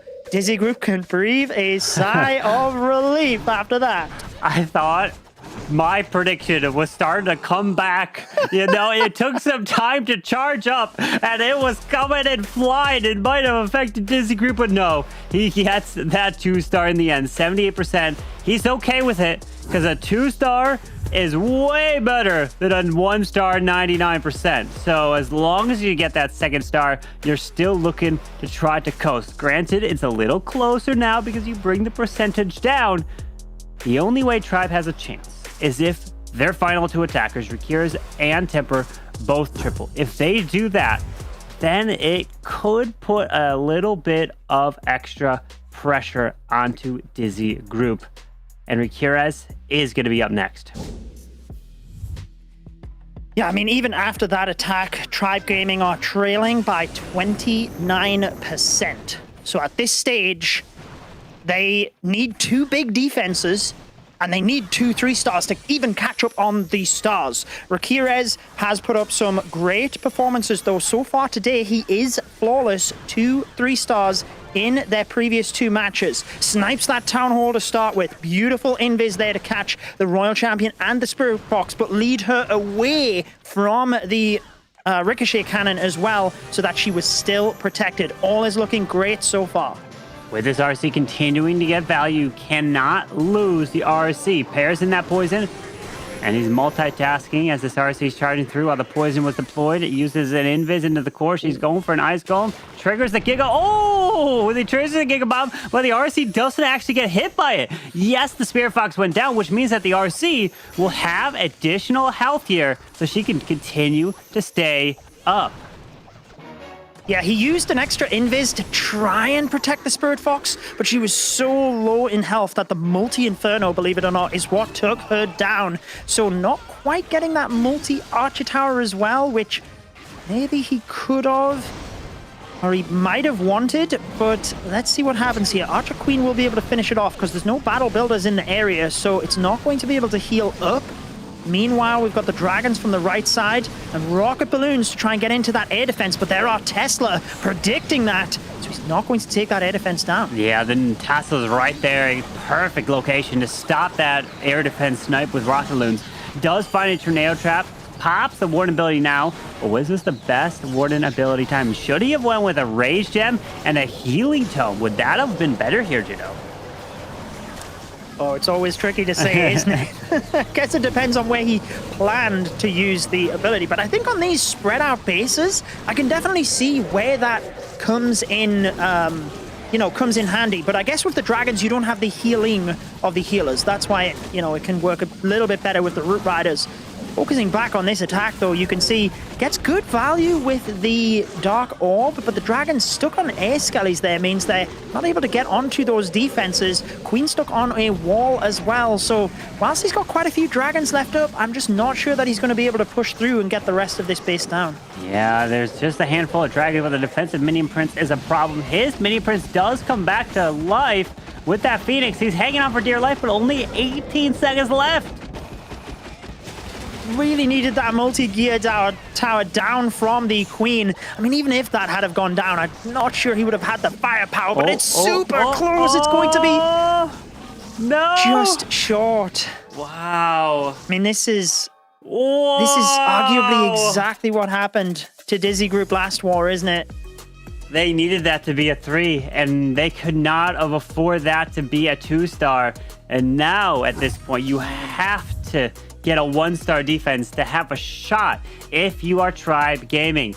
To think they go from a 14-star performance to all 2 stars so far, you just have to stay consistent. At least you got to get 2 triples to be tying up what Dizi Group's doing. And putting up 11 stars is just not enough. As now we have Zekin going to come in as he's going to attack. And then there's one more after this. Well, he had that heartbreaker 99% in the last war, so he knows how Rakirez feels. But let's see whether he can, change that up in this one. Going to get some great value with the Aura there, taking out not just the Builder Hood, but the Tesla as well. Now moving on towards the Expo, but we've still got plenty of other invisibility spells. Oh, he wanted to redirect to the Town Hall, do you think there? Or maybe he... Possibly. No. Yeah, I think he... There's a Probably builder. knew she was going that way, but maybe. Yeah. Oh, okay, he should be fine. Earthquakes help assist. Now he continues with the invises for the RC. Only one left after this. Continuing to the core. No more invises remaining. Whatever the RC can get, that's all she can Oh, look at that. Spirit Fox? Spirit Fox? No, Spirit Fox is dead. But did get that Ricochet Cannon right in the middle. Yeah, sniped the Headhunter right at the end there as well, which is always nice to know that your heroes are protected. Ice Golem out in front, which will absorb some of the Firemite damage, but also freezes a good chunk of defenses there with the Barbarian King as well, letting the Archer Queen get that little bit more value, set up the funnel just a tad more. Meanwhile, we've got the Dragons all the way across to the left-hand side, so they are coming behind an Air Sweeper. We'll have to face one on the back end, but maybe that's where we'll see the Minion Prince. Well, there is the Mini Prince there. Where is he sending? Oh, it's in with the Dragons already. Yep. Sorry, I thought he hadn't deployed it yet. No, he's on the left with the Dragons moving in. Does have ability. So he's gonna, maybe right here would be nice. Yeah, there you go. Hits that Monolith from the angle. So perfect Minion Prince ability. As the Queen is making her way through the bottom side in towards these spitters. One by one, trying to get the value into the core. But the Dragons up top look to be fading away. And in the core, they are going down fast. So, then Queen has just used her ability. We've got the rocket balloons coming in for the multi. That will clear up a couple of defenses. It will mean that Dizi Group have dropped a bit of percentage here. But remember, they're 2 stars in the lead. So Tribe Gaming would have to 3-star, and Dizi Group would have to 1-star in the last attack for Tribe Gaming to even catch up. So doesn't really matter too much for him here. Certainly, I mean, not the attack we've seen from Zekin, because yesterday he smashed his 2 attacks, 3 stars, both of them, then the 99% today. So a little bit out of character for him. I think that RC charge just didn't get the value that he wanted, but he got the 2-star. And at this point, sometimes you have to lean on your teammates. They've got a commanding lead at this point, and they can just 2-star out the rest of this war, ultimately. Yeah, 79% 2-star right there, putting it up to 10. The best Tribe could get is 11. So a straight up 2-star from Dizi Group will be enough. But if it was a 1-star, they would need a 1-star 91% to be victorious if Tribe wins. But they're not going for that. They're going for a 2-star, no matter what. That's the easiest thing to get, right? Now that I say it. I feel like a 2-star is probably easier than a 91% 1-star. It's like that old school challenge of trying to get a 99% 1-star. It's incredibly difficult to do, but either way, like you said, Tribe Gaming still, despite trailing on stars, trailing by 10%. And for the previous 2 matches, all Temper has had to do is get the 2 stars. And he secured that. I mean, last war he got the 3-star in doing that, but this is the first time we've seen him under pressure today, needing that 3-star. And he's coming in with the Warden charge into rocket loons. So it looks like maybe that he has two different plans ready to go. The Root Rider Blimp is more of the safer 2-star secure victory. This Fireball Rocket Loon is like, all right, I gotta go all out. I gotta take as much risk as possible. And if I can pull it off, it gives us the best chance for getting a 3. So let's see as he poisons up that Clan Castle, freezing up the Headhunter just barely. Yeah, beautiful job. So that, warded ability. There we go. Earthquakes through the core and connects with that value. Yeah, beautiful job. And like you said, freezing that Headhunter as well. In hard mode, you don't really get that second chance, right? Because your heroes have, you know, less effectiveness. So whenever the defense is hit, because they're hitting harder, you can lose your hero abilities so much faster. So being able to foresee things like the Headhunter and react before that damage takes place is so necessary. And look at how fast he's able to adjust here. Keep the Grand Warden alive, getting those heroes perfectly in position ahead of them. So far, so good, but a lot of base left, Carbon. And that Flame Flinger to the far right side has been just getting so much value over there. Look at that. Still has that King and Queen working with that Warden Rage Gem. The fact that the Warden Rage Gem is still helping his heroes is immense. It is allowing him to charge right on through. Rocket Loons to the Wizard Tower up top. Still has his Royal Champion ability. I am loving this attack so far. Still has his Royal Champion left to deploy, in fact, waiting because he's still got the Queen ability. And look how he's just continuing to snipe buildings to keep his heroes moving in through the center. Goes in with the Rocket Spear, in fact, and the Seeking Shield to snipe off some of these defenses. Had the Ice Golem out in front as well. Maybe didn't give the best value, but look at what he's got left here. Not a huge amount of base as the Royal Champion will pull the defending hero. He keeps her alive as well with the Invis and through the Giant Bomb. What is this multitasking tempo? What is going on right now? Leaving the Town Hall for the end. He's got one more invis to use. Gigabomb goes off, but he's fine. Temper delivers a 3-star for Tribe Gaming. So what, you're telling me there's a chance for Tribe to win? But what it also means, Judo, there's a chance for me to be wrong in my prediction. Oh boy. I love that little smile he had at the end there. He was so calm throughout all of that. You know, like, we are trying to watch and see what's going on and struggling to keep up. He's just, yep, hard mode, war on the line. Who cares? No problem. Controlled it perfectly. Literally couldn't even see that he was under any sort of stress there. Fantastic job. So the mark to beat must get a 2-star. Straight up, blimp the Town Hall, send Dragons somewhere else. If he somehow does not get this 2-star, he then has to get a 91% 1-star in order to have a shot to win. Which is crazy to think that there is still a slim chance for Tribe Gaming. But granted, with where these Town Halls have been, I was going to say they've been typically on the outside. No. It is not on the edge. It is a little bit more in the middle. Indeed. Ooh, redirecting the RC straight away here. I mean, Tribe Gaming need this RC charge not to go to plan, right? Okay. Manages to recall it fantastically there, though. Gets that little bit of defensive funnel. Now goes with the Queen's Giant Arrow alongside the Log Launcher. That will help to get the Ricochet Cannon and the multi-target Inferno.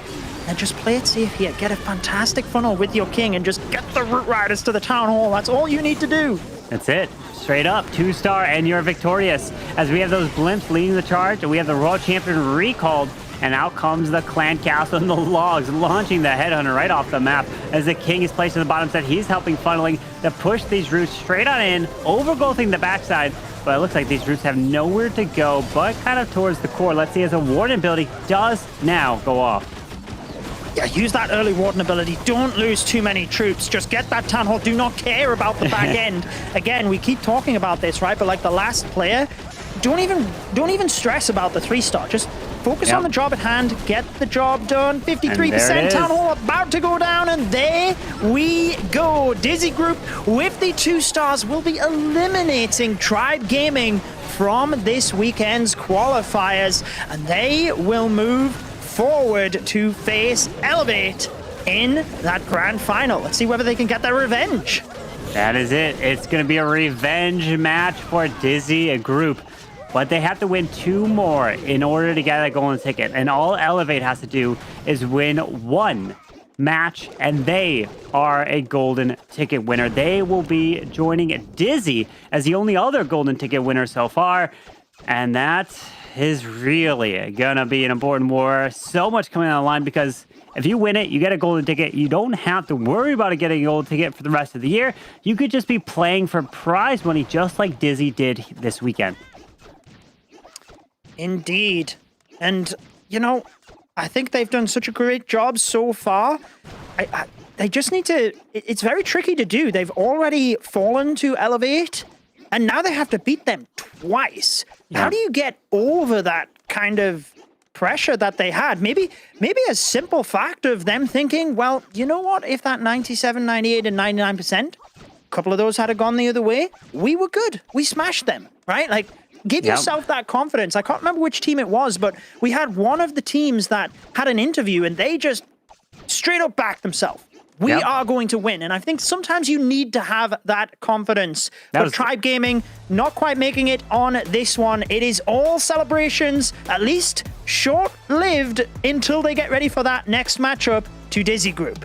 I believe the one who believed themselves was Imran from Vatic. I think he was the one that truly believed in themselves, that they were going to win. Well, you know who believed themselves? Dizi Group here for sure. Victorious, losing on percentage, even though Kronos had a 68%. Look at the fails. 78, 79, 75. So those triples saved Dizi Group.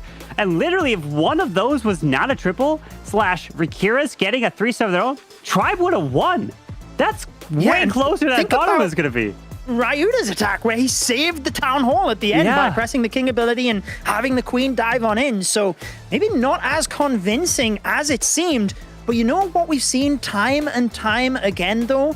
When a team takes an early lead and then they're able to hold on to that, because in hard mode, with it being more brutal, it's so much harder to mentally overcome that and pull yourself back into the game. Tribe Gaming nearly got it done, but again, another war where a team gets an early lead and just holds on. Just hangs on right there, and we're going to update the bracket now because Dizi Group is advancing to the grand finals, looking for the revenge against Elevate.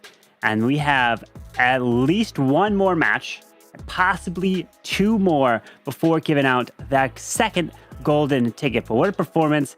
And it feels like that's happened many times. The team that gets sent to the lower bracket, losing to the team in the grand finals, just comes right back, right? They just continue and they go right back at it. There's a few teams like we've seen from NAVI in the previous month, and sometimes where it was last year, where it was Supersonic, that went through the lower bracket and they ended up winning the golden ticket that way. It doesn't happen too often. Tribe tried to prove us wrong, but unfortunately, their run has fallen short. So it's MVP time, and Kai taking the votes here. 44%. I mean, I love to see those different attacks. So I mentioned this earlier on in the stream. I feel the MVP has to go to one of the winning players. But for me, selfishly, I think Temper had such a good attack there. I'd love to see that a little bit higher than 14. But either way, congratulations to Dizi Group. Clearly, they deserve that MVP alongside it as well. And now we just have to wait as they prepare for Elevate. And this is the thing that also they've had to have more bases used now to Dizi Group, moving down towards, that matchup versus Tribe Gaming.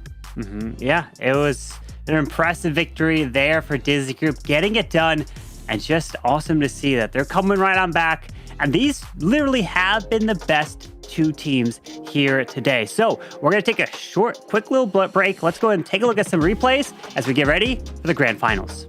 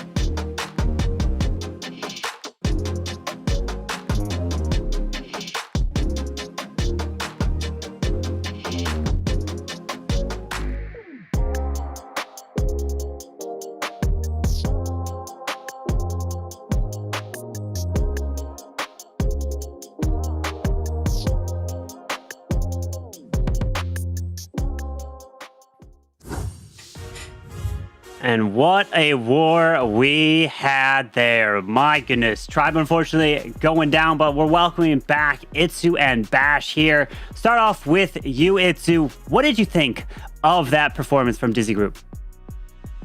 Yeah, I mean, they just got the 3 stars, and that's pretty much the story for this entire match, because we're talking many times about percentage and like the possible mind games, the win condition, everything.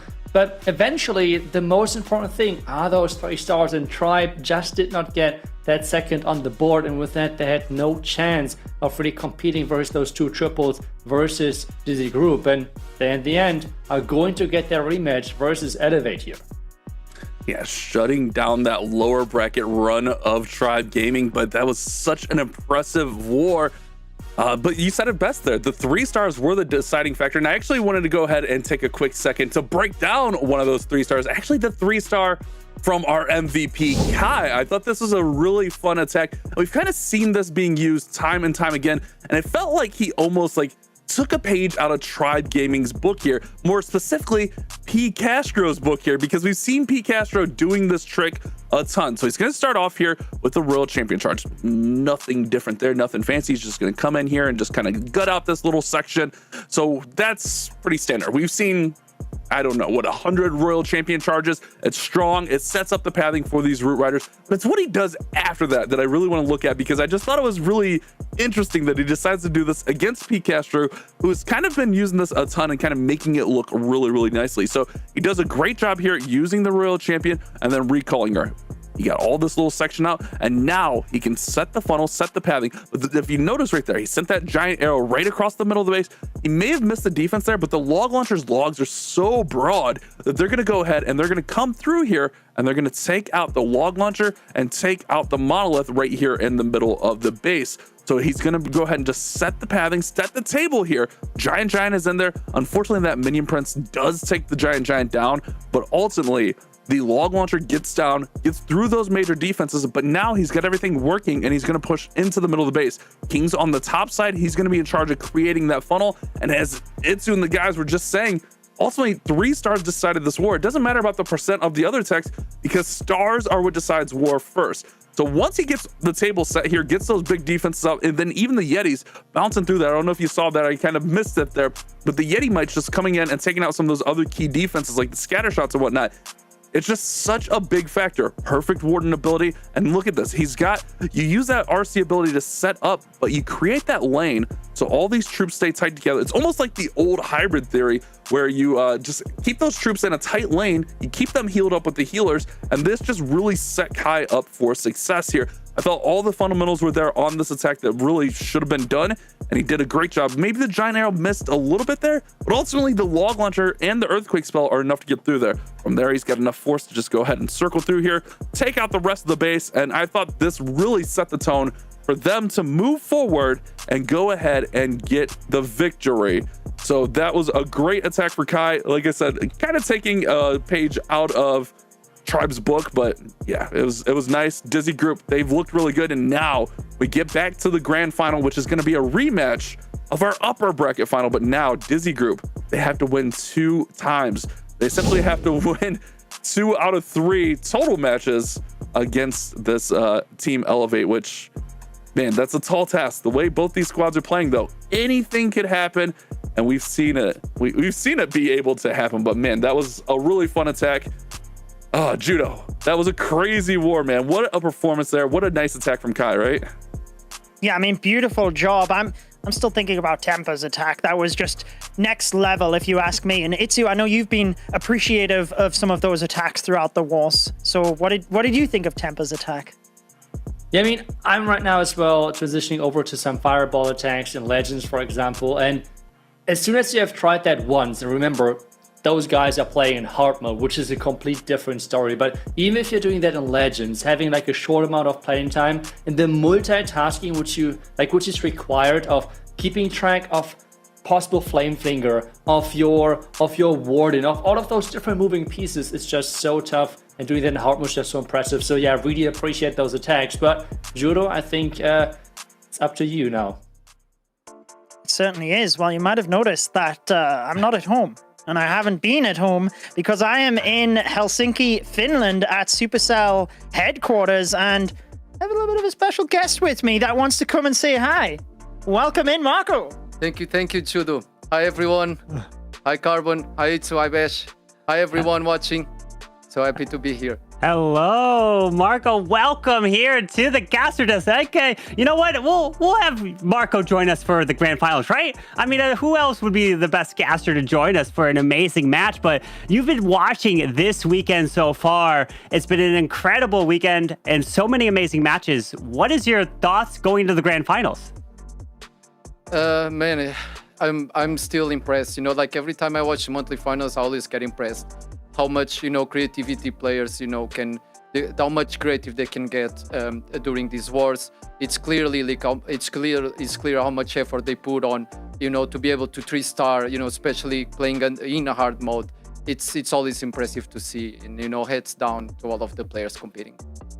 All right, Marco, you know we got to put you on the spot here. We got Elevate, we got Dizi Group. Give me the winner. Obviously, Dizi Group have to win twice here because Elevate have that advantage, but I'm forcing you. Pick a winner. Who's getting our golden ticket here in month 2?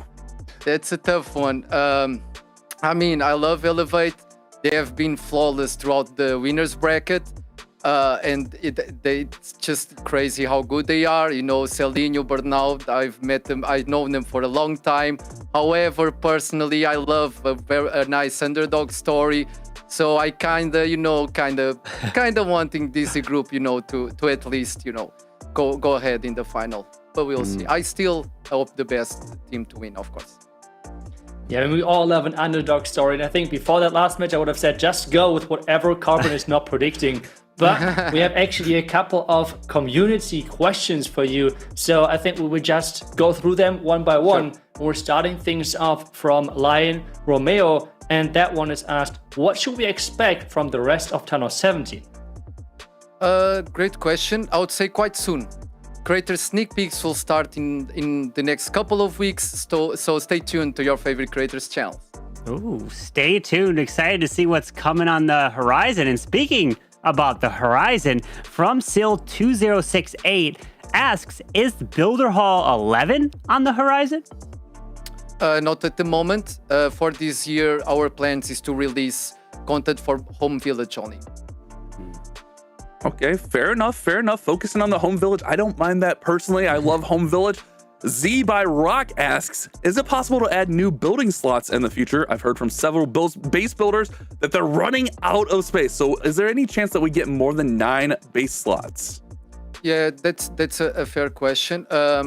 So we know how important those slots are. We know how important, you know, how much, you know, much more space base builders need, you know, to test more bases, to improve their bases, and you know, in order to get the best defenses. At the moment, we don't have plans to implement that, but this has been discussed within the team. So we are aware, and it is on the team's radar, but we have no plans to implement it at the moment. Yeah, and something which I've seen as well a lot is just the request of like adding maybe names or something to the bases. Right. But we should move on to the next question. This one is a tricky name, so I'm super sorry if I'm not pronouncing that correctly. But that is going to be Terry Tuna Ya. And this one is, can you put hard mode into regular wars with extra loot for hero equipment? That's an interesting one. The thing is, we are still iterating on the hard mode, and we are considering in what areas of the game would make sense, you know, hard mode to expand to. I like the idea of actually, you know, using hard mode to give extra loot to players. However, there are some things that we need to consider. For example, like if we would add hard mode to regular wars, this would mean, you know, that matchmaking would be harder because a player that would put players into different with different more options to play in, difficulting even more the matchmaking. But I do like the idea, but we don't have plans yet as to where would we expand hard mode to. Always interested to learning more, and I'm sure many people are interested in learning this last question here from Snooty Skills.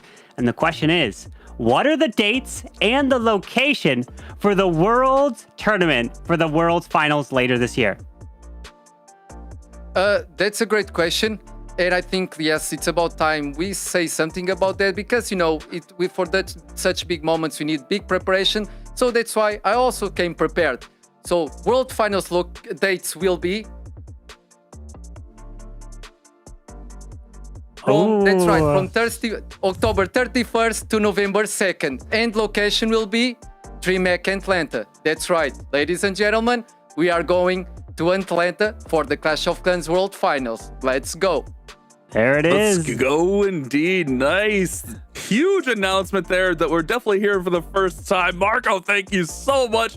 Huge announcement, guys. DreamHack Atlanta. A big change of scenery there. Well, we definitely want to thank you so much for coming and joining us. And as always, it was an absolute pleasure for having you on the broadcast. So enjoy the rest of your day. We're going to go ahead and take a look at our updated bracket here as we have played through matches and matches and more matches. And now we have arrived at our grand finals. It's Dizi Group versus Elevate. And that is going to be a rematch because you can see right on the left side of that match. This matchup happened already earlier today. Back then, just a couple of hours ago, we had Elevate winning this match. But those two teams are facing off now again because it is all about the finals, all about the prize money and the golden ticket on the line. Wow, what a match we're going to have here. Dizi Group, you're going to have to get your revenge against Elevate. You have to win 2 matches in a row to have a shot at winning the golden ticket. Elevate just has to take that one and only match. If you're able to do that, you're being crowned the champs of the May monthly finals. And now we know where we're going to be going for later this year. So then you can start planning things up to get prepared, Bash. Oh man, it's going to be a good time. DreamHack is always such a blast. I've been to one myself and man, it was such a good time. And then also just a whole different change of scenery here coming to the United States. Judo, I mean, it's a big change. What do you feel about that announcement right there? Yeah, I mean, I think it's going to be fantastic. Something a little bit different, like you said, and looking forward to it, especially announcing that so early on in the season. But let's get ready for the next matchup because it is going to be yourself and Itsu. Itsu, why don't you take it away for this one? Well, my pleasure because we have an epic match on our hands. Dizi Group versus Elevate, the rematch from the upper bracket finals. At this point, we know the Dizi Group lineup, but I think they have done so amazing. We should shout them in one more time because we have Ryuda, Denden, Chien, Kai, and Ziken. And they have so far been amazing over this weekend. The question though is, can they finish strong? Can they come back versus their so far nemesis within Elevate here?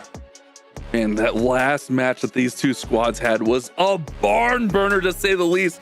Literally coming down to the final attack.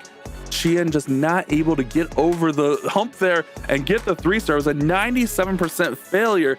But if he would have got the 3-star, we could be looking at the converse of this, or we could even see Tribe Gaming up here. It's hard to say, but ultimately, Elevate did get the victory. Now, Dizi Group have to play from behind, but if you're them, I think you're just happy to be back in this position to have a shot to win the golden ticket.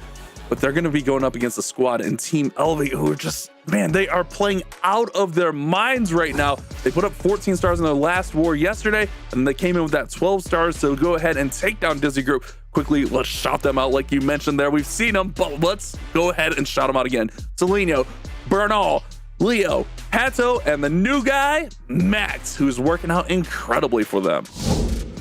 And I have to say, I'm so looking forward to Max starting things off again for them. This has been the, well, just wait for success, I want to say, for them, with having Max starting things off for them every single time. And so far, every single time, indeed, it was a 3-star for them. So just such a talented player there, and I think it was a really great addition for the team, giving them the other players in this team time to plan out their attacks, take some extra time to plan out possibilities of traps for Royal Champion charges and such things. So, question is, can he do that yet again, or are we overhyping him right now? Well, if you're Elevate right now, you gotta feel good because you've only had to use 3 sets of bases to get to this point. Dizi Group did have to play just 1 extra war, so they haven't had to burn a lot of bases. So there's a good possibility we see some fresh faces in here. And if we look at our caster predictions, oh no, well, Carbon broke his curse. So the Carbon curse isn't a thing anymore, but we are all going with Elevate. I'm kind of curious. Let's see what the community is going with. What do you think, Itsu? I mean, I would say just because Elevate so far has not lost on this weekend, I would expect them going with Elevate. But again, I mean, we have just seen... Okay, that is close. That is really close. I feel like us casters are making it look like it's super one-sided. But to be honest, I think this is more representative of the match what we could expect when it comes down to the final result. Because those two teams are indeed really close. And in the end, though, a 1 or 2% lead for the community on Elevate side. Yeah, just having that extra advantage there, I think, is the big swing factor for me. Not to mention, like, the momentum's a little bit on their side. Dizi Group did, however, bounce back really nicely there in the lower bracket finals. So I think this, I kind of agree with that reaction right there. I think this one could be a coin flip. I think just kind of what the audience is saying there, just a slight edge to Elevate. So that's kind of why I went and picked that way as we see Max getting ready for that first hit here. We've seen him lead off and go 3 for 3 throughout this tournament. He's been a huge addition to the squad. Yeah, for sure. And just having this first attacker, because I feel like a lot of times the first, and especially the last attacker as well, is a bit underappreciated. There is so much pressure on those players. The first one, because, well, you have to start the match for your team, which means you're the first one who needs a plan. And as well, you're setting up the tone for your team, which means there is this extra bit of pressure. And then obviously the last attacker of the match, where everything could come down to your final attack. Yes, in reality, everyone during the entire match could have 3-starred on your team, but in the end, it's going to feel like that everything pressure-wise is on your shoulders, which is not easy to do whatsoever. But we are getting ready, Bash, for the first attack, and it's going to be Elevate, starting things off with Max for his first attack. Here we go in our grand finals of the May monthly World Championship qualifier. Max, who is 3 for 3 in this tournament with the Root Riders, is going to be leading us off once again. Elevate just need to win one of these wars and they will get our golden ticket. However, if Dizi Group can do the unthinkable and win 2 wars in a row, they will get the come from behind golden ticket. It all comes down to this. Let's see what Max has as this world champion is charging her way into Kai's base. And so far, he just keep going. The Fox went down, but he just keep committing those spells. He tries to trigger the Giga Bomb, and he actually takes the damage just to create this pathing which he needs for his Root Rider push. Now recalling, which means he has lost the Fox, and he already triggered a couple of traps here. But the most important thing, he created that pathing for his Root Rider push. Using now the Archqueen on the far left side to create the funnel and set up the pathing for those troops, because the King is there up now as well, and the Root Riders are getting started. Great patience on that Royal Champion charge, getting exactly what he's looking for. Now the Queen and the King gonna work on the outside, work their way and provide the support for those Root Riders to go right up the middle. Here comes that Royal Champion rejoining the party, rejoining that force. She's gonna provide all that additional support. Tornado Trap does go off early, but probably not a bad location for that to go off, as there's not too many defenses on his troops, and now he pops that Warden ability to provide even more support. Monolith is shut down with the Overgrowth, so even more damage taken off the board. Yeah, but I'm a little bit surprised because he invested the Warden ability and at the same time as well the Royal Champion Rocket Spear. So yeah, not really sure if that was really the best play, because this now means that the Royal Champion has no safety net anymore. But so far, with the double Overgrowth approach, he is super safe. He's going to invest that freeze to save the Royal Champion, so she might be able to take down that defending Archer Queen. If that would be the case, that would be awesome for him. And indeed, he's going to take that out. Well, we have a huge group of troops still left at the top side. Wow. If the healers would now switch away from this annoying giant. Wow, that Royal Champion picked up the scatter shot there as well. Queen's still working through there, still has 1 Super Barbarian. Are the healers going to shift off? They're over to the Yeti. The Queen needs a little bit of healing. She does not get it. She's going to get taken down. A couple Root Riders in here. Here comes a Super Barbarian. A couple Super Barbs left. A couple Yetis. This one is close. It can go either way still. Will he be able to get through here? Here comes the Wall Breaker. This is huge. Giant's in there, and it's looking like Max is going to have enough to get across the finish line. And it's going to be another 3-star for Elevate to start off the war. It should be right, like 80 more seconds, and yes, he is celebrating. He wasn't 100% sure, most likely because of time, but those 10 or 12 seconds at this stage are easily going to be enough, and that is, I mean, can this man even fail at this stage? It is crazy. He's keep getting those 3 stars, keep opening up the match for his team with 3 stars, and we can see how his teammates are celebrating, and, well, Dizi Group is going to face the same problem as last match. They have to tie things up because we have just seen in the match between Tribe and Dizi Group, stars, if you're falling behind somehow early, this can get quickly out of control. When you're facing Elevate at the end of the month, coming into the beginning of the month, you might as well just put it down that you're going to be down 3-0 to start because Max does not miss. Kai, however, has been on fire himself. Kai has been putting up 3-star after 3-star, keeping his team in the battles, and we saw him get that response against Max in their last matchup. He's going to come in with that similar approach that we saw I just broke down on the Telestrator. He's got the Earthquake, he has the Giant Arrow in there, and let's see if Kai can give the response that this Dizi Group needs so bad right now. And so far, things are looking quite promising. He's going to redirect that Royal Champion into the multi-inferno tower. The Poison Tower, hopefully, is going to be next for him. But the Fox is jumping into the Invis, perfectly deployed to cover it even further inside the base. And there is the recall now. He just tried to go for the Poison Tower. Interesting. But at the same time as well, there was no Invis spell left to deploy. So he had to recall the Royal Champion there, even though he could have maybe taken more building, like a couple of more buildings out of the attack. Now diving in from the far left side. And we see maybe our first bait against this log launcher approach with the tornado trap trying to slow it up, but it doesn't actually even catch the log launcher. The log launcher will be able to continue to push forward and keep an eye on that clan castle. If it can go down before any troops come up, that is a huge pickup. Now all the root riders are in, the queen is in there. Here comes some skeletons, and the log launcher does get busted open, and the clan castle is barely up, and here come those clan castle defending troops. We have the poison spell down to make sure that it's covering the furnace. King on the outside is trying his best to push everything further to the town hall. The healing tome is trying to keep everything alive as the Royal Champion still having her ability. The ability is getting used, and he should go down somewhat soon because there was a bit too much damage. The overgrowth right now on the town hall is surprising because this means everything is now going to the outside.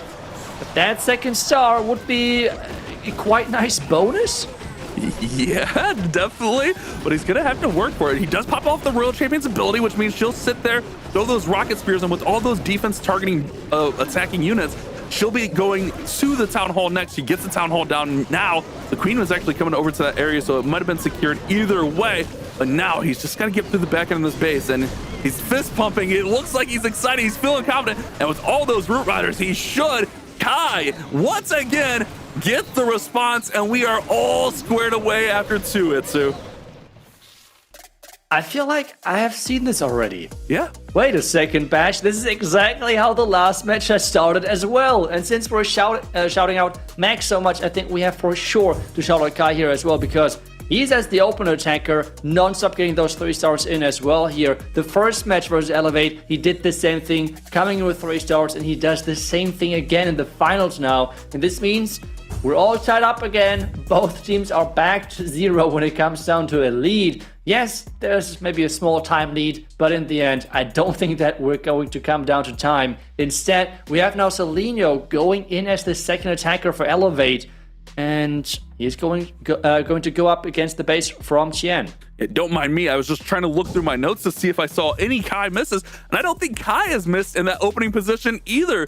These openers are so strong for these squads, and I think that's a big reason why they're in this position. Seleno, usually the number 5 attacker here for Elevate, gonna go ahead and jump up and attack in the second position. Gonna go ahead and charge in and take down the town hall with this Royal Champion, but also getting that multi-gear tower out. That thing is such a nuisance, and we've seen that just eat dragon armies alive. So when you're using dragons, getting that down is massive. Here comes that earthquake to weaken up some of those buildings. Beautiful entry. Here comes that haste.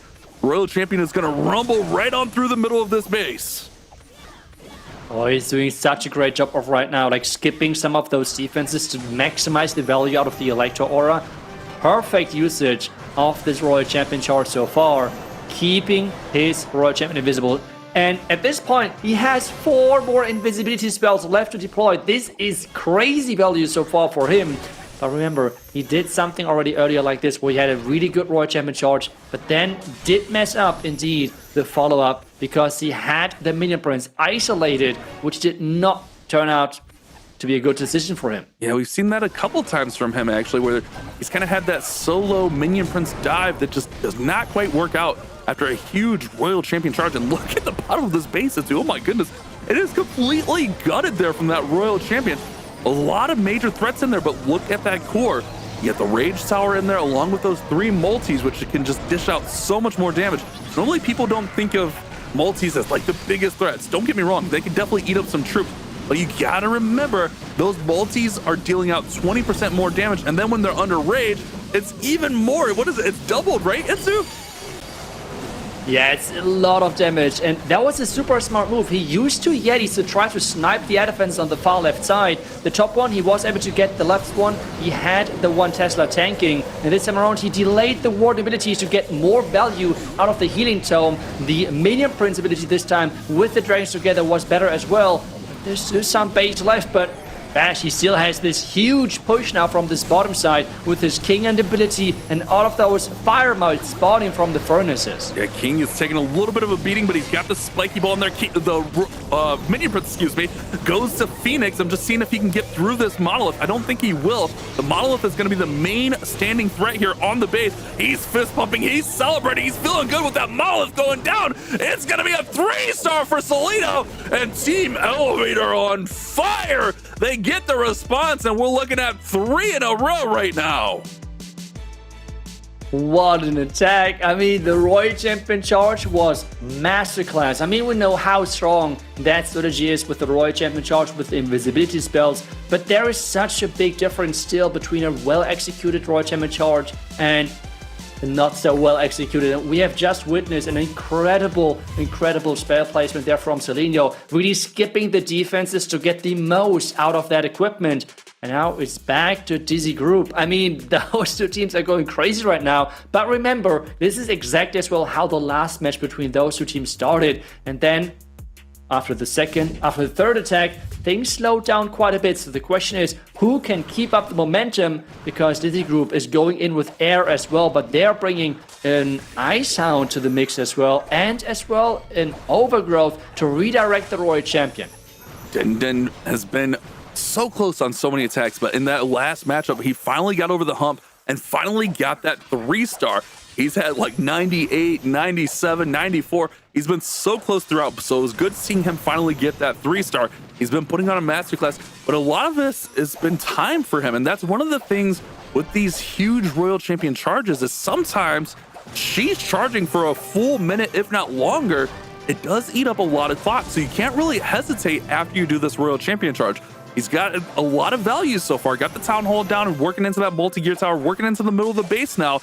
And with a minute gone, he really has to get the rest of the attack going once she's done. Ooh, he's getting the rotation of the Fox, and with that, the Monolith is going down. Bash, the entire core is gone, and this means any possible traps located there, like black mines, like red mines, any traps like that, they're not going to be triggered because the dragons should path around them. And he has everything under control, hopefully, as the dragons are approaching this backhand with the 2 multi-arch towers, the multi-inferno tower, and on top of that, 2 defending heroes. This is not going to be an easy task, and take a look at that Hound. It's going to trigger everything! You just talked about all the traps, and that Ice Hound caught every single one, including the Giga Bomb there.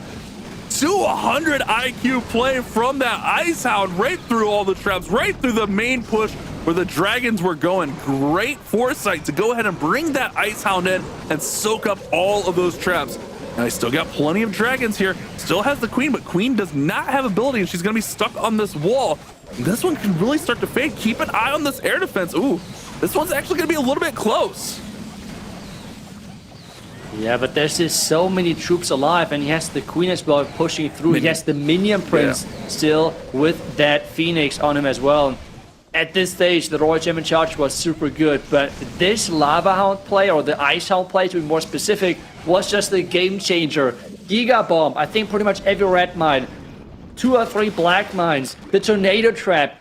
All of those key traps were triggered with this one play. Really smart usage, and this means Dizi Group, they are not letting go. Elevate is celebrating every single time with all of those 3 stars. And Dizi Group is like, yeah, keep going. We're just following, and we are even up in time. Even though I don't think it's going to be a deciding factor, but hey, still, they have the time lead just to be extra safe. Yeah, 1, 2, 3, 4 triples in a row. You're right, though. I mean, we haven't seen, I don't think we've even seen a single perfect, let alone a double perfect on broadcast. So it's a tall task, and most likely we will not get to a double perfect, but it is just something to keep in mind until we see that first miss. Bernal is our next attacker, going back to the skies, and it seems like these guys are seeing something in these bases with these huge Royal Champion dives, and he's going to take a similar approach to what we saw Celino just do. Yeah, we have seen now from Dizi Group a couple of times this approach of the multi-gear tower right in front of the tunnel with the rage tower right behind, which means, yes, it's just crazy value for those Royal Champion charges, especially if you even put the sweepers over there as well. So I'm wondering if this is in some way baited when it comes down to the black mines and traps in general, because the value looks insane, and we had the exact same opening there from Celino, and this looks to be history repeat, because the Royal Champion going through those buildings like it's nothing. She's eating that whole center of the base alive. He did a great job to pull those ice golems away. And look, the Spirit Fox even stays up a little bit longer here. Perfect rotations here from those invisibilities. The Spirit Fox finally goes down, but look at this. When we zoom out after this, this entry point is just going to be absolutely gutted, just like we saw from Celino's attack. Man, Elevator seeing something in these Dizi Group bases that they are just exploiting, and that's just so much Royal Champion charge value. And I'm just going back in the stream right now because my base brain is braining. This is the same base. They just turned it 90 degrees. It is the same base with which Celino just 3-starred. We see again the Yeti play to take down the air defenses. This time around, he did not get any of those air defenses, but we have the same setup with the Rage Tower surrounded by the 3 multi-throwing towers. The multi-gear tower in front of the town hall. This was the one thing I remembered, so I went back in the stream to check if it was actually the same base, because the setups looked so familiar. And yes, they just turned the base, so if they're running this base multiple times, this might be a really bad news for Dizi Group if Elevate is just doing this attack again and again and again, if this one is going to work. Yeah, I mean, it is a bold strategy. And was it Elevate last season that we saw it running the same base 5 times and actually holding? So maybe Dizi Group's trying to take a play out of their book with a base they really like.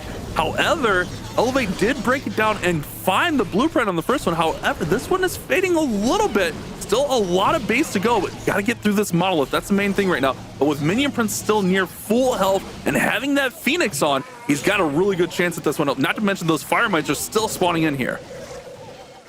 Yeah, but on the back end, things are slowing down quite a bit. The multi-arch tower is still up, so I'm not sure if that's going to be enough. The problem for him here is he was not able to pull this crazy Minion Prince ability through this core, which really saved the last attack there and got him the 3-star. It's going to be a high percentage, but this is going to be indeed the first fail of this matchup. The Royal Champion charge looked strong, but all those multi-throwing towers just were too good on this one.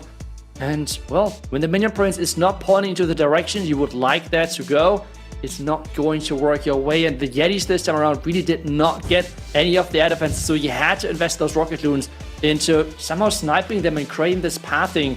And this means the base is this time around defending. Seems like turning your base 90 degree is going to help.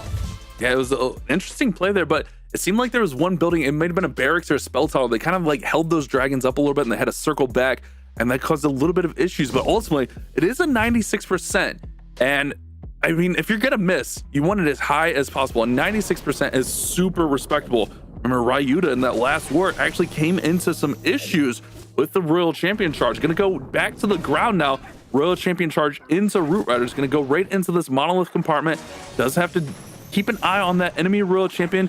Oh, here comes the tornado. Here comes the giant bomb. Let's see if there's more giant bomb. Oh my goodness. Ooh. The Fox is already down, and that Royal Champion has already taken a beating. He's got to pull her out early. Oh, you just said it. Ryuda had some problems with this last attack, and it seems like history is going to repeat here. Going to the monolith early, but it's not really on the path of the Root Riders. The Root Riders want to go into a different direction. So how is he going to utilize those spells? Where is he going to use the overgrowth? Is that going to be on the tunnel or on the core? Both would be options. The Rocket Toons are there as well. He's going to take a lot of damage from them. Vulnerability is forced early. This means way less power on the back end. Where is he going to overgrowth? Yeah, it's got to go in, and there it is. It's right there onto the fire spitter.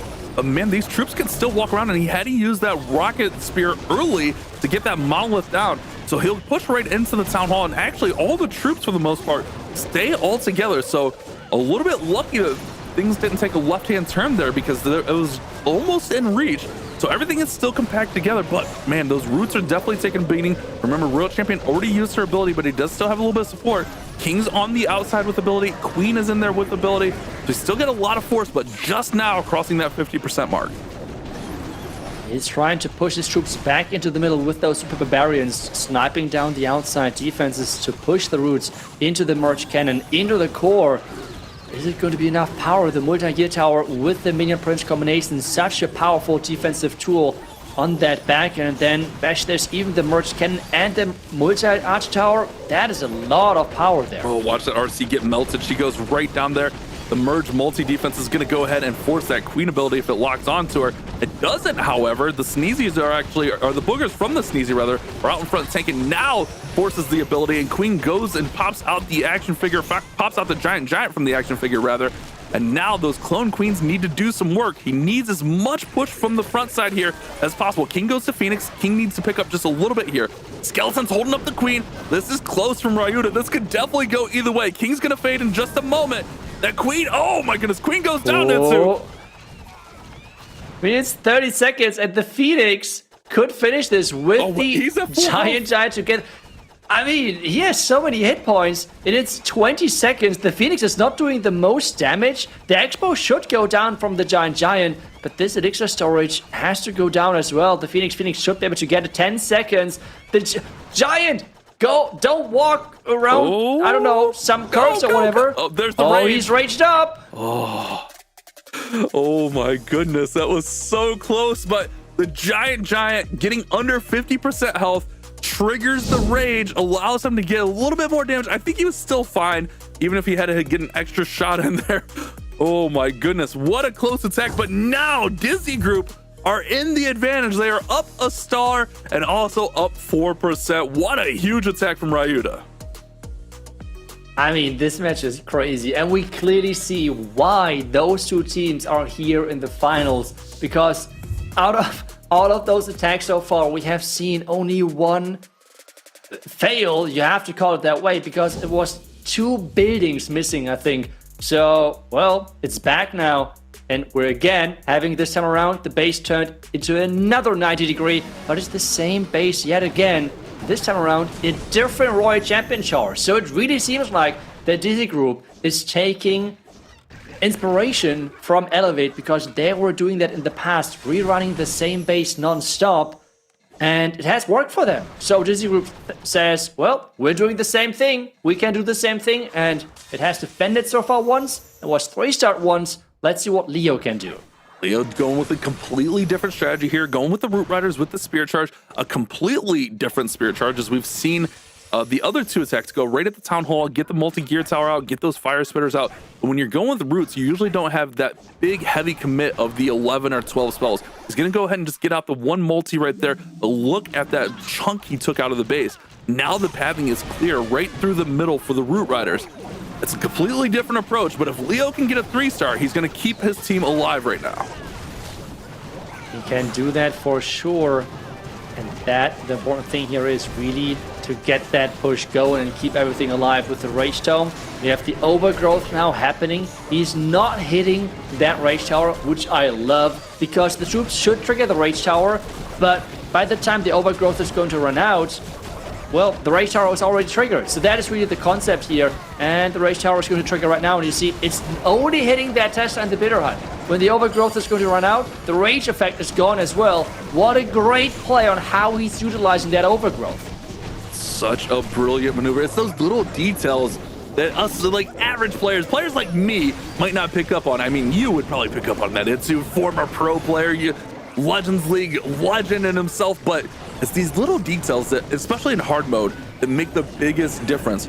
All these roots are working together now. He's got the queen with ability right there in the middle of the base. He's got the king still with the spiky ball working on the exterior. And it's really just that minion prince and monolith section, which he's going to finish on. It's going to be the major threat. But man, he's still got so much force. This is definitely looking good.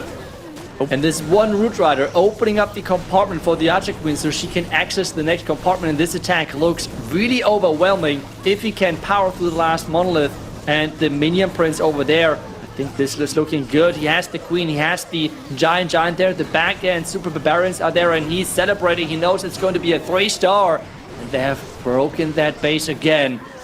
And well, the base now did twice get 3 stars and once 1 high percentage defense. The question now really is to me, is Dizi Group going to use this another time like in their last defense? Because Elevate now has 2 different ways of 3-starring this base. The big question now is, can they somehow reproduce that? And the nice thing is, with Pato being the last attacker, he has the options. And Pato's been sticking to the ground with the Root Riders. So I felt like the Root Rider attack there from Leo was probably the better option. As long as you can manage that Spirit Charge, it felt like a much cleaner attack. Not like we saw in Bernal's where things could get just a little bit dicey. But I felt like that one was really clean. He set up the entry really nicely. But now it's over to Zekin. And realistically, Zekin has to get as close to a 3-star, if not a 3-star as possible, because Elevate's only miss is a 96. So there's not much wiggle room here as he's going to go ahead and go to the ground and pound army, the Root Riders. All right, Zekin, what do you got? I mean, a 99% 2-star and they would keep the lead. Even 98% would be a tie on percentage and on stars, but they are having the lead in time. So, yeah, I mean, that's just crazy. Royal Gem in charge, though, so far looking good. He has not lost too many hit points on his Fox. And yep, that timing looks solid again. The question is, when is he going to recall? He's going to invest yet another one. This time around, though, the Fox taking quite a bit of hit points, or like losing quite a bit of hit points, but he's taking down the multi-gear tower. And with that, the defensive pathing is set up to go into this Mercy Cannon right there. Great recall there, right on time. Here come all the Root Riders. Notice that Giga Bomb is just kind of on its own. It might be at the end of the attack, but it's nice not really having to deal with that. That's a new thing with Town Hall 17 where the Giga Bomb is exterior and can be moved around like any other trap on the base. Troop Launcher is in. He's going to go ahead and pop in the Overgrowth, and Warden ability goes off as well. King fighting the defending King there. There's a lot of force, a lot of action going on right now, and he's got to time this Overgrowth perfectly, which I think it should wear off as he's making the entry. Well, I guess, no, the Town Hall is up. He didn't Overgrowth the Town Hall, so he's going to go right at the Town Hall right now. And a really smart choice of delaying the Royal Champion, making sure that she's not taking too much damage in the beginning, because remember, the Town Hall is dealing a lot of splash damage, so this is something which has to be considered. He's right now using the Royal ability now. She has to stay safe. She has the safety of the Rocket Spear right now. And the second Overgrowth is keeping everything safe for the back end. And it's now all about this timing. All about the timing of the Overgrowth running out and where the troops are going to be located when exactly that happens. Queen is at a little bit of a safe distance. The Royal Champion's just hanging on there, but she's going to get taken out relatively soon. She's going to catch the Tornado Trap. Let's see if the Queen goes to the outside. I think she's going to go back into the middle because most of those buildings on the exterior are taken out. King is almost to ability, but he's going to pop out looking for some safety there himself. Queen goes ahead and pops out the Giant from the action figure. The Monolith and those multis are just cooking away. He's got to get to the middle of this base sooner than later. The Minion Prince finally goes down. But let's see if the Queen can get through these multis in the middle. No, the Queen is going down, and this means the Multi-Arch Tower is out of reach, and this should be the first defense now for Elevate this time around. The question is on how many percentage can he increase this. The Super Barbarians are trying their best, but I don't think that he's going to get to those high, super high 90%. And it's just crazy to consider this attack being the worst attack of the match so far. I mean, this is a 95, 96, maybe even a little bit high. No, 96% 2-star. In most of the other matches, this would be probably the highest, like, non-3-star attack. But in this match, it is the lowest percentage. It's just mind-blowing what those two teams are doing right now. And take a look at that. It's actually tied up on percentage. Yeah, I was just going to point that out. Itsu, look at the percent. I thought for sure the Bernal's miss was a 96 as well. So we are all squared away. So even if you get 2-3 stars here, it's going to come down to time. And I think Dizi Group is slightly faster here. And over the course of those 4 attacks, that compounds just a little bit. I mean, we'll see the numbers here shortly. Pato comes in. Will we see that same base rotated? Itsu, what do you think? Are they running that same base yet again? I mean, it's already strange that they have run once a different base, but I guess it is not the same again. Okay, so they have run the base 3 times and 2 times a different base. And let's see how that's going to go. We have the Royal Champion Charge in here. We have, again, the approach and the army composition, which Elevate so far has been running quite a bit with the double overgrowth, and as well that, Warden with the Rage Gem, which has been so successful for them. Look at the time over on the right-hand side there. If we multiply that by 4, because we've had 4 attacks, Elevate are trailing by approximately 20 seconds. I don't have the exact times, just doing that math right there. So Pato needs to go somewhat quick here. Realistically, a 3-star is the first task. You got to get the 3-star, so you put the pressure back over to Dizi Group. But if you're Dizi Group, you can then respond with a semi-fast attack and still win this war and force the bracket reset. Ooh, lots of traps going off there. Itsu, what are you seeing? Yeah, he went right away into 2 black mines. The first one was triggered. The second one went right into the healers. And as well, the air defense was firing away, which means at this stage he has only 3 healers left alive, which we have talked about so many times now. Healers are the backbone of your ground attacks. If they go down, it's a really rough time. And he actually uses the healing tome. No, wait, it's the healing spell, right? Something is healing there. Yeah, I was trying to look. I don't think I see any healing spell in there. It must have been the healing tome, I think, from the Warden. But man, there's a lot of base still remaining here. I'm a little bit concerned about this one because things are starting to fade a little bit. That Queen is over there by herself and she's taking a lot of damage. Now she's going to leave the big group of troops. She's not going to have that support and that tanking, and that Monolith is going to be waking up really, really soon. She needs that giant to stay out in front to provide the tanking, and the main Queen might be down. That might just be clones. Meanwhile, we got all the roots, the big pack of stuff on the bottom. I mean, they're being healed. That's what you're looking for. Royal Champion needs to stay alive here. Oh, Royal Champion is barely hanging on, but she's going to go down now. Oh, he still has quite some important defenses on the back end, especially that Monolith being out of reach right now. The Yeti Mites might be a little bit of more damage towards that defense, but still, it's not going to go down for sure. King ability still can be used for some extra damage. But he has to go a long distance here, pick up the percentage, because right now otherwise it's completely tied up, and you can see he's not happy with the attack. The important thing here right now is that he's going to pick up as many percentage points as possible to push the Dizi Group into an as difficult position as possible. But I mean, Archer are going for like a few more buildings, but this is going to finish at like a 92. Yeah, I mean, it's not the worst, it's not the best. It's like one of those attacks that's just kind of like there. But now Dizi Group know exactly what they need to do. They're going to need, it looks like a 92% to win this war. 92% 2-star will win the war for Dizi Group and force a bracket reset. That is a huge miss from Pato. You could see the frustration pounding his fist there. And man, this is such a crazy war here. Can Dizi Group come in and force the bracket reset? Itsu, oh man, this war's had it all so far. I mean, it's just crazy. Dizi Group pulling those same bases back to back in the match and defending as well with that once. I mean, everything going back and forth, but Dizi Group now with the last final attack of this match, and they have everything in their own hands now. Bash, everything is coming down to this. Chien does have all the power needed. Chien's been really solid when needed. Hasn't had to step up too much and do anything too crazy, but when they've needed him to step up, he has came through in the biggest ways. Here we go. This is for the war. This is potentially for a golden ticket if Elevate can get a defense here. However, if Chien and Dizi Group can get above that 92% mark, they will force a bracket reset and we will rerun this same matchup. Here we go. Chien is in. Here comes the Royal Champion Spirit Charge. Going in with the Yeti to funnel and to push that Royal Champion to the right direction. He's trying to push the Royal Champ towards the Fire Spitter, and that's exactly what is happening right now.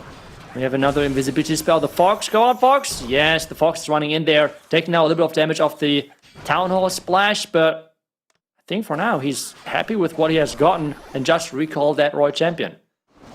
Yeah, got her out of there. Got a nice little chunk of the base out.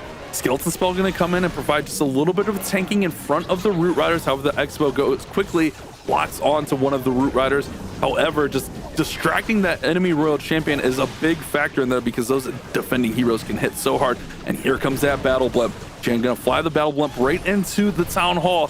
Let's see if Dizi Group can land or if Elevate might have predicted it. But no, that Battle Blimp's going to land in there nice and clean, and that's going to secure the first star. First star secured. Question now is, can he take down the Monolith as well with those Yeti Mites? That's the big question. And yes, indeed, everything going down. And this now means the pathing is super clear, but can those Root Riders survive? Because there is so much damage. Is there even anything left alive? It's hard to see. There's some Valkyries down by the clan castle right there.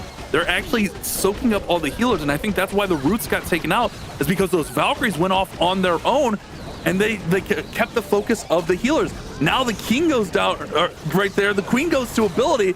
This one is fading quick. Remember, it's 92% needed for the bracket reset. Queen has already gone to ability. Royal Champion thrown those rocket spears rather.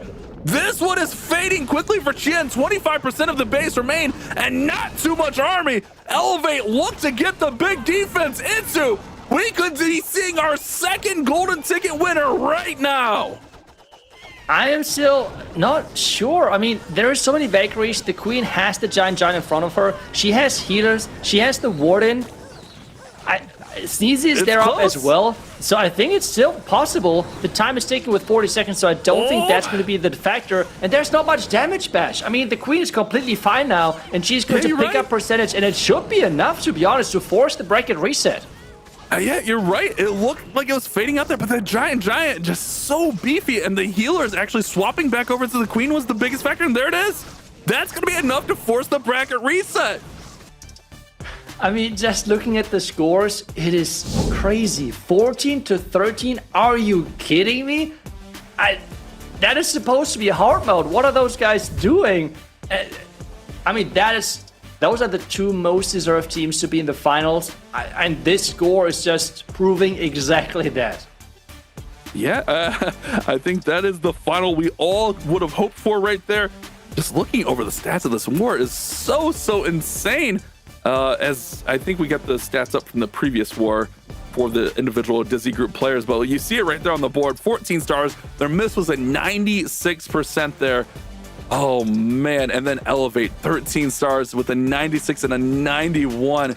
That heartbreaker from Bernal missing on that base that they saw a couple times there. That's got to be frustrating for sure, but if you're Elevated, it's still okay because you have that extra life essentially, but man, that is tough. Dizi Group playing out of their minds right now.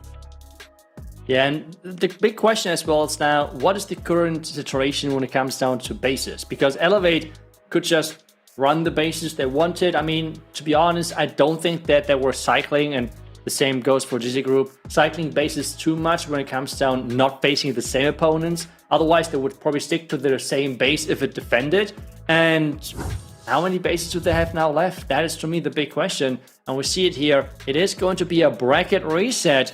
Like Elevate pushing Dizi Group to the lower bracket. Dizi Group taking down Tribe Gaming, coming back to the grand finals then, and taking out Elevate with 14-13. I mean, that's just mind-blowing. Yeah, that's a crazy score here. Definitely our highest scoring matchup of the tournament so far, excuse me, as Elevate will now need to buckle in and somehow find this victory against Dizi Group. We've seen them do it before, but even in that upper bracket final, it came down to the very last attack. These two teams are just playing each other so close, so tight to the vest here, where it's all came down to the final couple of attacks on both of these wars. What an impressive performance. I wonder even if Pato would have 3-starred, I feel like Dizi Group still probably had time on their side in that war. Yeah, I mean, there were so many close aspects about this match, and some attacks could go either way with like a millisecond of a different spell timing and such things. But the one thing really which stands out is just how flawless those attacks were executed overall. And we have seen now plenty of times of players losing their Fox or even the Royal Champion during their attacks in the Royal Champion charge. And on this one, the timings were perfect and everything, but I think we should check out as well who was the MVP for this grand final for the first match of that. And it's actually going to be Chien with the finisher, not just securing the percentage, but as well just casually 3-starring in the last attack and giving his team the victory and the chance of somehow getting it into the bracket reset. I'm genuinely shocked we don't actually even see a single Elevate player up there. I mean, Chien definitely well-deserved for that clutch spot, but man, there were so many good attacks in that war. But it seems like Dizi have been kind of a fan favorite throughout here, and Elevate, even though they're the 51% favorite there, it goes to show how much the fans have been backing Dizi, that they had all 3 of those spots there on the MVP. But now we are going to have to take a few minutes because these 2 teams are going to have to reset, get everything ready, get ready to go again for the 3rd time. I mean, I would love it. I'd love to see these teams play, but we're going to take a quick break, look at some of those replays. We'll be right back, guys.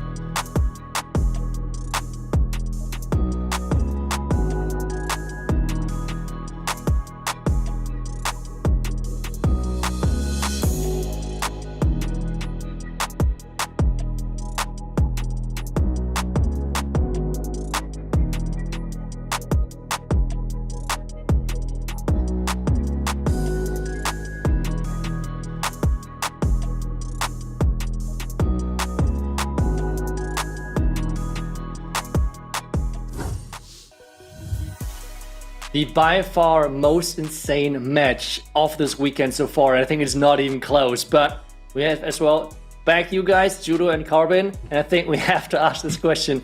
How did you first enjoy this match, and what were your thoughts watching the match behind the scenes, Judo?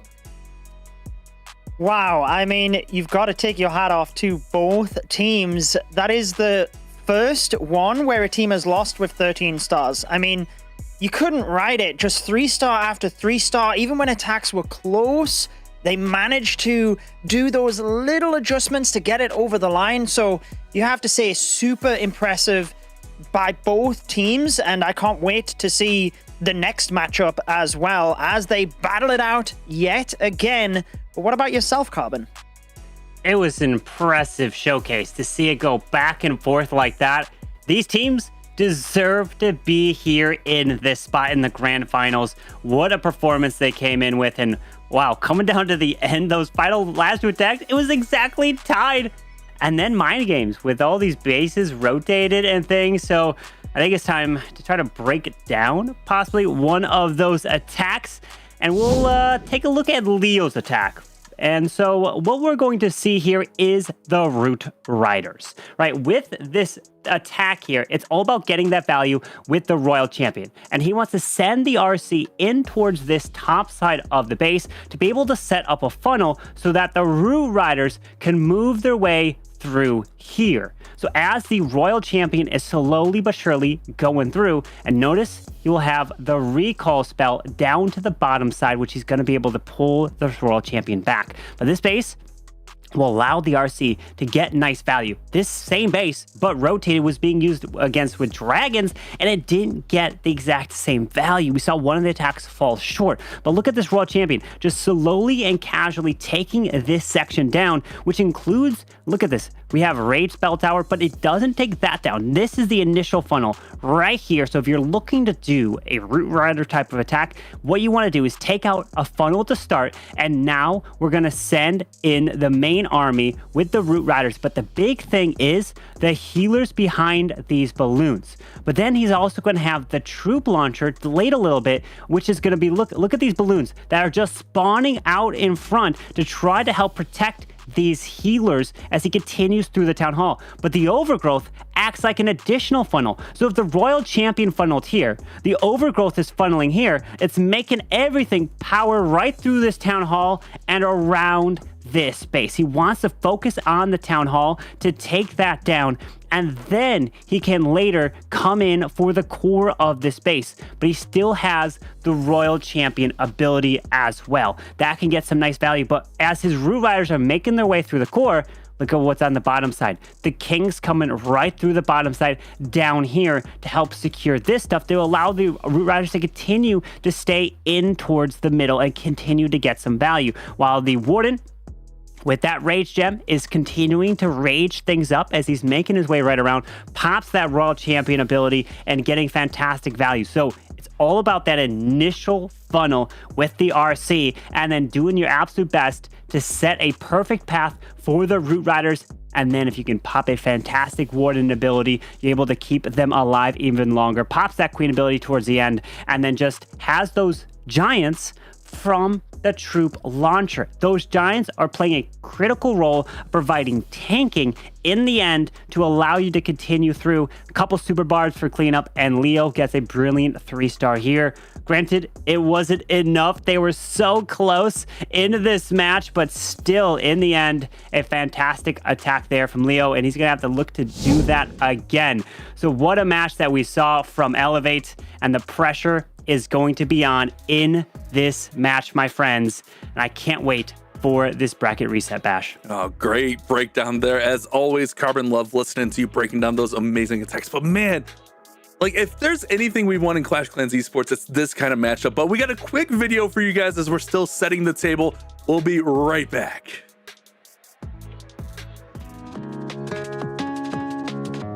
Erling Haaland, the WrestleMania, all that stuff. So the fact that they're expanding to even more doesn't surprise me. But would I have expected it? Probably not. 最初に知った時はもう普段からネットフリを僕を見てるので、まさかのコラボやなと思いました。有部落冲突的历史，然后有比赛的相关的一些回顾啊，我觉得都会不错，都蛮好的。Anime/cartoon vibe where things aren't taken too seriously, too realistic, and you're just there for a good time, essentially. Some references to esports would be cool. そうですね、僕がもしそのクラクラのアニメで演じるとしたら、大工を演じてみたいです。チーフの言うことを聞きながら、ちょっと村を作りたいと思ってます。Probably Goblin represents me quite well. I don't know, I feel like it's a funny character. やっぱりクラクラにはネクロだったり、ウォールブレーカーだったり、バルーンだったり、骸骨をなんかモチーフにしたキャラクターが多いので、その骸骨たちの生い立ちだったりとかをアニメ化したいです。Going away from that classic home village that we know and love, and discovering and going into a new area, the Night Village, the capital, which is up in the sky. I mean, isn't that kind of cool? I think that would be one hell of an episode. Awesome to see all of that. And with the Clash of Clans Netflix series being announced as well, I look forward to when that finally is aired. I'll be ready, dialed in. I'm sure a lot of viewers at home are ready for that as well. What were your thoughts when you first seen that announcement, Itsu, about the show? I mean, already when we're seeing the teasers of like new seasons and everything, I feel like just Clash has so much potential to really go into such a type of content, so I'm really looking forward to whatever they're coming up with. At the same time, I feel like this is the same as with like updates and such things. If I have something really specific in mind and I'm really happy with whatever I came up with, and this does not happen, I will be disappointed. So I'm just excited for whatever is going to come. At least that's my approach. How about you, Corbin? Oh, I'm excited. Whenever you see the word Netflix and you see Clash of Clans, I never thought it would see the day, but the fact that we are going to see it in the future is just making me so excited. Anything is on the horizon at that point, so I can't wait for when that series comes out. But what about you, Bash? Yeah, I was listening to the responses there and talking about, like, could you voice a character? And I was thinking, I was like, man, they really missed my casting call. They were supposed to call me because I was like, but apparently I didn't get the call. I must have missed it, Judo. Yeah, I mean, I'll be waiting as well. Maybe we could all voice our own different Clash of Clans characters. But one thing that has been very much up and down today is our predictions. And I think we should maybe have a little bit of a look at the scoreboard if we're able to pull it up, because Carbon, ooh, catching. No, actually, no, you're well out. You can't catch me, unfortunately. Ooh. Oh, Carbon's in shambles. Itsu, though, out in front there. 7 out of 13, showing how it's done. I mean, well, I'm not sure if it's like, I don't know what I should compare this with, but you can't be happy with just a roughly 50% success rate, even though we're ahead. Dude, you're double me. What are you talking about? What do you think I feel like? Oh, I can't. I mean, I can't be serious anymore with those Carbon predictions. It's crazy, Carbon. If you tried to be that bad at predicting, I don't know if you even could, Carbon. But hey, take it away. I don't know. I don't have anything to say. Yeah. I'm speechless. I don't. This is not my month. Let's just say that. That happens, Carbon. But remember, guys, you guys can predict on each of our monthly qualifiers, as it'll be the last weekend of every month here until we get all of our golden ticket winners. Event.supercell.com/Clash of Clans. Win some great prizes, some ores to upgrade your hero equipment. Carbon definitely needs some upgrades after this. I don't know that you can upgrade prediction skills, but I kind of want to change my prediction because I noticed we're the same on this last one, just so I can try to catch Itsu. Let's go ahead. Let's hop into our grand finals here. We had a bracket reset. We've seen these two teams play in the upper bracket final. Now in the bracket reset in the grand final, it's Elevate, it's Dizi Group. You guys know the squads, you've seen the squads, and like, no bias here, nothing against any of our other teams, but these few matchups we've seen from them have been the best of the tournament. The closest, the most exciting. These two teams are playing so well against each other right now.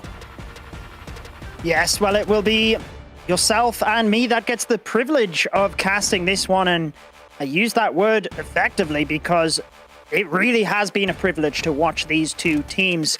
No bias whatsoever. They really have been the best teams. I mean, putting up a 14 to 13 star war there, absolutely incredible. And they will be really just on the edge of their seats. You got to hold it together for just one more war. I actually selected Elevate for this one because I just feel like even though Dizi Group got across the line on that last one, can they really do it twice? And Elevate, 13 stars despite losing. But who did you pick, Bash? I as well went with Elevate. I love the players on Elevate. Like, man, like watching them, I was really into them when they were playing under Clash Champs and won their world championship. I'm a big fan of Max, what he's been able to do. But man, this Dizi Group, they are waking me up to their skill set here. Honestly, like, I'm kind of second guessing myself. I'm like, man, this matchup is literally a coin flip. I mean, both of the wars have come down to the last attacks, and they could have gone either way, but Dizi Group have been coming in clutch here. We saw in that last war where Chien came in with the perfect attack, and I got nothing but respect and love for this Dizi Group as we see them back for the second time in the monthly qualifiers. And I'm looking forward to whichever of these teams don't make it here, seeing them compete month after month because they have been so exciting to watch. Yeah, I mean, I'll just say it that I think if these two teams were to keep up the level of performance that they've gave this weekend, whichever team doesn't get the golden ticket today, I think they will get it in the next 3 months. I mean, you cannot put up this level of performance and then not do that. They really have been just a step above the rest. And, you know, selfishly, I wanted a bracket reset, right? In order to see another epic matchup. I'm pretty sure Elevate didn't want it that way.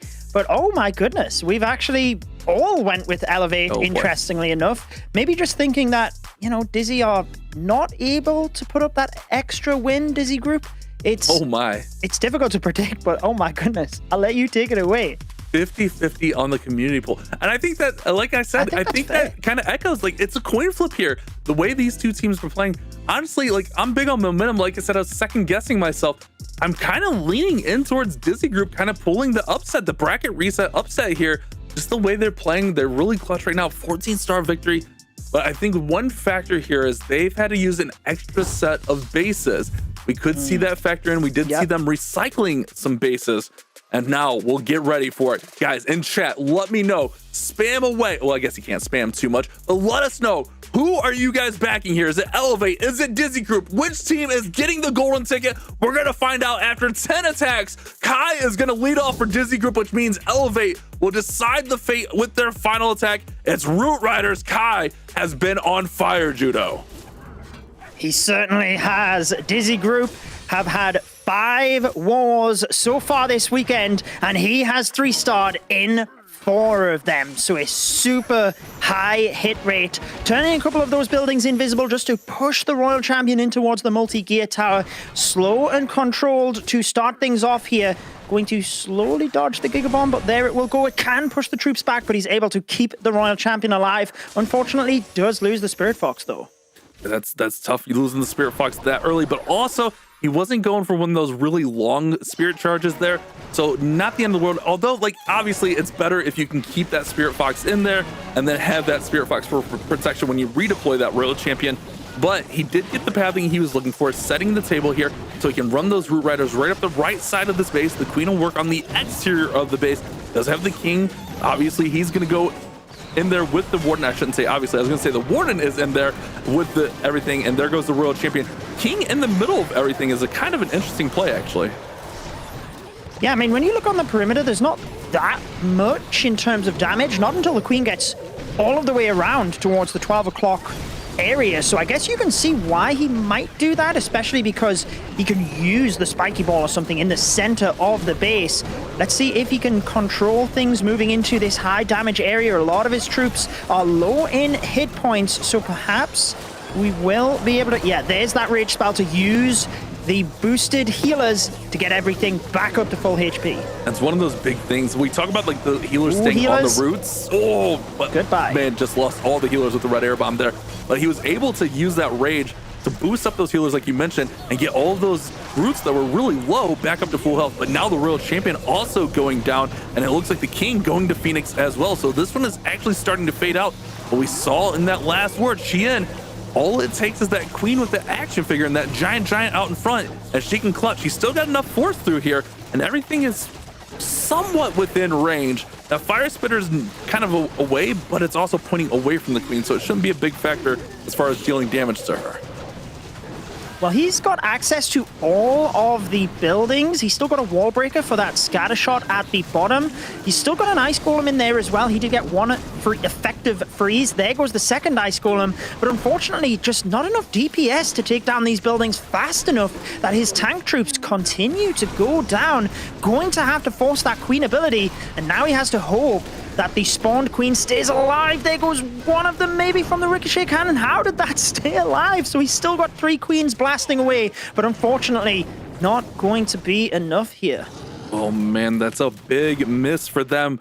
I mean, it was really close, but ultimately time would have been a factor even if he had the force here, as it's 96% for Kai, an opening rarity on the miss. We've seen him firing away against Elevate. I believe he's perfect in their wars against Elevate, so he's been doing really well against them, but they finally get the miss, and that's what they needed. Man, that is a big shift in momentum. Now, if Max can come in, assuming Max is going to be the opener, he has been in every attack. If Max can come in, get that triple, it's a whole different feeling for Elevate. You don't feel as much pressure. You can kind of relax throughout this war, and that's a big factor. And let's see it. Yeah, it's going to be Max going up against Chien's base next. Yeah, well, like you said in the last matchup as well, Max is flawless so far. 4 attacks, 4 3-stars, and he can put Elevate in the driving seat, because if it's anything like last war where it's back-to-back 3-stars, then they can just control this match from the off. Judo, notice he didn't have Eternal Tome on the Warden. We saw that earlier in the Tribe matchup. He's got the Healing Tome Rage Gem on that Warden. So keep an eye on that. There won't be as much protection, but also he will have that healing factor. It worked out really well for Tribe. So taking a little bit of a page out of their book, but maybe it's something he's been experimenting with as well as he gets that Royal Champion working in here. Doing a great job protecting that Spirit Fox and recalls the Fox as well. Yeah, gets an effective funnel there. Interestingly, going with the Flame Flinger at the bottom of the base. So rather than going with the troop launcher or anything like that, notices he can get good value. There is an archer on that Flame Flinger. Maybe you can have one of the spotters just get an archer in there to take that down. But either way, he's trying to focus on the top of the base. There is the overgrowth to make sure he doesn't take too much damage from that scatter shot or the Town Hall firing in.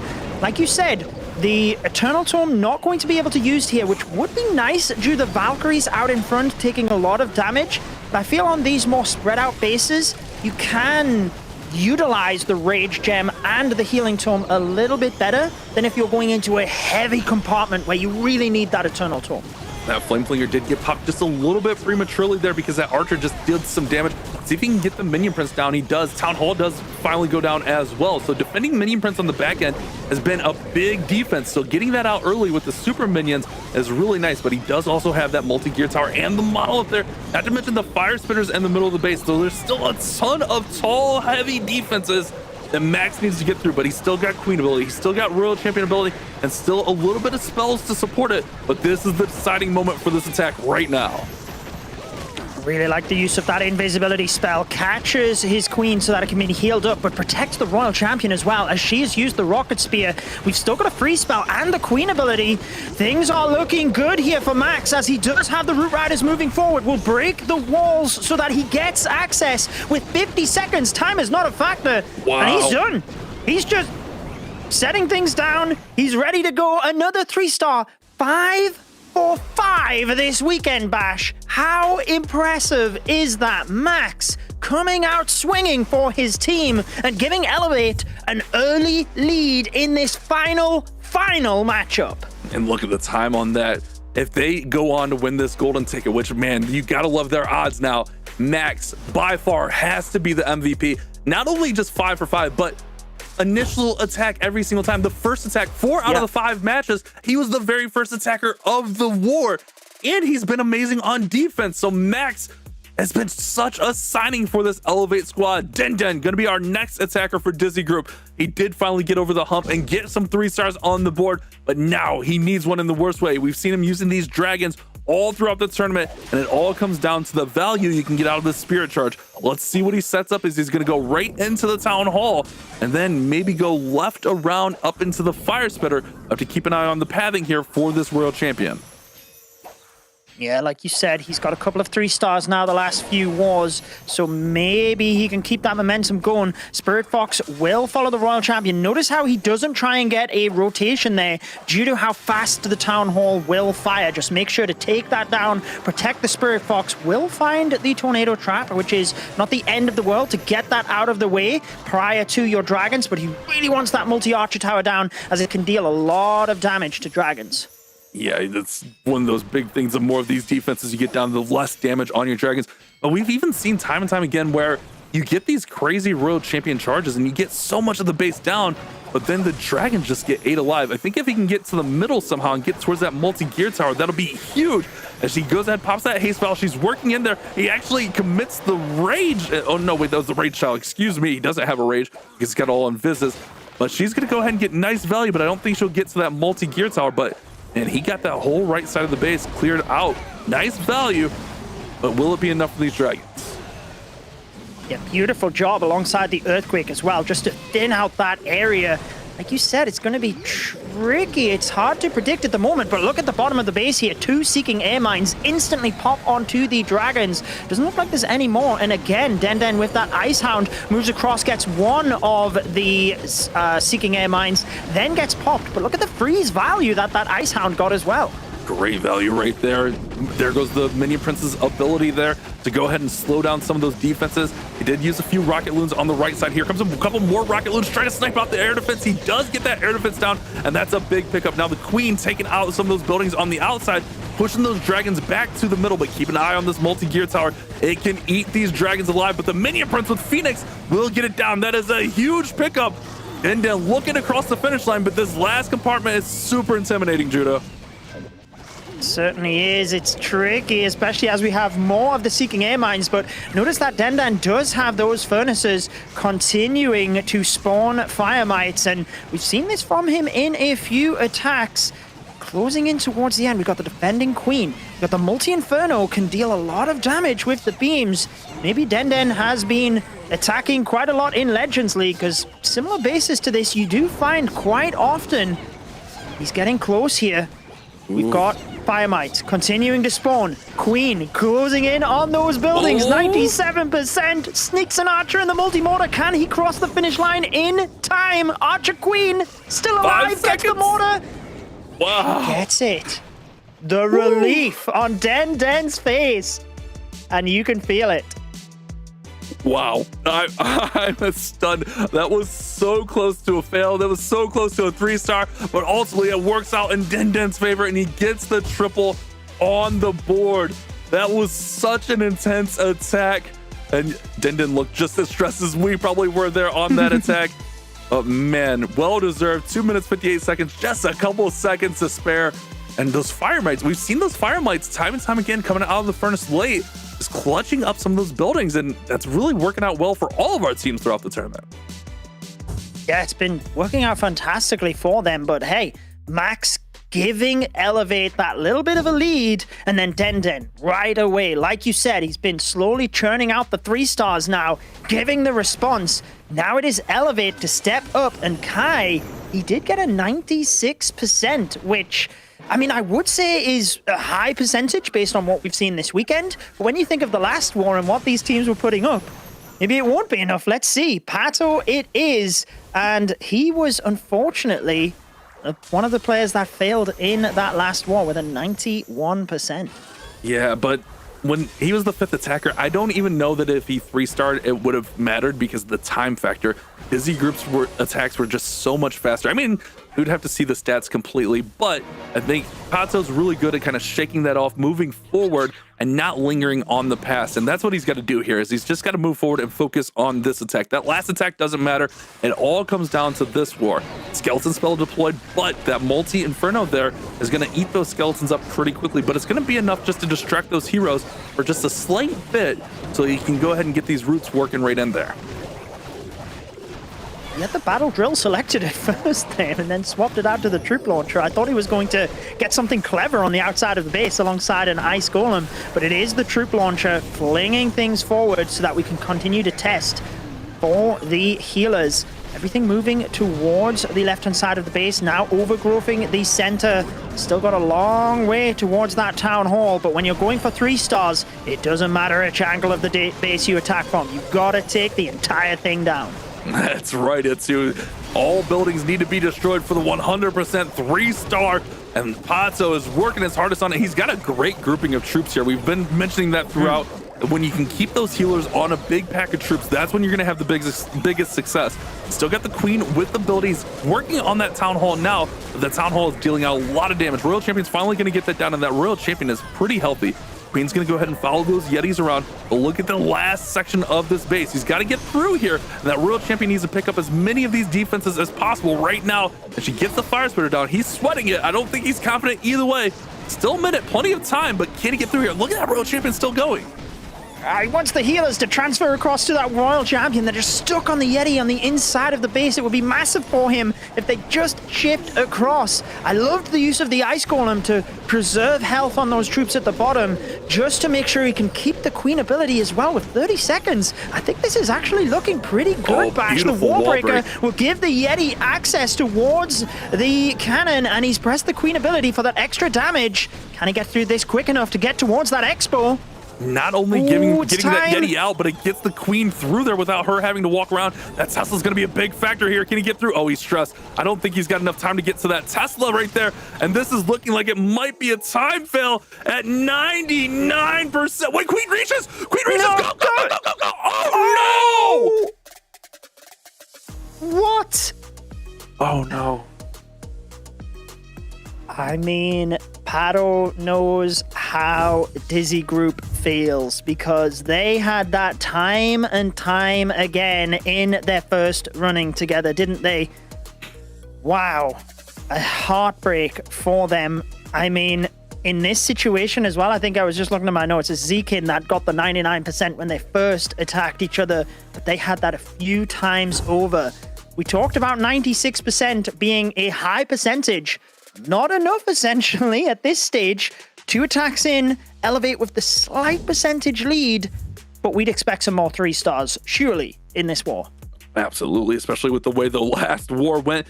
But, I mean, it's still anyone's ball game here. I mean, there's still a ton of war to be played. That's the beauty of it. Still 6 attacks to go here. Ryuta had a beautiful attack in their last war, and Ryuta's kind of been on fire as of late, but did have a little slight misstep earlier in the tournament. But let's see what Ryuta can do here against Pato's base, who just had that 99 Heartbreaker. RC and the Spirit Walk and the Spirit Fox were literally just inside that invisibility spell.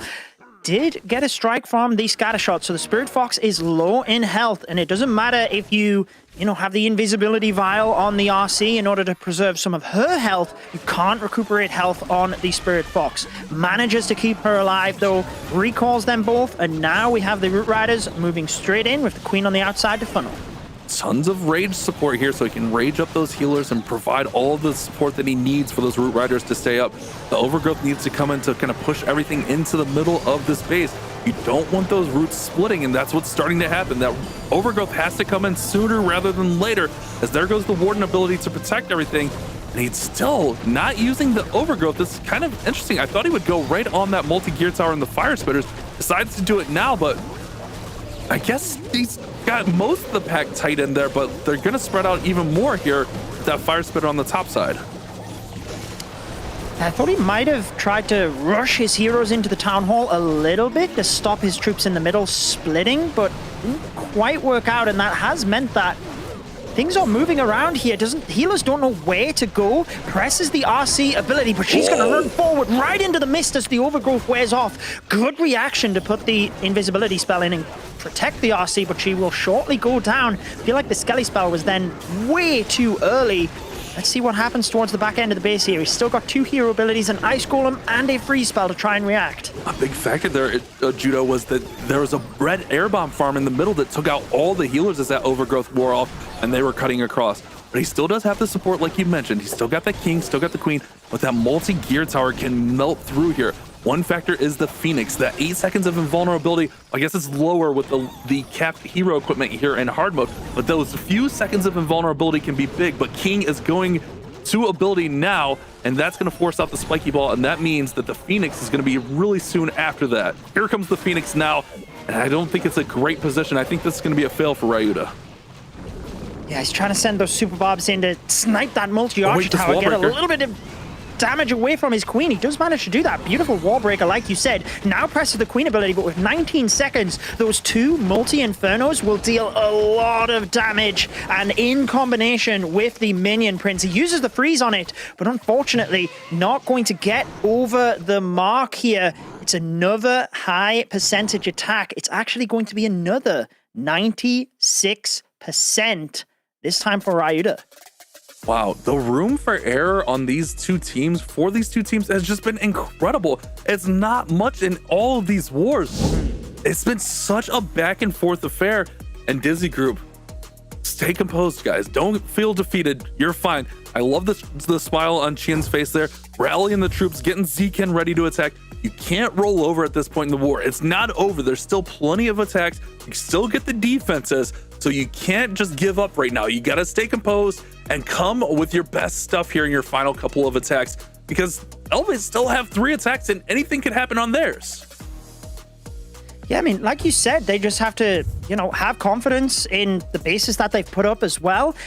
Look, if Elevate get a 93% 2-star, that ties things up. But they have to get above that to stay in the lead. And if things do go wrong in attacks, things tend to go wrong pretty drastically as well. Like, we've seen quite a few 70% 2-stars in these wars as well, because if you make the mistake, like you literally just said, the room for error is just massive. If you make a mistake, it has such bigger impact when it comes to hard mode. Just noticed again here for Leo, no Eternal Tome. We got the Healing Tome Rage Gem on the Warden again. And they're kind of shifting to that. That's kind of like prevailing as something that's just working really well with these Root Rider attacks. Leo's been really on fire, but in that last war, had the rare miss, and it was just not a great one for him. But looking to get back on track here, doing a great job managing this Spirit Walk. If he can get this multi-gear tower down, oh my goodness, this will be great value right here as he's working through here, but this Invis is going to wear off. Can he get it? One more shot. Nice! And the recall. Great timing. Yeah, literally perfect, because you have to remember as well, much like how we seen Kronos fail earlier on, the recall spell from when you press to when it actually drops and recalls the RC has that little bit of delay. So you can allow the Royal Champion to actually throw the spear and then recall her right afterwards. So literally impeccable timing there from Leo to protect not just the RC, but the Spirit Fox as well, which as she's moving through the base means that she's constantly just blinking in and out of being visible so that she's got much better chance of surviving. And this is why, if you don't take down the Clan Castle troops early, those Electro Boots can help you to power through them with the Root Riders. Needed something to pick up that multi-Archer Tower right there. The Yeti Mites are starting to work on it a little bit, but everything just kind of walked right past it. Hopefully that doesn't become a factor a little bit later in the attack. Troop Launcher throwing those troops right into the middle of the base, and everything is stacked together there. And pretty much out of spell support, just has the one freeze. Royal Champion is in there working on all those troops. Still has the ability for the Royal Champion as well. I think it was Rocket Spear, so he can use that to kind of anchor away. King and Queen working on the exterior of this. But keep an eye on that multi-Archer Tower down there on the bottom left side of the base as time ticks away here. That could definitely play a factor a little bit later on. Yeah, he has to keep an eye on that, actually. It's a great call, Bash, because the troops would have to go all the way to the other side of the base. I was thinking he can use a wall breaker and 2 super bobs to take that out, but I think he's just... Oh, yeah, he has actually done that. Look, multi-Archer Tower does go down, so he does not have to go back towards it. Base is falling fast, and with the King ability and the Queen ability, this is looking pretty good for Leo. He just has to time these abilities right, trying to save onto the Queen ability so that she can slowly get through these defenses, and then he can just smash through the rest of it. All right, here we go. Oh, she's going to walk around while the giant tanks right there. There goes the King's spiky ball. King's got access to everything on the exterior. Queen's going to come in and get the Archer Tower down. It's going to be a 3-star for Leo. And Elevate have taken a commanding position in this war after the miss from Ryuta. They are up big now. Wow. So, yeah, they are now up not only by the star, they are 7% in the lead, which doesn't sound like much, but certainly when we look at that last match, they were so neck and neck. It even looked like the last attack, it could come down to time. So that is quite a good position to be in, especially moving towards the second half of this war. But as you have said yourself, right? Dizi Group, they've got the talent. They just have to put up the 3 stars themselves and then hope that the bases that they've spent the time preparing can hold. Zekin, our next attacker, and we're getting to that territory where it almost has to be a 3-star here.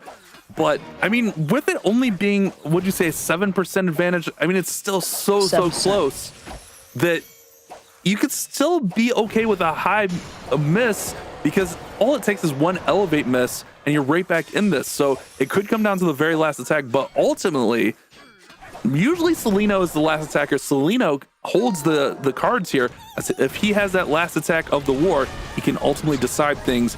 But let's see if Zekin can get through here and get the much needed 3-star for Dizi Group. Indeed. Well, he had a very successful RC charge there. Very nicely done, got the value he needed, didn't lose much health on the RC, kept the Spirit Fox, so all is looking good at the moment. CC troops providing a little bit of annoyance here though, as we do have the Furnace in the defending Clan Castle, so as those Fire Mites continue to jump onto the Root Riders, you have to be very careful because they can lose health very, very quickly. So he'll be dialed in for when to use that Warden ability. And there it goes. Warden ability goes off right now. Heard it clicking. Rocket Balloon still surging forward in there. That Fire Spitter, everything's pretty much past it. So that's a nice little thing, the timing, so he can kind of just work through there and get that down now. Our Warden's working over there. He's still got all the Valks, or the Roots with the Valks rather there, working towards the top side of the base and needs that monolith overgrowth to wear off, but everything's starting to wear to the outside. I'm a little bit worried about that monolith position here. Yeah, it's going to be tricky. He still does have a couple of wall breakers to help out. He's fortunate that the troops did get past that fire spitter a little bit earlier on, because the warden took a lot of damage, now getting healed up a little bit, because if the warden had have gone down, all of the 50% increase, or I guess it's a little bit less than that with the hard mode cap on equipment, but the boost that he's getting from the rage gem would not be taking effect as he moves in towards these multi-infernos. Just look at how quick they rip apart the Root Riders. He's pushing on through. 40 seconds here, Bash. He doesn't have a huge amount of confidence, but I don't think this looks too bad with the king. Oh, there we go. There's his celebration. I think he just had a moment of uncertainty, but he is going to be the 3-star for Dizi Group, keeping the pressure on Elevate. They have to keep delivering themselves if they want this golden ticket. Judo Sloth, what a war we have. What a grand finals. This is the grand finals we deserve in Clash of Clans Esports. This is what we all look forward to, as he's going to work through and get these final few buildings down, and Dizi Group get the much needed 3-star. Now they're in a position where if Elevate miss, Elevate don't have much wiggle room on their miss. If they miss, it's got to be mid to high 90s. So that was a clutch attack there for ZK. Yeah, exactly. I mean, before that attack, like we said, there was 7% behind. So for Elevate to stay in the lead on percentage, they've got to get above a 93%. But clearly, they'll be looking to just continue with those triples, right? They've shown time and time again. First war when they beat Vatic, 12 stars put up. Then they put up 14 versus Cuba Esports, 12 versus Dizi Group the first time they faced, 13 last war. So maybe they'll be hoping to even build on that this war. Or I guess, yeah, I mean, they can, right? They've had Pado with the 99%. And other than that, they've continued to smash it. So I guess they could get 14.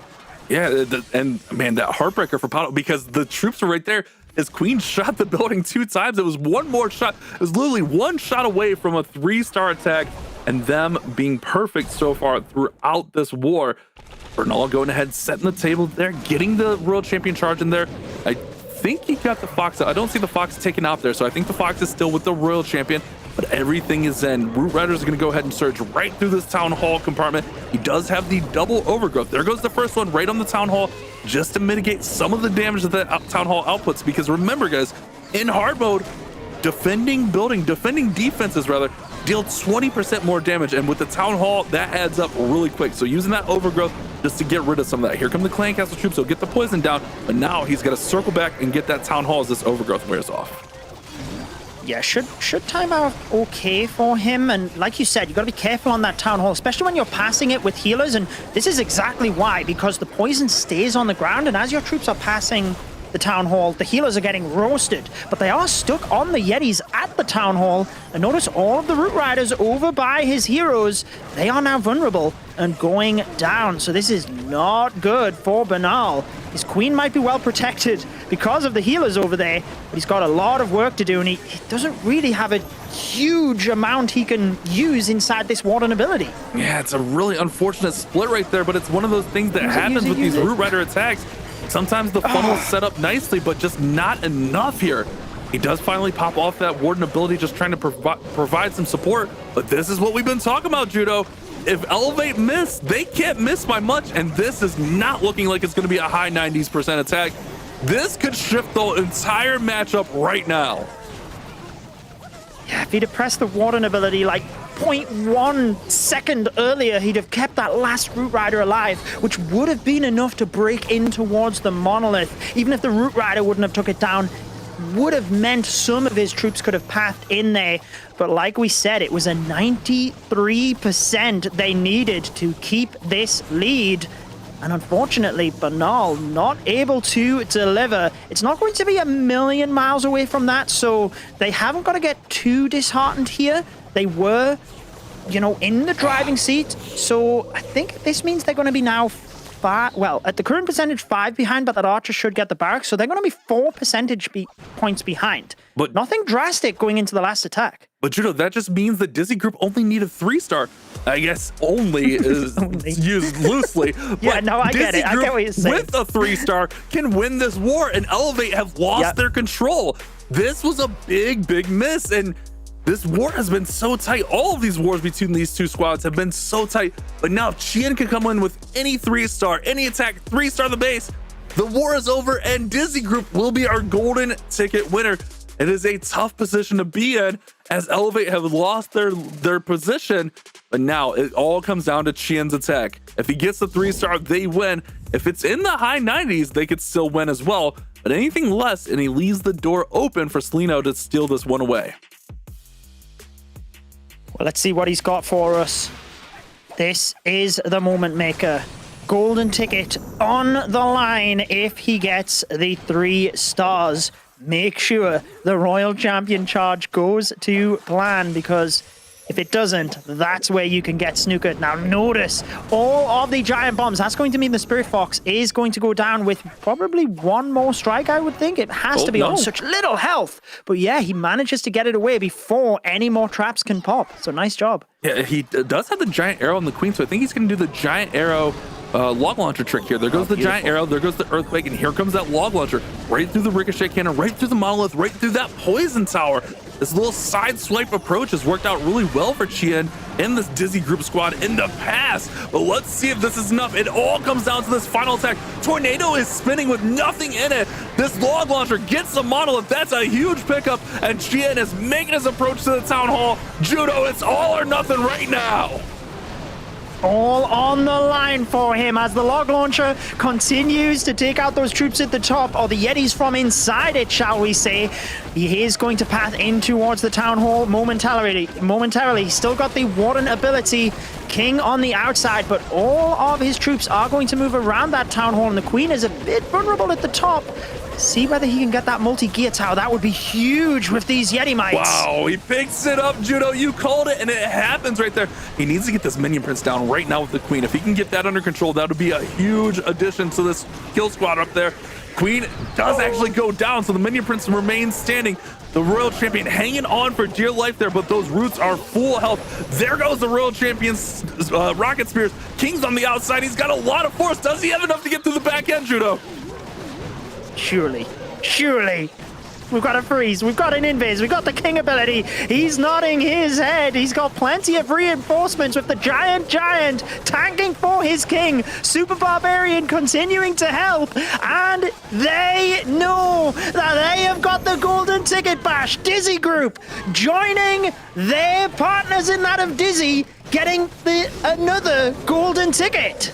Chien with the most clutch attack of the whole tournament, locking it up and winning the golden ticket for Dizi Group.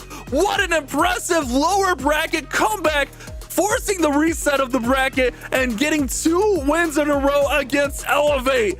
All it took was one miss. They smelled blood in the water and they struck down the bases of Elevate. And now we have 2 Dizi squads qualified for our World Championships. Oh my goodness. I mean, the pressure on that attack, knowing you have to 3-star, and he executed it flawlessly. The RC dive was beautiful, protecting that Spirit Fox, lining up the arrow with the log launcher. Everything was just fantastic. So now, all Elevate can do is try and give themselves some hope moving into next month's qualifiers. As I mentioned, I think if the teams were to perform like this, whoever doesn't qualify, I am confident they will get one of those golden tickets. But after this matchup, we'll also be having a look at the leaderboard, because remember, teams that don't get the golden ticket, there is a chance to get one by being consistent through the different qualifiers as well. Yeah, they're going to pick up 50 points for second place, so that's a big addition. Even though they don't win here and get the golden ticket, I agree with you though, Itsu. There's no way we don't see Elevate back here in our monthly qualifiers, making another strong run. The way they've performed throughout, it's really like just been one slip up in each war that's made those wars close on these close calls. And man, this one was just too much. Bernal, that big split, that's what we've seen when these Root Riders miss. It's because there's a big split, and the Queen and Yetis just stayed away from the Root Riders. And man, it was just a few buildings. It wasn't even that much. It was just a few buildings, but Chien took the opportunity and got it under control. But now Seleno just kind of keeping the composure, trying to make the guys feel good. Here comes the Warden Fireball right into the middle of the base. But man, you gotta feel for Elevate, but at the same time, it's nothing but GG's for Dizi Group. Goodbye, healers. One of the furnace fire mites from the furnace jumped onto those healers, and Selenho hoping to replicate that of Temper, because this is the same base that we seen Temper use this Fireball Rocket Loon attack on, and yeah, Temper was able to get it done flawlessly, but he did have the healers on his queen and the troops as we moved through, because without them, King, Queen, and Warden now have to get through all of this base through to the Town Hall. What an impressive war from both of these squads. I can't believe we saw the bracket reset, and now we see the come from behind victory. It's definitely a heartbreaker, but man, you gotta feel for Elevate, but I'm looking forward to see what they can do in the future as Celino is looking to get through here. Still got to get this Town Hall under control, which he's got a lot of force remaining. I believe this was the base that Temper used the similar attack on. Obviously, this one didn't 100% go to plan with those healers going down early, but ultimately, it's not going to matter as Dizi Group have secured this war and secured the victory, moving on with the golden ticket, Judo. Absolutely, and yeah, I mean, when you've got a blueprint versus a base, you can just copy Temper's plan, essentially. Temper did send his RC in from the left-hand side, but on this one, Selenho managing to just snipe the Town Hall, more than enough rocket balloons for that left side, and he will indeed get the 3 stars, but as you mentioned, not enough. It is Dizi Group that is getting the golden ticket. And wow, what a performance both of these teams have put on. They can leave with their heads held high, that is for sure. That's definitely devastating. They had one major miss there. I mean, just think about it. Pazzo's attack was 1 queen arrow away from being a 3-star.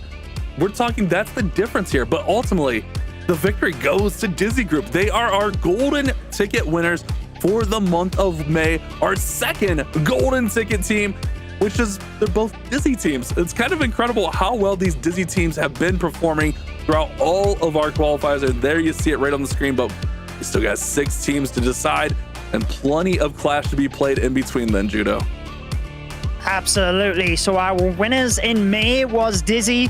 Our winners in April was Dizi, sorry. Our winners in May is Dizi Group. Who will be the winners in June? That is what we'll be deciding at the end of this month. Maybe it will be Elevate in themselves. You might have noticed there the leaderboard. We will be taking a look at that momentarily, but let's focus back in on this match. That shows how close these teams were. 13 to 13 stars. Can you believe that Elevate lost 2 back-to-back wars, putting up 13 stars, Bash? Wow. It's incredible. Like how does that even happen? I mean, you look at right there. I mean, you see the 99. Obviously, the 89 was the big miss there for Bernal. That's obviously the heartbreaker. But man, all these wars came down to the final attacks. All 3 of the matches we've seen between these 2 squads came down to the final attack, and it was just one slip up somewhere in the war that cost the Elevate. And man, it's a heartbreaker. It's devastating, but we know we're going to see Elevate back. We know this isn't going to defeat them. They have the experience. They're former world champions. They've been here before. They know how to keep their composure, but man, if you're Dizi Group, that's got to feel so good. Oh, absolutely. I mean, they have worked so hard after that loss to Elevate earlier on, didn't they? From the lower bracket, beating Tribe Gaming, moving on up, and then beating Elevate twice after losing to them earlier on. So you've got to give them credit where it is due. And I think we're trying to get Zekin on the line as well so we can interview him after this, Bash. Can't wait to just see how he feels after all of that. And here we are. Welcome, my friend, to the broadcast. I guess the first question has to be, how do you guys feel after that? 2 wins to round out the day and get that golden ticket. Wow, we're so very happy. And we shout about 5 minutes just now. Because this was our dream. So, yes, this is our dream. And we after losing the first match with some unlucky issue, but we just telling ourselves, yeah, this work. Believe in yourself. Definitely believe in yourself. I think that was the big story for you guys here. I mean, you went down to the lower bracket, you took out Tribe. Did you guys feel confident coming back against Elevate after the way that first match went? It was pretty close. Did you feel that you could force the bracket reset and then ultimately win that? I mean, obviously you did, but how was the feeling coming in here to the grand final? Yeah. Firstly, we was very nervous, but we have great teammates. We discuss with each other, so that helps us feel comfort and feel very happy with it. Okay. Yeah, awesome stuff. I wanted to ask a little bit about your bases, because there was a few wars where you either used the same base in multiple different wars, or sometimes even the same base within the same war. Was that part of the strategy where you either really felt confident with the base, or that you switched the traps around for other variations to try and trip the opponent up? What was the play with running the same bases? Yeah, this was some like mental game. We predict our opponents doing. We see their attacks and try to do some bait like red air mines and black mines. So I think we successfully. Yes. But the part of obviously it worked. No. Okay, that's all.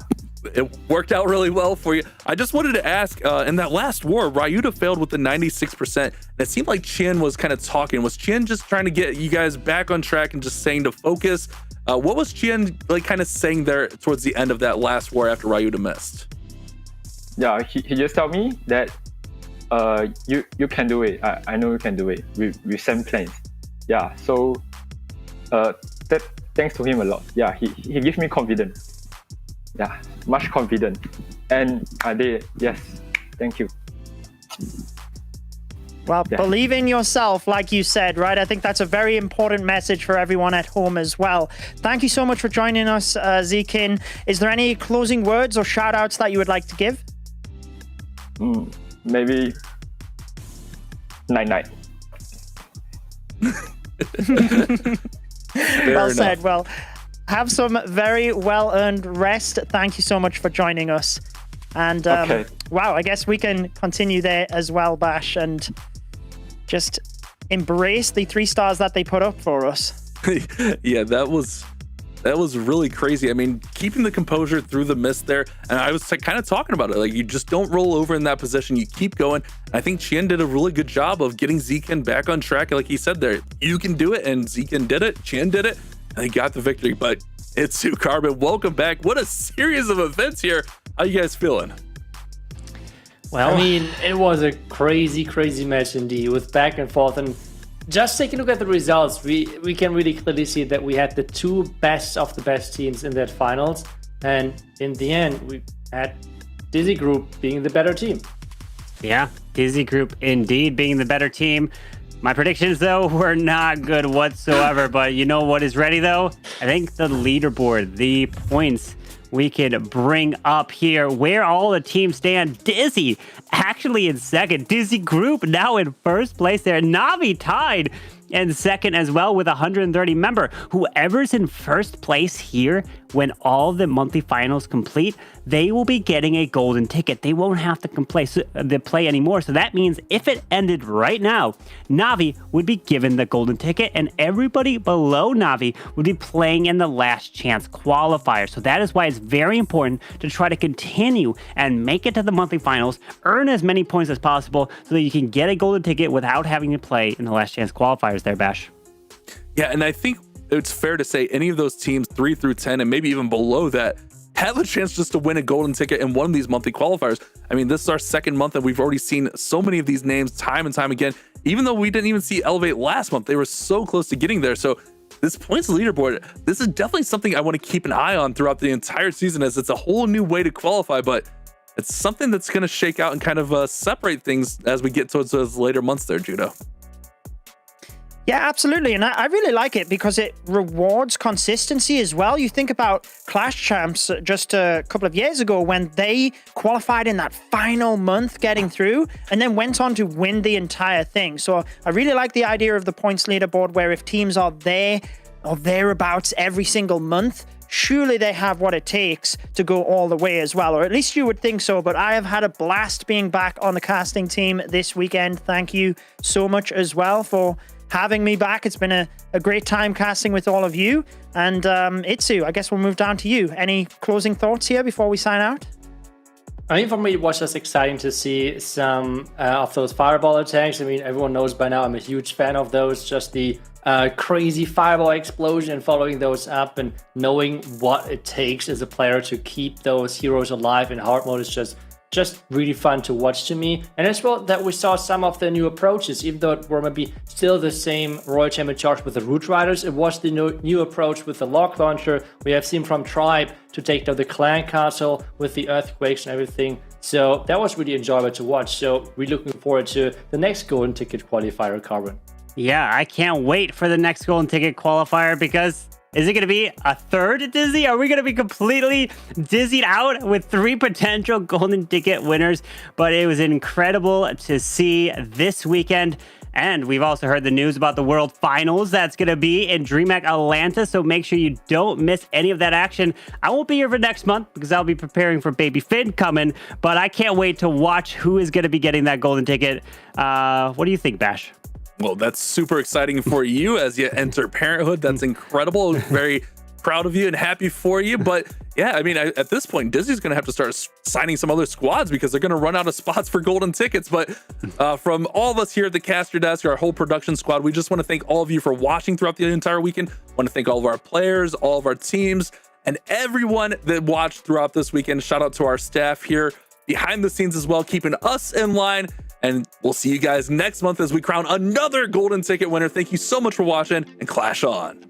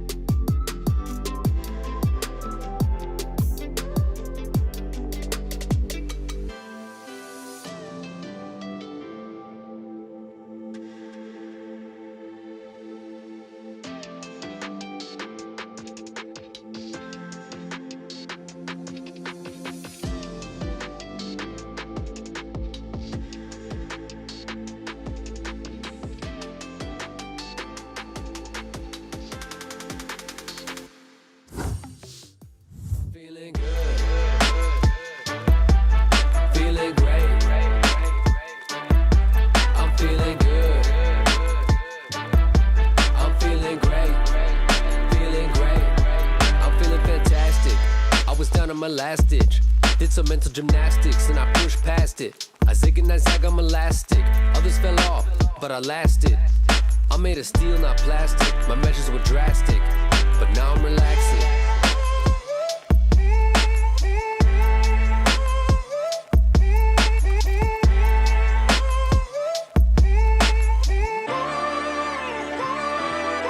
I'm feeling good. Feeling great. I'm feeling good. I'm feeling great. Feeling great.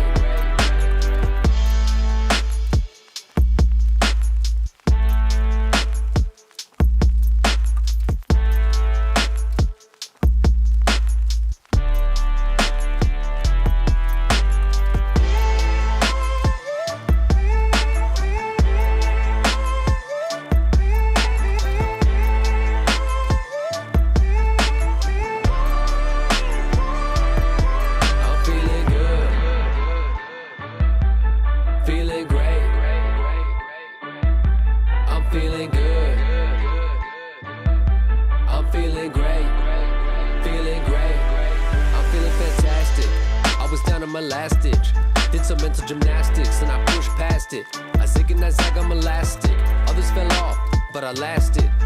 I made of steel, not plastic. My measures were drastic, but now I'm relaxing.